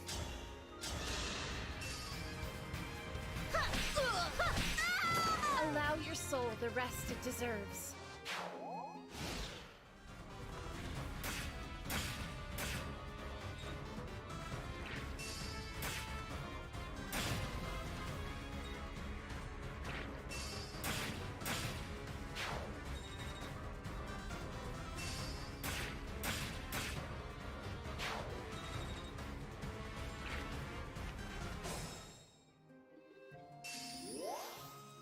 More free healing from Unyielding. So now we want Chloe to go fight both of these enemies. So I think we brought this up talking to Septi earlier on the stream. If you have male Alir, then you can activate. Is it go time? You can activate Fairy Tale Folk from here. And so one thing I experimented with on a different strategy for this map was activating Marth on turn 1 so that Marth runs out. Marth has already run out now on turn 4. And in that case, she can fly up by Alir. And then if Alir is male, she has enough power with a javelin, unforged, unengraved, to one round this thief. She does not have that with unboosted Iron Lance, but with male Alir right here, she could do that with a javelin. And that would let her fight. Actually, she probably want to do it from this spot, but that would let her fight the sword fighter in enemy phase and get much closer to recharging Marth really quickly. But anyway, I preserved Marth. So we have Marth active on turn 4 instead. We're going to fight these two enemies by just taking them both on enemy phase. All the way to the left one space, Alir weaving through this path as best she can. And then we need Yunaka to target Alir with the mend that again hits 3 people.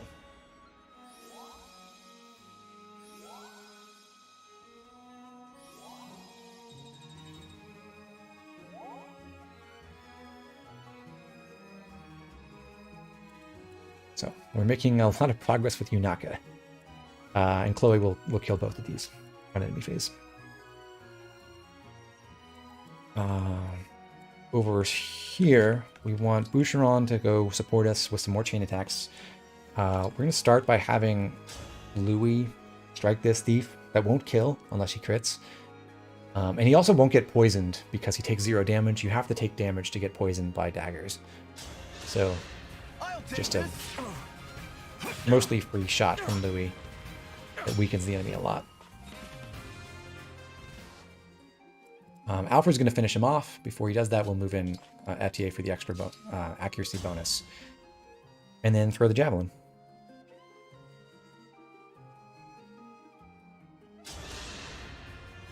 Let me have. I appreciate it. Alfred did activate Sigurd on turn 1. So his engage meter is almost empty. He just gets...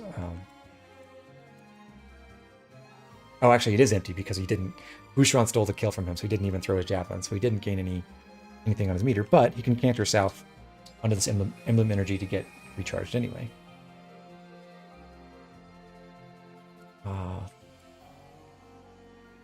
So, Alfred's the only one with an emblem. We'd like him to do most of the combat.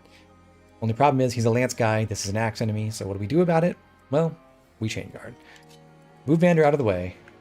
Light this torch, because we can. And then... we'll switch him to his most accurate lance, and chain guard. While Clan just moves a bit closer.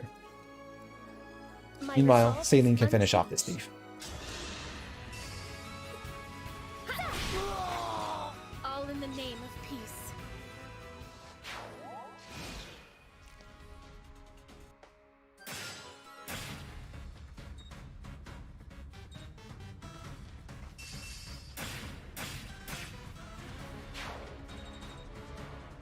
Actually really nice that she ends up with 99 experience there. It's like 6 more than she would have gotten otherwise from this kill. If she'd actually leveled up to 9 on the previous kill. And hey, that's a really good level. Right, Chloe's wounded again. Yunaka can handle that.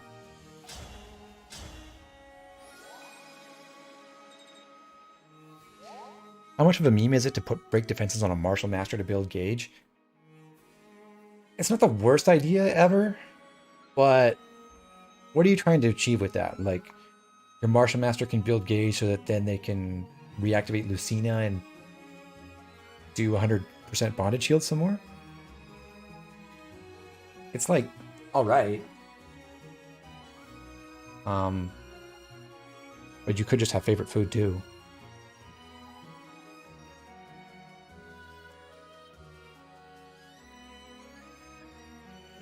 And yeah, it would only work on mages and archers and dagger units, of course.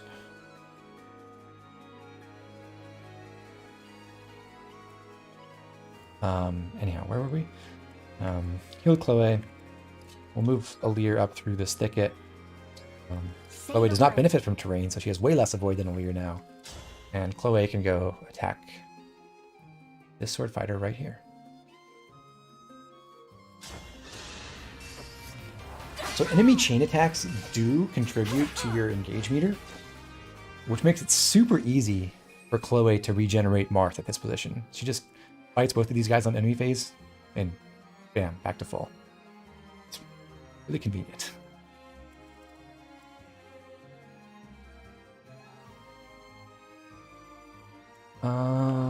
What else?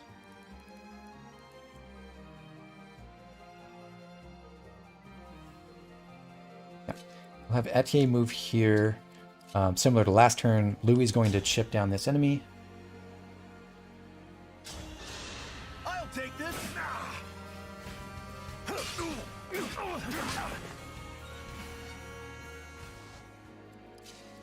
so that Alfred can move here and finish him off with a javelin. Need some help? This is what I trained for.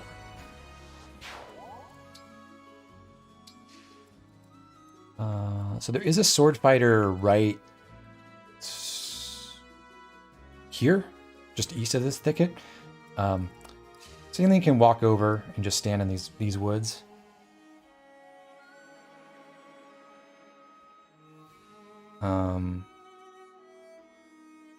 She still can't see him though, but he could reach her. However, we're going to give him a juicier target in the form of Boucheron, who can also, use this opportunity to get wounded. He's not really fighting. So he'll just get broken.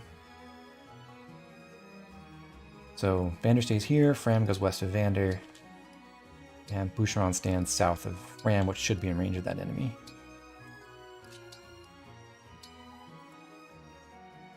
Clan can just wait at Vander's right side.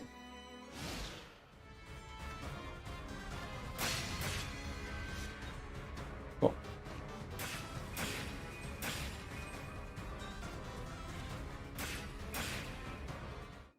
I always knew that not every fairy. Wait a second. Right? I missed something? That wasn't supposed to happen.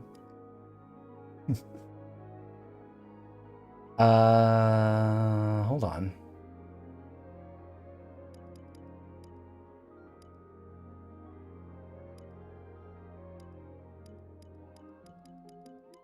I did heal her, yeah. Is Alir supposed to be next to her? I don't think so.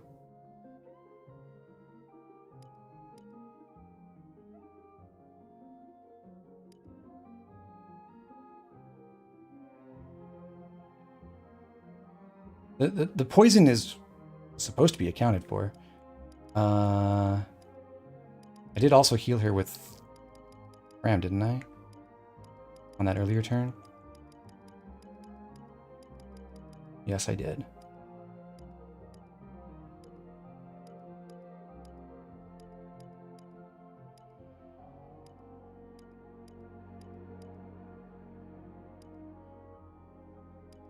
Healed. Got healed there. That was at full HP, wasn't it? Yeah. 2 poison is -3 defense. And maybe the change.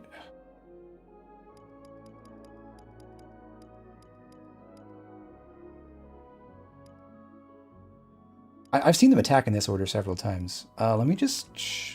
I'm gonna go look at the math here. 6 defense. So 9 plus 3 is 12. Plus 3 is... Oh, it is 15 times 2. That's so weird. Did Yunaka... Yunaka doesn't get magic at her second level, does she?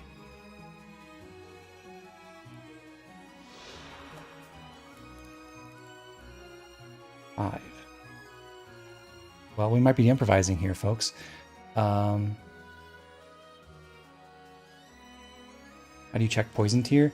You see next to the skull icon there are 2 X's. They're kind of small. That shows you that we've gotten poisoned twice.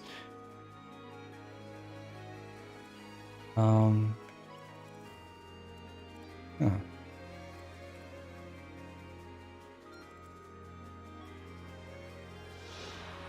What's the healing formula is what? Mend is worth 20 plus magic over 2?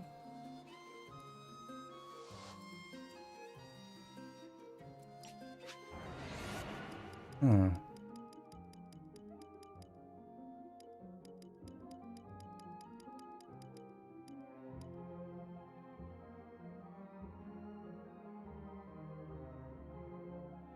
Fairy Tale Folk doesn't affect damage taken, so it's not like male Alir made a difference there. Third, so that isn't it. I I wonder what could have played out differently, because I would swear I've seen this play out with this sword fighter going first, so they get 2 chain attacks, and that works. That has worked fine. She did not get healed to full by Yunaka.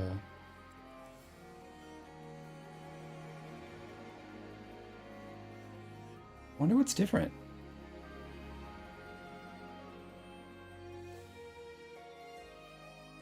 Because previously she survived at exactly 1 HP on this.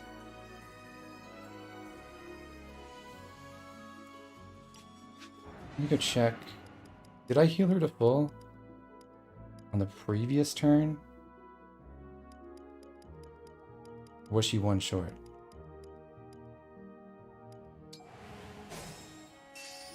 Unyielding got her up to 10. This is worth 23, right? Yeah. It is 20 plus magic over 2. She takes... Let's be careful. Okay, 1 less with the Leer adjacent. But double poison, so she takes 2 extra damage from both enemies. 15, 5...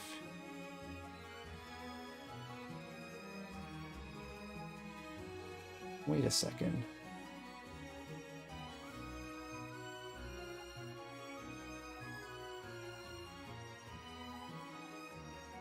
You were using Male Allure to trigger Fairy Tale Folk. You had Divinely Inspiring. Yeah, that was the same thing.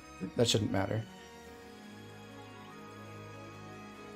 This is the first turn where Allure can be adjacent and actually help. I'm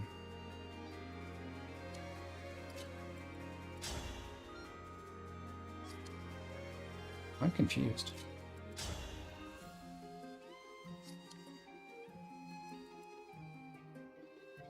Was she getting an extra experience point before that got her to level? No, but I swear I've had this sequence go off. Like I was commenting about how she got to 8.99, so she didn't get to level 9, which meant she got the extra experience from the second kill here on this enemy phase. If she did get the level before, she would reserve 1 extra HP because she would have 1 more defense for that second attack. Maybe that was it? When would she have gotten 1 more experience point, though? Can you not sneak in an antitoxin somehow? Not on this turn, because she gets healed to full anyway. I mean, I can. There's really no reason why not to. I would... Well, he's just a little bit awkward. Because what I'd want to do is move Chloe... Oh, maybe I can. Oh, no. Yeah, the turn order is really awkward for this. I want Chloe to move out of the way first, and then move Allure in here, and then potentially give her the antitoxin. The other thing I could do is just give up on getting the triple heal off of Yunaka, which is not that important, and just have her trade the antitoxin to Chloe right away and have her use it, which would work. I'm just really surprised because I would swear I played this out several times and gotten that exact sequence with all the chain attacks hitting. And I guess I had 1 more HP for some reason.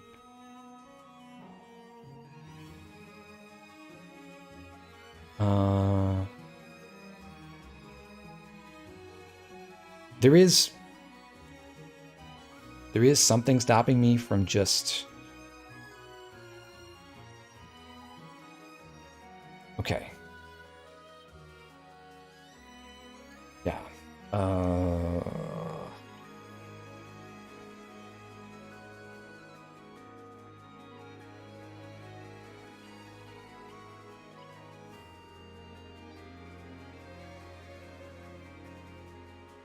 Trade Convoy the antitoxin. Chloe Convoy eats it from the ledge. Yunaka Triple targeting Allure.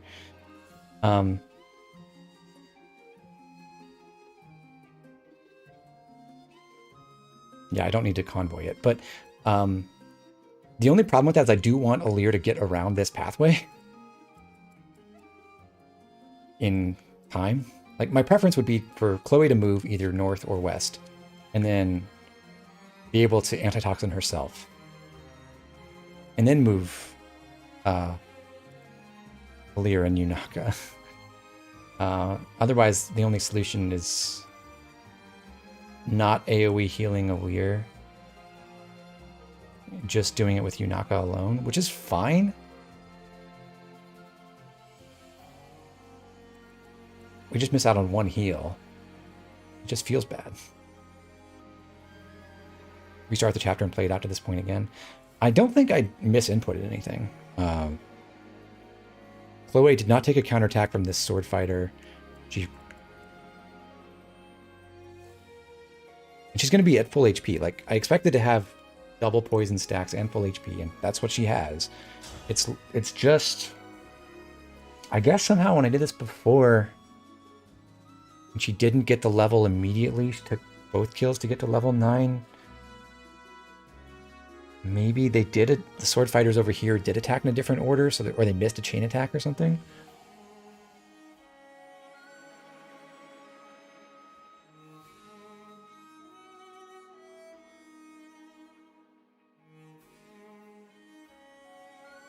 I wonder if I gave her a javelin.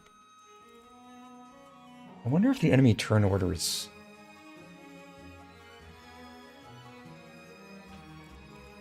She's not doubled by these if she holds a javelin, is she? I don't think so. How heavy is a javelin?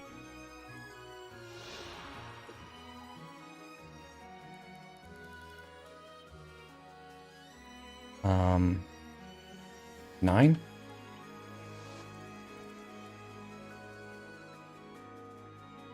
I could do all the same things, but have her equipped with a javelin off of Louis. And then attack not the adjacent sword fighter, but the other one with the javelin.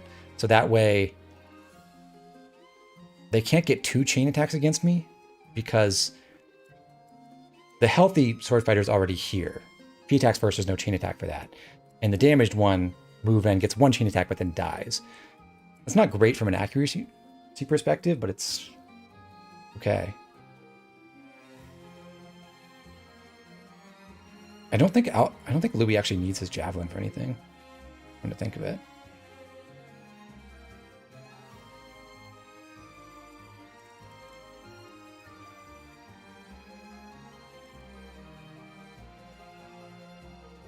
I mean, the alternatives would be bring an antitoxin or give up a heal on Yunaka, which is, again, fine. It doesn't really matter. I just wanted to get them all for demonstration purposes.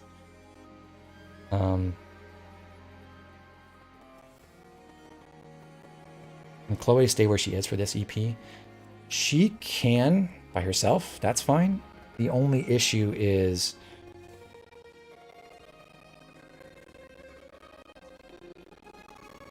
getting a Leer into position later. Which...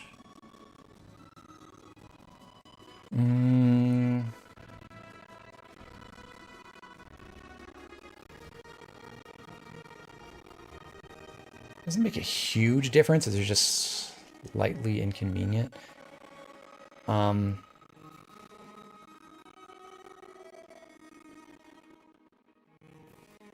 ears have been blessed by the scratch gods. Did I scratch something? Why not trade chain through a Leer? Just because of the... so the problem with leaving Chloe here is basically I want a Leer to be here so that she can then get here and then here on subsequent turns. That's it. It makes it so that Alir can then run this way on time. Game audio music is kind of broken. Huh. I hear it fine on my end, so I'm imagining that's a stream issue. 1 sec.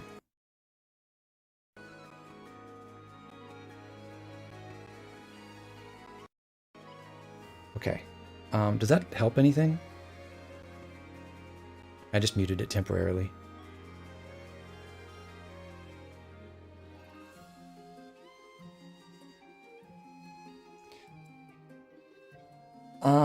Okay, so I think there are a couple of different solutions to this. Oh, it was normal before you muted. Okay, well, weird. I'm gonna...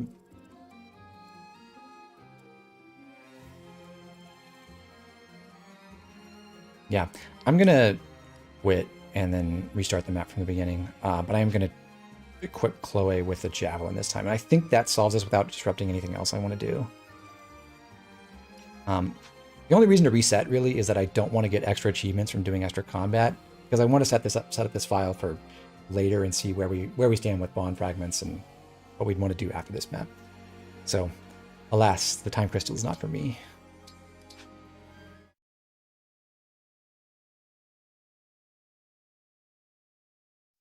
Fire Emblem Engage.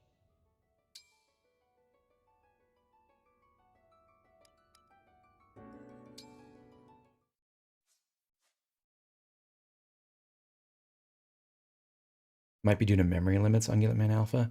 Maybe. I am trying to record and stream and emulate this game all at once, which might be a little too demanding. I don't know. Yeah, hard reset does not track your achievements. Okay, so the only difference is we're going to trade Javelin away from Louis, who I don't think actually needs it.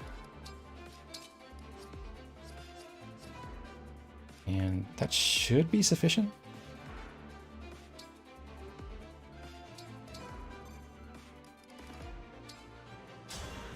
Okay. Let's do that again.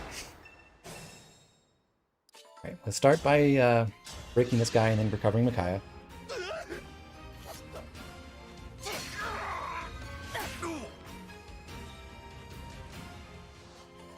Yanaka here. Yanaka takes the kill.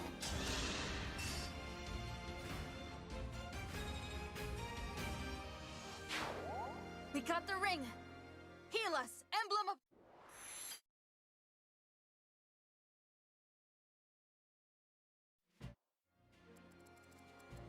For you, Alfred anything. does his thing on the right. Steel Lance.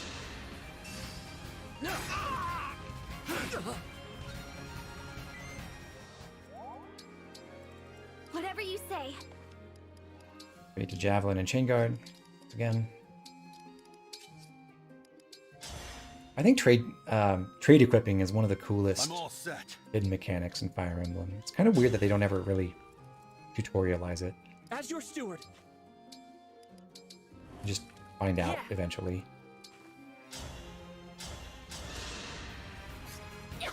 Hi, welcome back, Inats. You're welcome. Let's go. Alright, now we get this kill.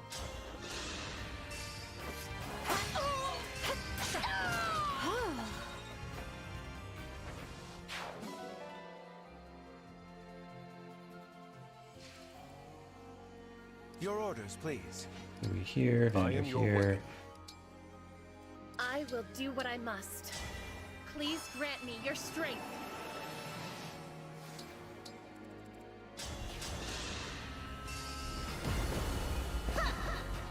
Grant me strength. What changes a lot how you play Zone? I want to help you. Look, you.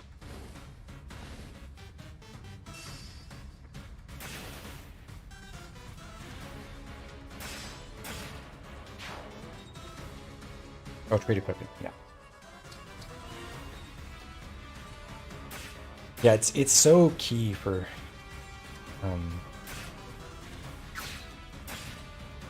actually especially for 3 houses to get like extra support bonuses on your attacks, because that depends on having the right weapon equipped to target the enemy as well. Looks like It's all Let's training. do this way first. One strike will decide.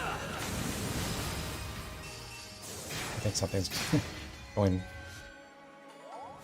a little strange with the frame rate patch now. ETA here, plan back.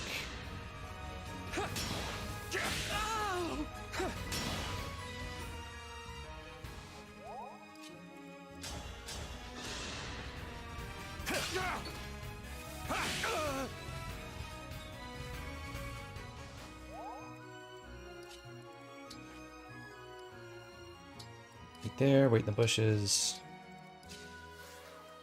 Furious. Footstar Rush. my prayers are with you.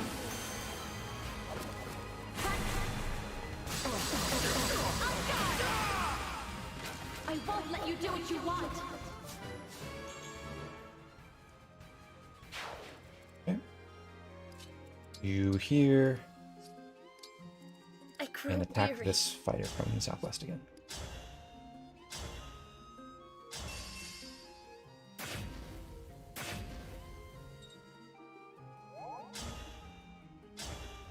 If you don't have Louis chip the mage, Chloe should get slightly more XP. Oh yeah, that's a thing too. That's the fourth round of combat, she gets like one less. That would have been a difference as well. Okay, good to know. I think this works though. I'm pretty sure the javelin strat accommodates everything. It's just less accurate, which is annoying.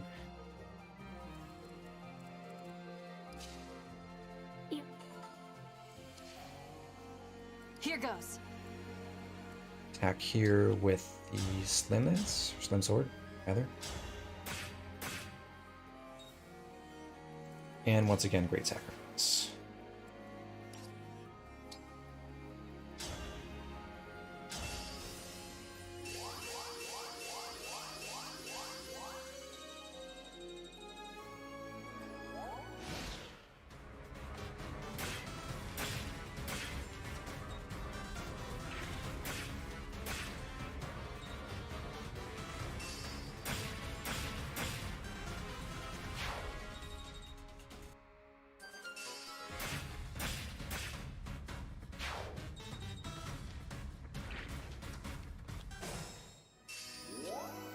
Alright, once again, heal Chloe. He flies across and takes out the axe fighter, or barbarian.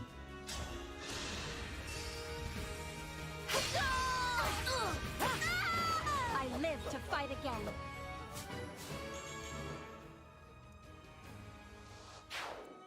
Still Knock in it. amends.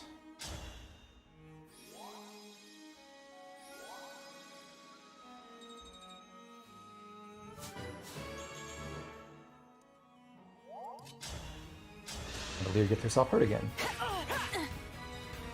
Or I think also, perhaps if Alear didn't... This would be what the... Yeah, that degrades the one experience from this thief as well. So that would also give Chloe the one extra point of experience she was missing.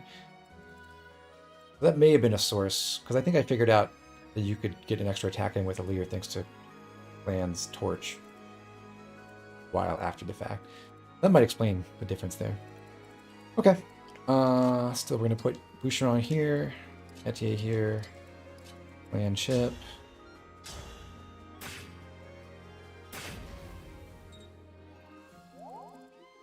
Alfred kill. What's our move?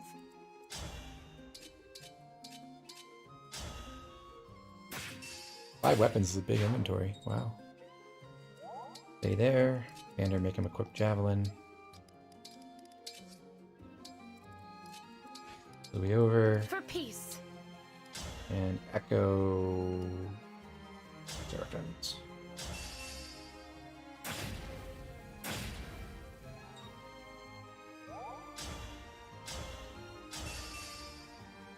I mean, the funny thing is we're not even maximizing XP on the people who like fight. We're just maximizing XP on Unaka in particular.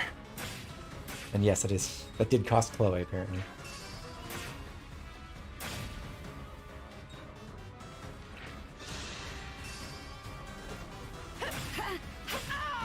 I won't let you do what you want.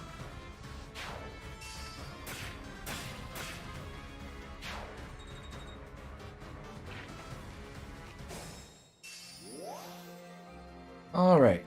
I'm getting So hungry. let's do this again.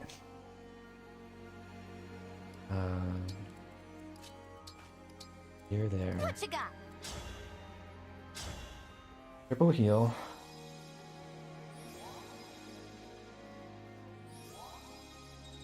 Triple mend, I suppose.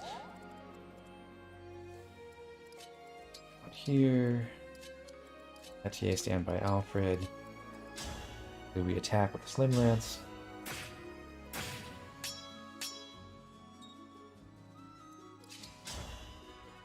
Attack. Alfred kill. And that time he does get the the credit for the kill. Good for him. I wonder if that affects your kill count at endgame. Probably not, but it would be funny if it did.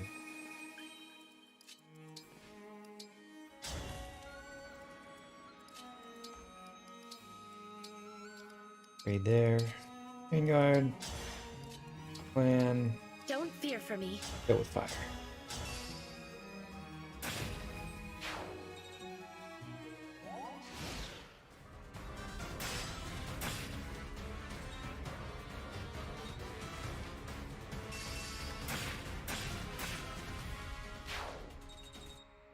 So once again, we're 1 XP away from leveling up, so we do take the 1 extra damage, which lets us leaves us with 1 HP here. Exact survival. And that gets us the extra defense point that we were, I suppose, missing before. Whoa. Hold on, my controller just went haywire.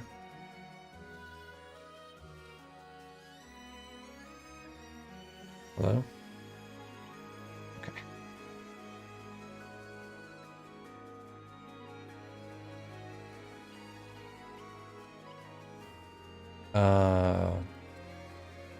Wait.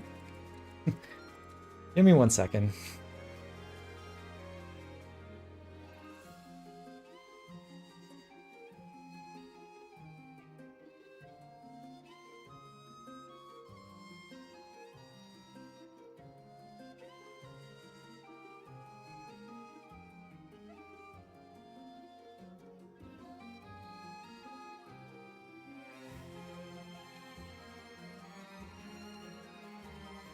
Like, this isn't drift, this is like, my system now thinks my control stick is all the way to the right.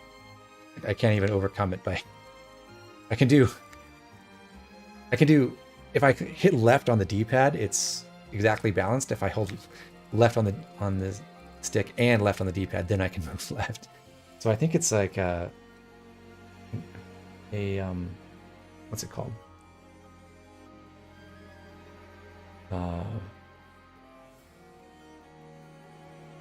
What's the word?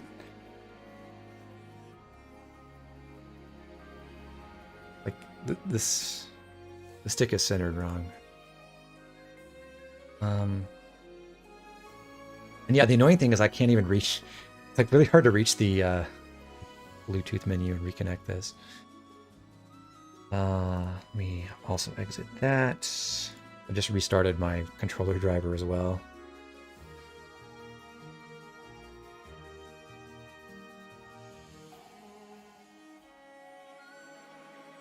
Turn that back on.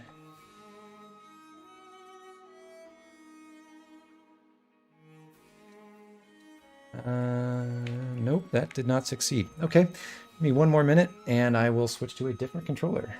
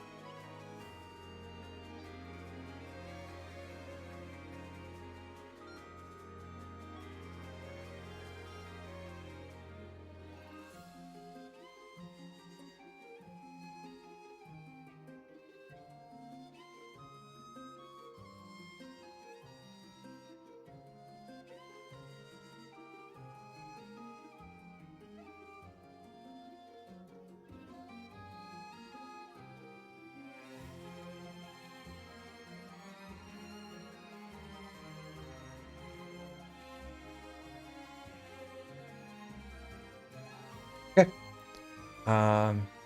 Hopefully that's good to go now. I have my other Pro Controller. Alright, well, that was crazy. Where were we? We haven't done anything on this turn, right? Yeah. Okay. Start by mending Chloe.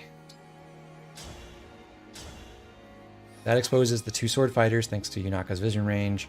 And now I think if we use the javelin instead, which still gives us pretty good hit rates, thankfully, we should be fine. Yeah, that's still strong enough to kill on the with her counterattack too, thankfully. Okay.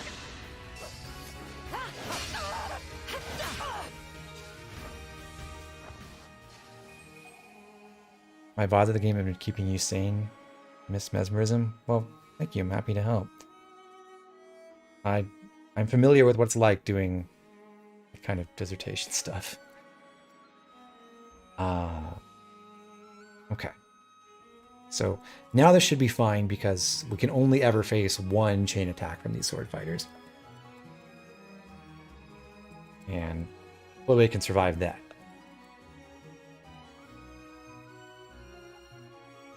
Right.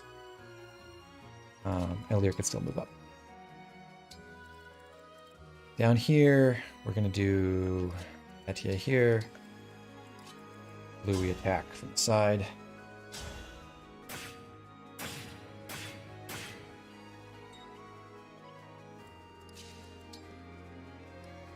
And now Alfred can finish him off. Let me help.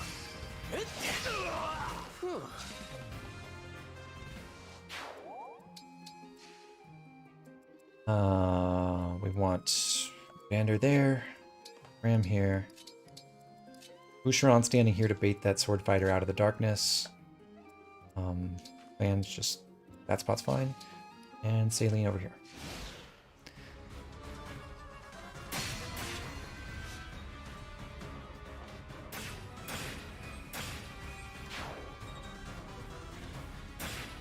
Okay, much better.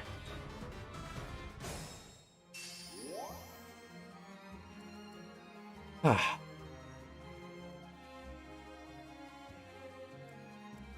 At this point, there's actually another axe fighter standing, I think right here?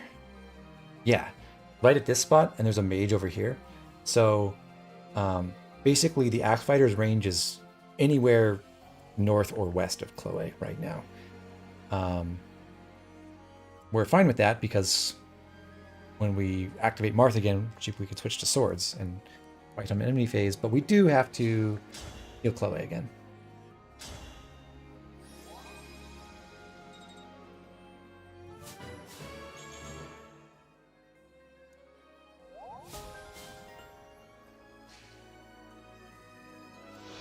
Kind of wild that we got, it took two entire levels to get just bond level 2 with Micaiah, because you don't seem to get extra bond points for giant great sacrifices or multiple men's for whatever reason. Anyhow, we'll have Chloe engage with Marth again. It's just like my fairy tales. And once more, for Curious Lodestar Rush. Forgive me.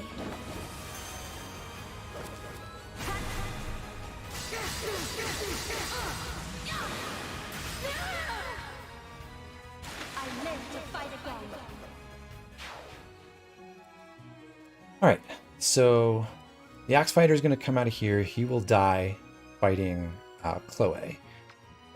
We do want to bring Alir closer next to Chloe. That will also be in the Axe Fighter's range. But if we equip our Levin Sword, we have more Avo than Chloe does and more defenses. So definitely he's going to attack Chloe.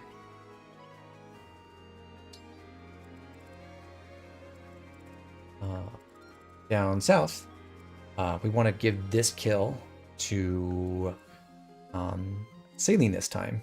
Since Alfred's at a higher level, we might as well give it to the person who can give more experience from it. So to do that, first we're going to get Boucheron out of here. He doesn't have to do any more fighting. Whatever little fighting he actually did. Lan can get himself wounded again. This does have a 2% crit rate, so if you're squeamish about that, don't look. Or don't try this at home, I guess. We already know I'm not going to take a crit.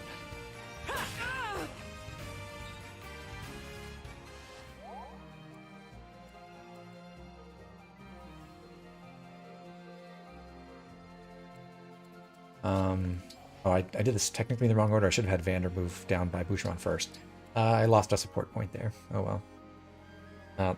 It's not that important to have be between Vander and Clan.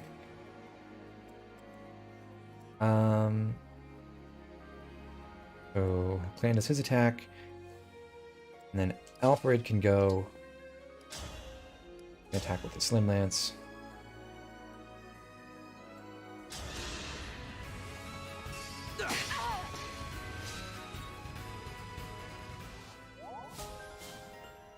Hey, level 7, can't be frozen. And that leaves, by moving south, we open up the space between Alfred and Vander and the enemy, where Saline can go and try not to miss with fire.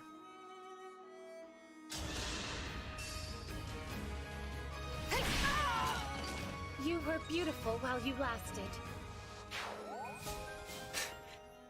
So Fate's Brain Rot almost screamed, but minus 20 avoid. Yeah, I know. Like, daggers should break tomes. I still can't get that out of my head at all.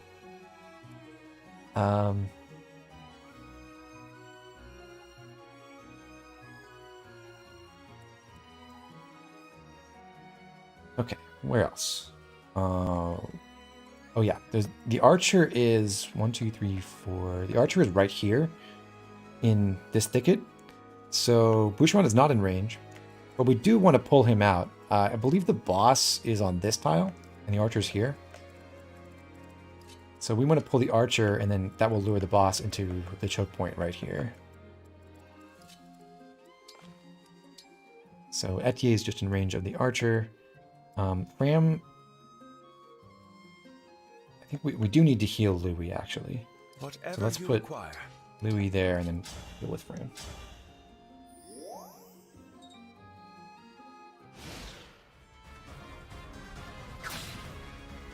Cool. That's an easy kill.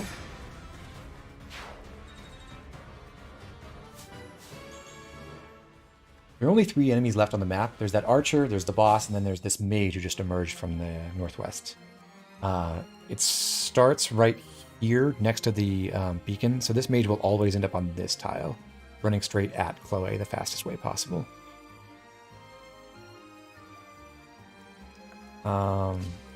We could mend Chloe now with Yunaka. If we don't do that, we're just going to get the credit for healing with Great Sacrifice instead, which is less valuable. Actually, I believe Septi checked earlier today. I remember you writing that essentially Great Sacrifice counts as using a regular heal staff. Min staff does give more XP. But at this point, although we did reset the map so we could make sure we get the maximum experience on Yunaka, I'm not that worried about getting max experience per heal with a 1-for-1 mend. I would love to use mend on AoE heals, but I don't want to drain my mend uses just to get a tiny bit more XP than I would get from using heal on Chloe instead. So I'm just going to wait here without healing.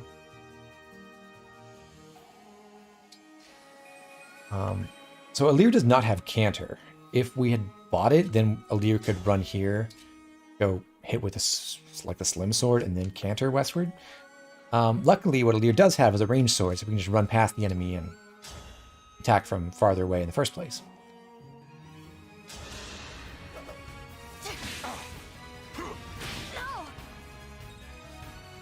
So the upside of getting past this mage and not ending up on the south side is, for one, Let's be careful. This is the closest. This is the square that Chloe can reach and attack with Mercurius from. That is closest to the boss. So if Alir just attacked from the south and occupied that, then Chloe wouldn't be able to reach the boss next turn. But also being this far west allows Alir to go support Chloe, give support with Divinely Inspiring and all that, which is also helpful. Slightly. We do one shot with Mercurius.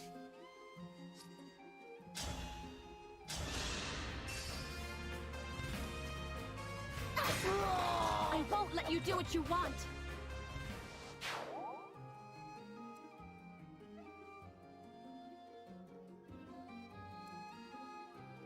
Next up, we'll have Vander stand here. Boucheron, move up one space. I do eventually want to build a support between Alfred and Vander, kind of. It's not that important again, but I run up here. I actually have enough power since I cantered south one space. The 1 extra point of momentum damage lets me kill with an override with Javelin. Emblem Engage. You missed the bond fragment spending in the chapter preps. Did it all go into Chloe? Yeah. All of my spending on bond fragments was in Chloe, and then also engraving the steel sword with the holy engraving. We had a few hundred left over, I think, after picking up our achievements, but there was not much. So anyway, kill with Javelin. Raise your sword. So guaranteed, and we get more bond points from this than we would from using a regular attack.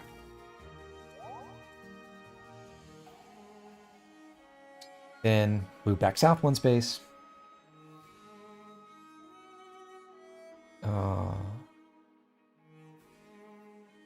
Yeah, we want to get away from the boss because Louis is going to stand right in front of the boss, and I don't think he needs a javelin, hopefully. It's just a scratch. So we didn't really need to use the javelin for that. We had to be careful not to use the Rider's Bane for that override. If we do something else, we could just trade now. So Fran could run up here, trade with him, make him equip Javelin anyway, and we'd be fine.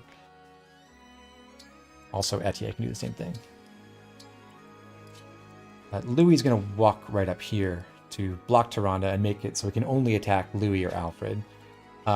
He does double them, or rather he does double Louis in particular, but he can't break him and he can't kill him, and apparently the AI really likes breaking, so he's going to go for Alfred instead.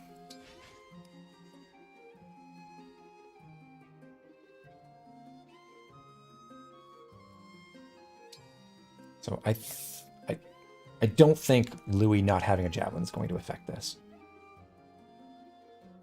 I'm okay. And can just run over here. And Saline can use the other emblem energy pool. So everyone's gotten to use one.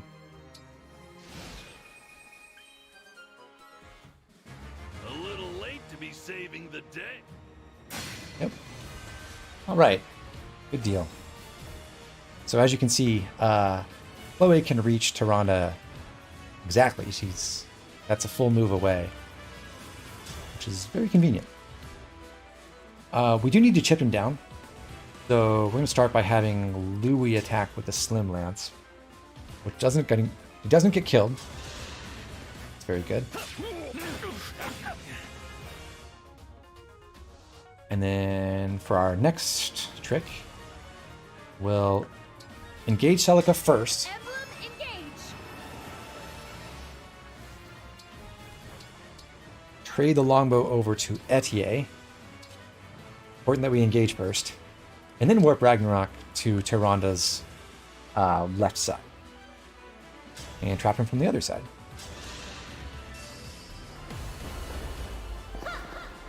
My apologies.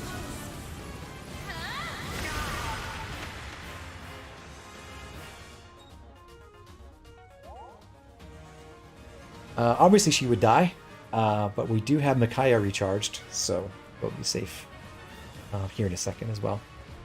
Actually, she has 6 defense and 24 HP. Tyrande has 28 attack. Saline will lose, because she has a tome equipped, she will lose 1 HP thanks to Resonance if Tyrande were to attack her. But even if she did, she'd be at 23 HP after getting fully healed. Plus 6 defense is 29 total bulk, so she lives with 1 HP. Why not 1 tile up for Chloe support? You can't get it anyway. I can't make Alir and Saline adjacent and put Saline in range. And Alir's support is on Chloe is stronger than Fairy Tale Folk by itself. Poison on Saline.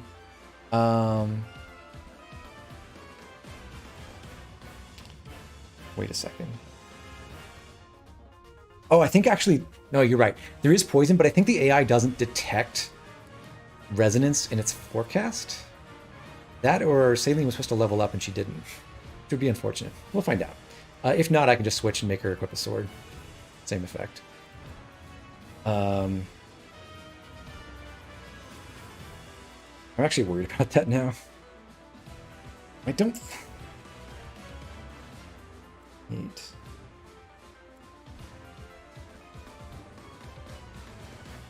Yeah, we'll see. I don't think the AI detects that. I don't think it sees the damage from resonance before it decides who to target. We'll see. Because you're right.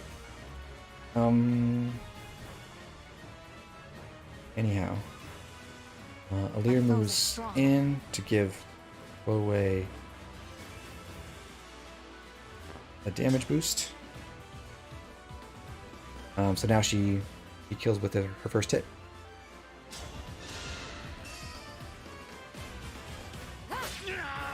I live to fight again.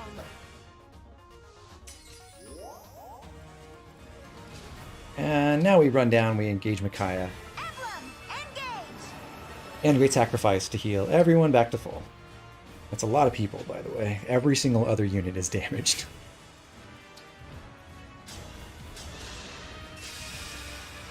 By any means necessary.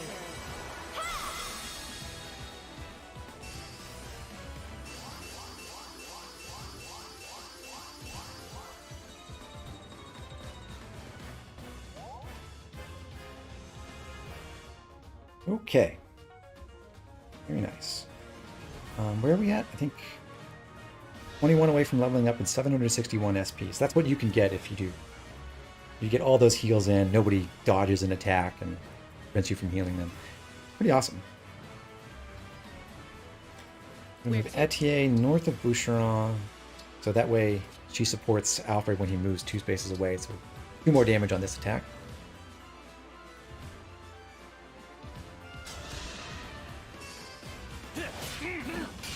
This time, Alfred's going to wait in range of Tyrande again, but we can chain guard for him because Frame's back to full.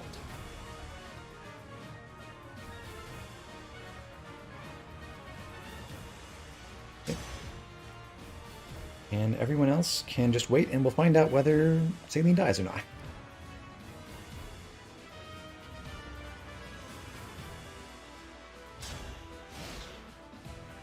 Yep. Nope, it doesn't realize that resonance takes effect. Funny AI quirks. But yeah, like, if the AI knew what it was doing, it would have been better to equip a sword before Warp Ragnarocking over here so that I wouldn't activate resonance.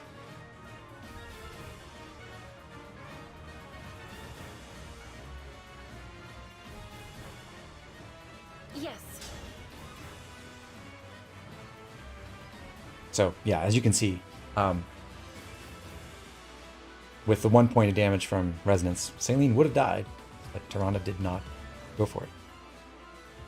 Doesn't Saline have more Avo than Alfred? Oh, that could be true too.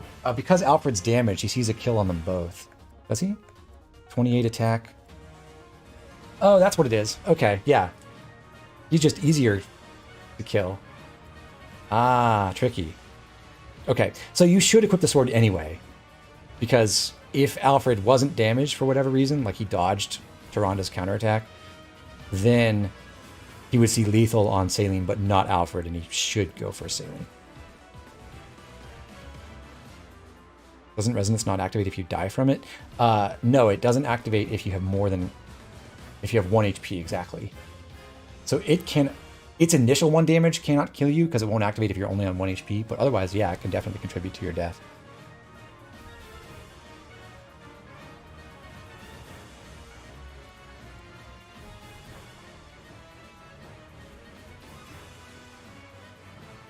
Okay, well that's one hot tip there. Equip the sword before you jump over here so you don't kill yourself with resonance. We'll heal Alfred 1 more time, which allows Alfred to attack again. This is pretty meaningless for SP purposes or experience because we've decayed Tyrande's experience rewards by a lot. He gets 2. But it's still helpful for bond ranks. So if Alfred canters to the south, that opens up the space for Chloe, where she can go over and attack from here while being huddled in this group of other damaged units.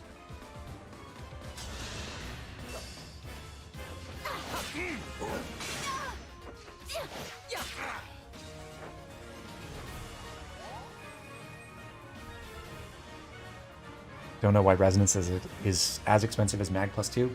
It is pretty weird, but hey, Resonance has the upside of setting up more Micaiah healing, right? Anyhow, Louis is going to run away, and we'll have Vander take this attack. The advantage of getting Vander wounded is that he's a higher level, so he gives more experience on healing than when he gets healed than Louis does. Actually, before we do that, let's get chain attacks going as well. We don't want too many of these, but we do want some. Need some help?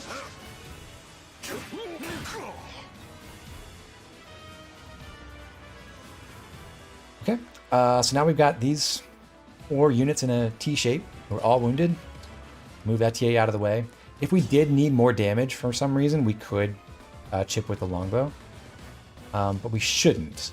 We can have Saline and Alir work together along with Boucheron's chain attacks to finish the job. So we'll just move out of the way, and now Yunaka can heal 5 people.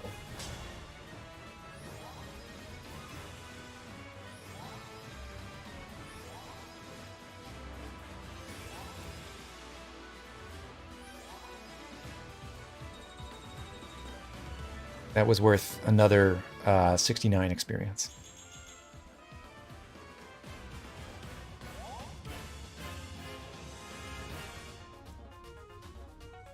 And now we're down to just Alir and Saline. Alir could attack if we needed to for some reason. Again, it's another place where we could get more chip damage if we had to. But we shouldn't. Saline, if she echoes with Seraphim, well, fire is more accurate. She can't do this unsupported because she will die, as we've seen. But if Alir moves over, she takes 1 less damage and then she does live. Or she could die. She could dodge as well. But she'll get 9 damage. Well, a little bit less because of the multiplication on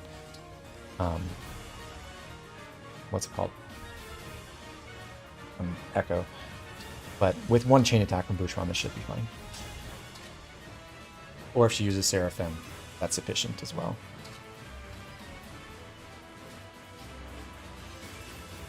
Okay, so we'll echo once, and then finish with the second echo. This gives no experience whatsoever, I believe.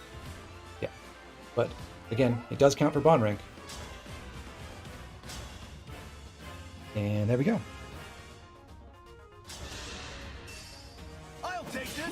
That's should be level 9 on Saline, and also on rank 9 with Celica, I believe. Here's our level up.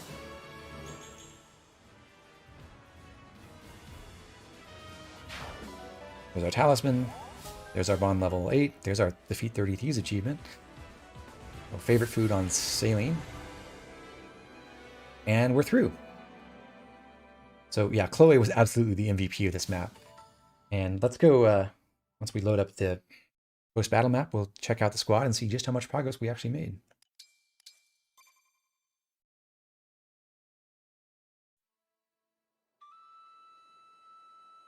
That's the last of the bandits. You've been a huge help, Yunaka. If not for you, we'd be scratching our heads in an empty shrine right about now.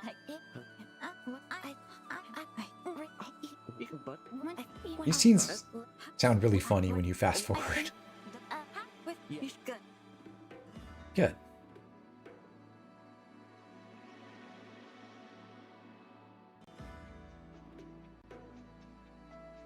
Okay, I'm going to run Grab my bond fragments and my 40 iron ingots. Again, that's doubled because of my investment in Fear and A. Both of those are. We also need to grab our pigeon. Hello. And our second dog.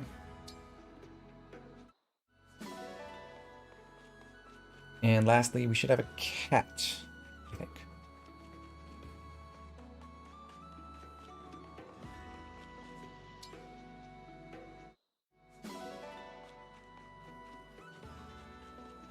All right, that's all we have to pick up here. So where do we stand? We've got Aleer, not quite at level 9, because we really didn't give her much experience at all this last map. I think she got like 12, roughly. But that wasn't the point. We really wanted to feed Chloe, and she got from about halfway to level 7. She hadn't leveled up before at all. She was at level 6, her base level. She's gotten essentially 400 experience and 400 SP out of this map. She's already at promotion level. So if we do Anna's map or Chapter 7 next, we can promote her right after that and be in really, really good shape. Since she's at level 10 bond with Mars, she already has sword proficiency, so she can go straight to Sword Griffin. She's an absolute rock star, and she's really well positioned to do even better as soon as we give her a Master Seal. Yunaka also has earned a lot from this map. She got 330 SP in one chapter. She was at 500 and level 6. Now she's level 9 with 830. This does kind of ruin things if you were hoping to like maybe not have to level Yunaka to 21 before promoting her. Like if you wanted to do Mage Knight Yunaka or something like that, the only really feasible way to do that is to keep her low level, second seal her to Mage, and then train up that way. And getting 3 extra levels now slows that down significantly. But, I mean, she has a lot of utility right now. She's well on her way to Canter. She's got pretty good stats, like 9 strength, 14 speeds, really good. Surprising amount of bulk for a thief. I don't think this really positions her to hold up in the long term, but I don't think Yunaka really has the greatest prospects of that anyway. And it does make her a really great utility unit for a long time. And if you want to use her with Byleth for covert rallying, she's going to have Canter really quickly. She does a good job at that. Let's see. Louis is at 6.37 now. Hasn't seen a lot of training, but, you know, he was useful for blocking people. He's doing fine. Salene's at level 9, 9.13, with 713 SP because she's had an emblem for her entire existence. She is also pretty close to having Canter. The trouble for her and also Chloe is that they start at kind of higher levels. So unlike Aleer, they can't have Canter SP already by level 8. But she's gotten a lot of training in. She's well ahead of Clan now, who is still at level 1. He's got 1.96. We haven't leveled him up at all. So she's definitely our best mage for the time being. And if we continue using her through Chapter 7, she's going to be competitive with Citrine as the like primary mage combatant. She's going to have less mag, but she's faster. They both promote and get stabs, so that's, you know, pretty much a wash. But Selene gets to do that and also retain sword access, which is pretty cool with Sigurd in particular, if you want to go that route. So she's in really good shape. I think I mentioned before earlier, she doesn't have the greatest magic and speed growths, which makes her subpar as an actual, you know, mage carry who is supposed to one round a bunch of enemies with bondage shield setups and everything.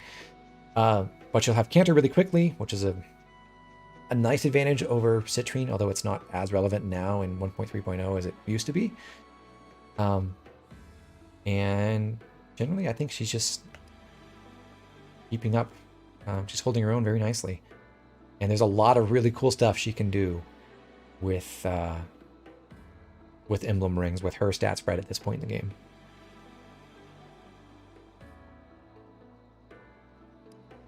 Boucheron.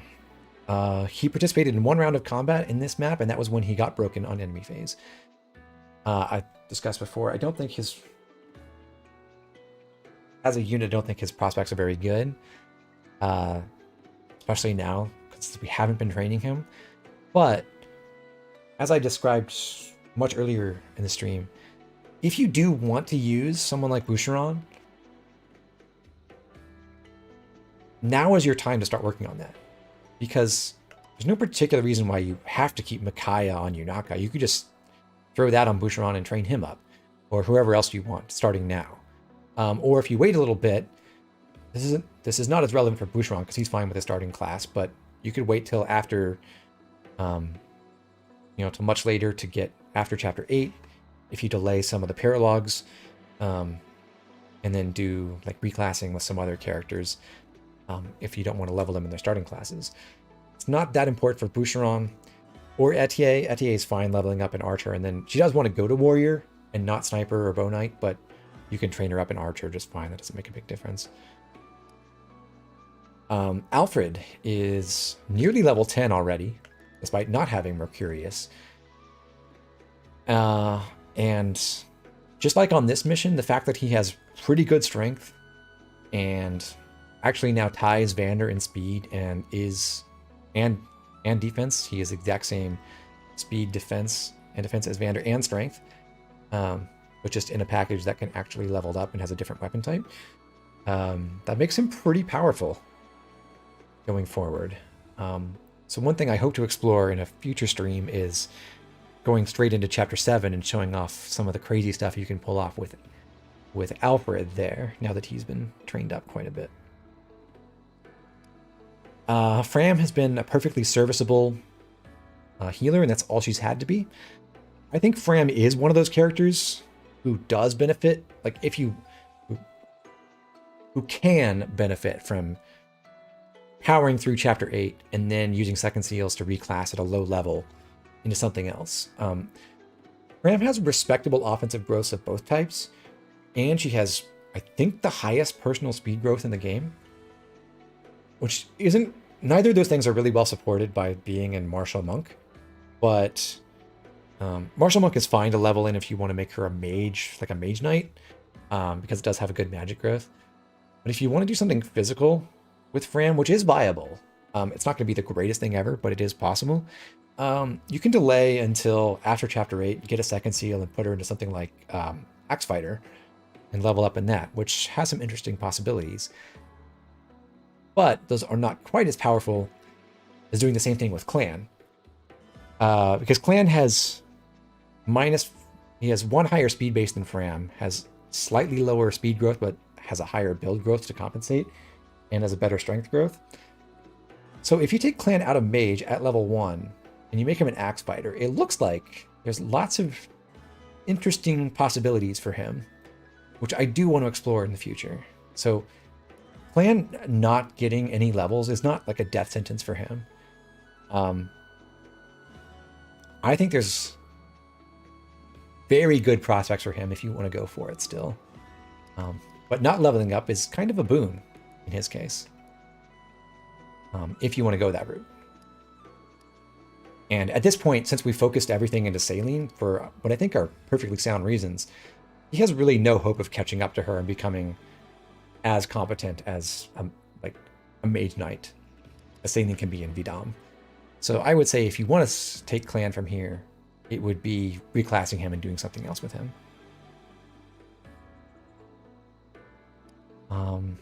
Vander has been doing Vander things. He's been perfectly adequate.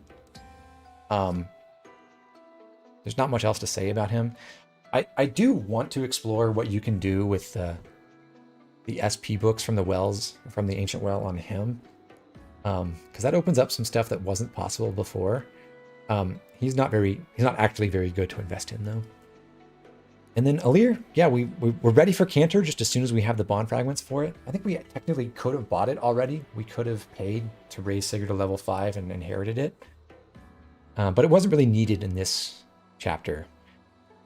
And if the bond fragments continue to be very tight, because frankly, we probably want to take Marth off of Chloe and give him to someone else pretty soon, now that she's over-leveled relative to the rest of the cast. That's going to cost us close to 1900 bond fragments again. That's going to drain most of our reserves. We might not be able to afford Cantor again, but when we're ready for it and we have the fragments to spare, we're ready to go.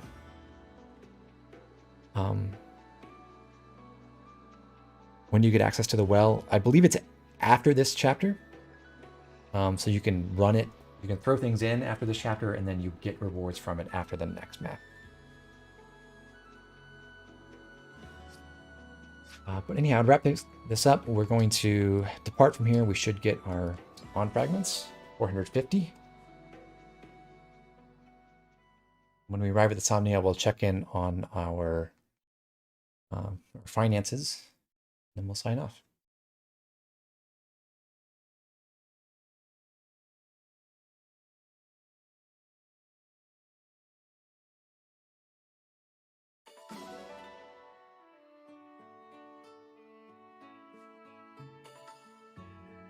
All right.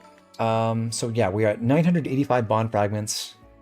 We'll get several more from pickups around the Somniel and from achievements. We've actually gotten some pretty hefty achievements at this point. And from here, we can go on to Prologue 1 or Prologue 2 or Chapter 7. All of which I think have their own merits, depending on which units you want to use. And like whether you want to delay some of those Prologues for after second seals or anything like that.